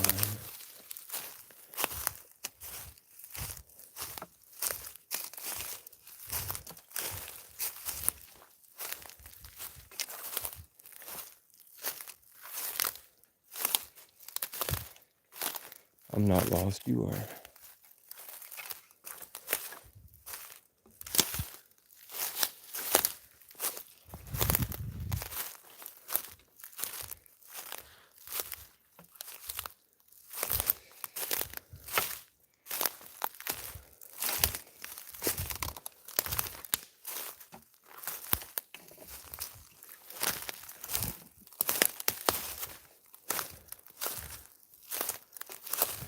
Where the fuck is it, dude? Okay, I found it.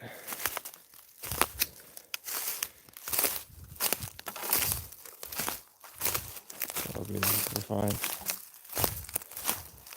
I love everything, love, love, love.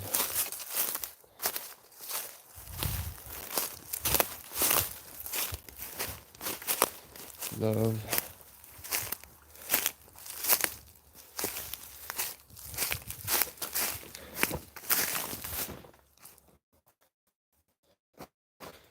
We made it. Now we cross here.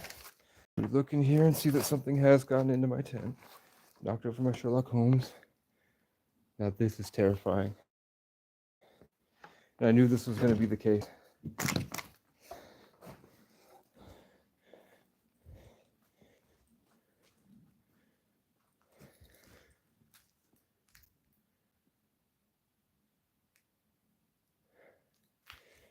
That's the worst part of the whole thing. And I knew that was going to happen.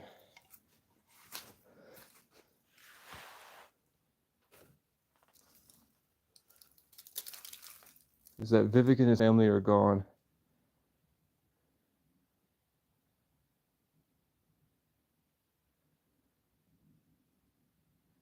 And all they left behind was 3 robin's eggs. Vivek is what keeps me safe at night. And for some reason I knew that he wasn't going to be here tonight. The whole family has disappeared.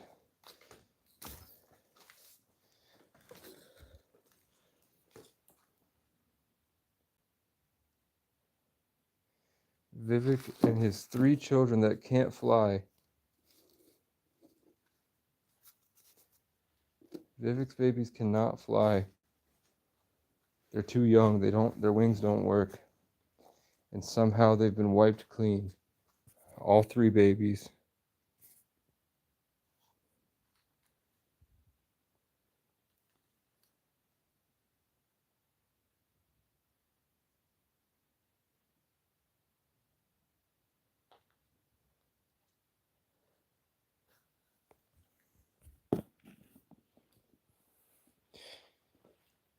It's because I've been calling it out.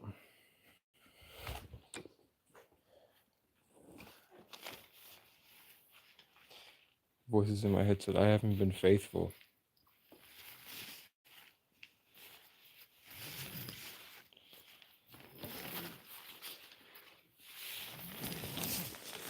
And I'm dehydrated.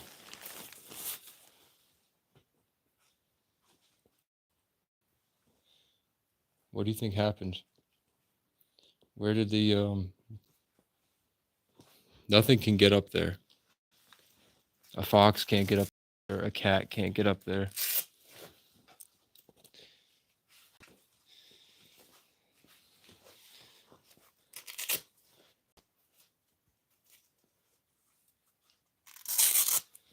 Nothing took these babies.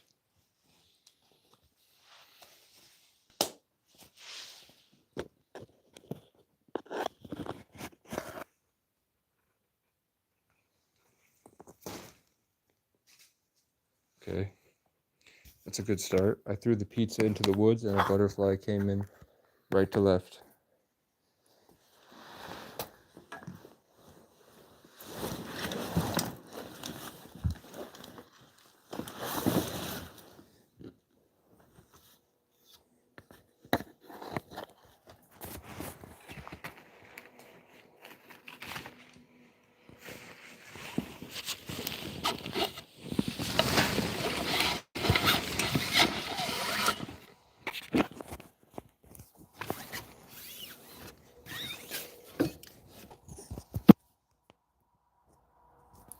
I don't know what bird.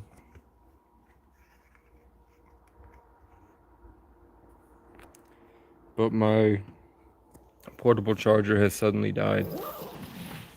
It was full.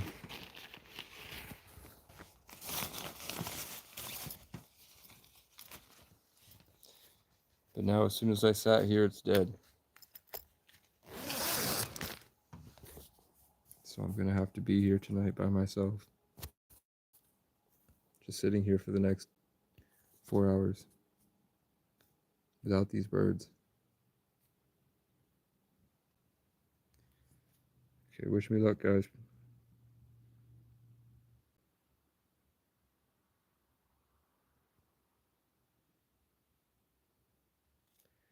I guarantee you. They don't like, I guarantee you something does not like what I said tonight.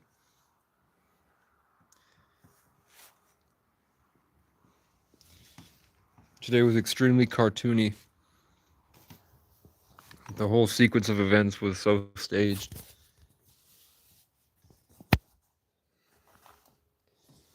Now I have a date with whatever's out there, I guess. Please keep me safe tonight, Lord.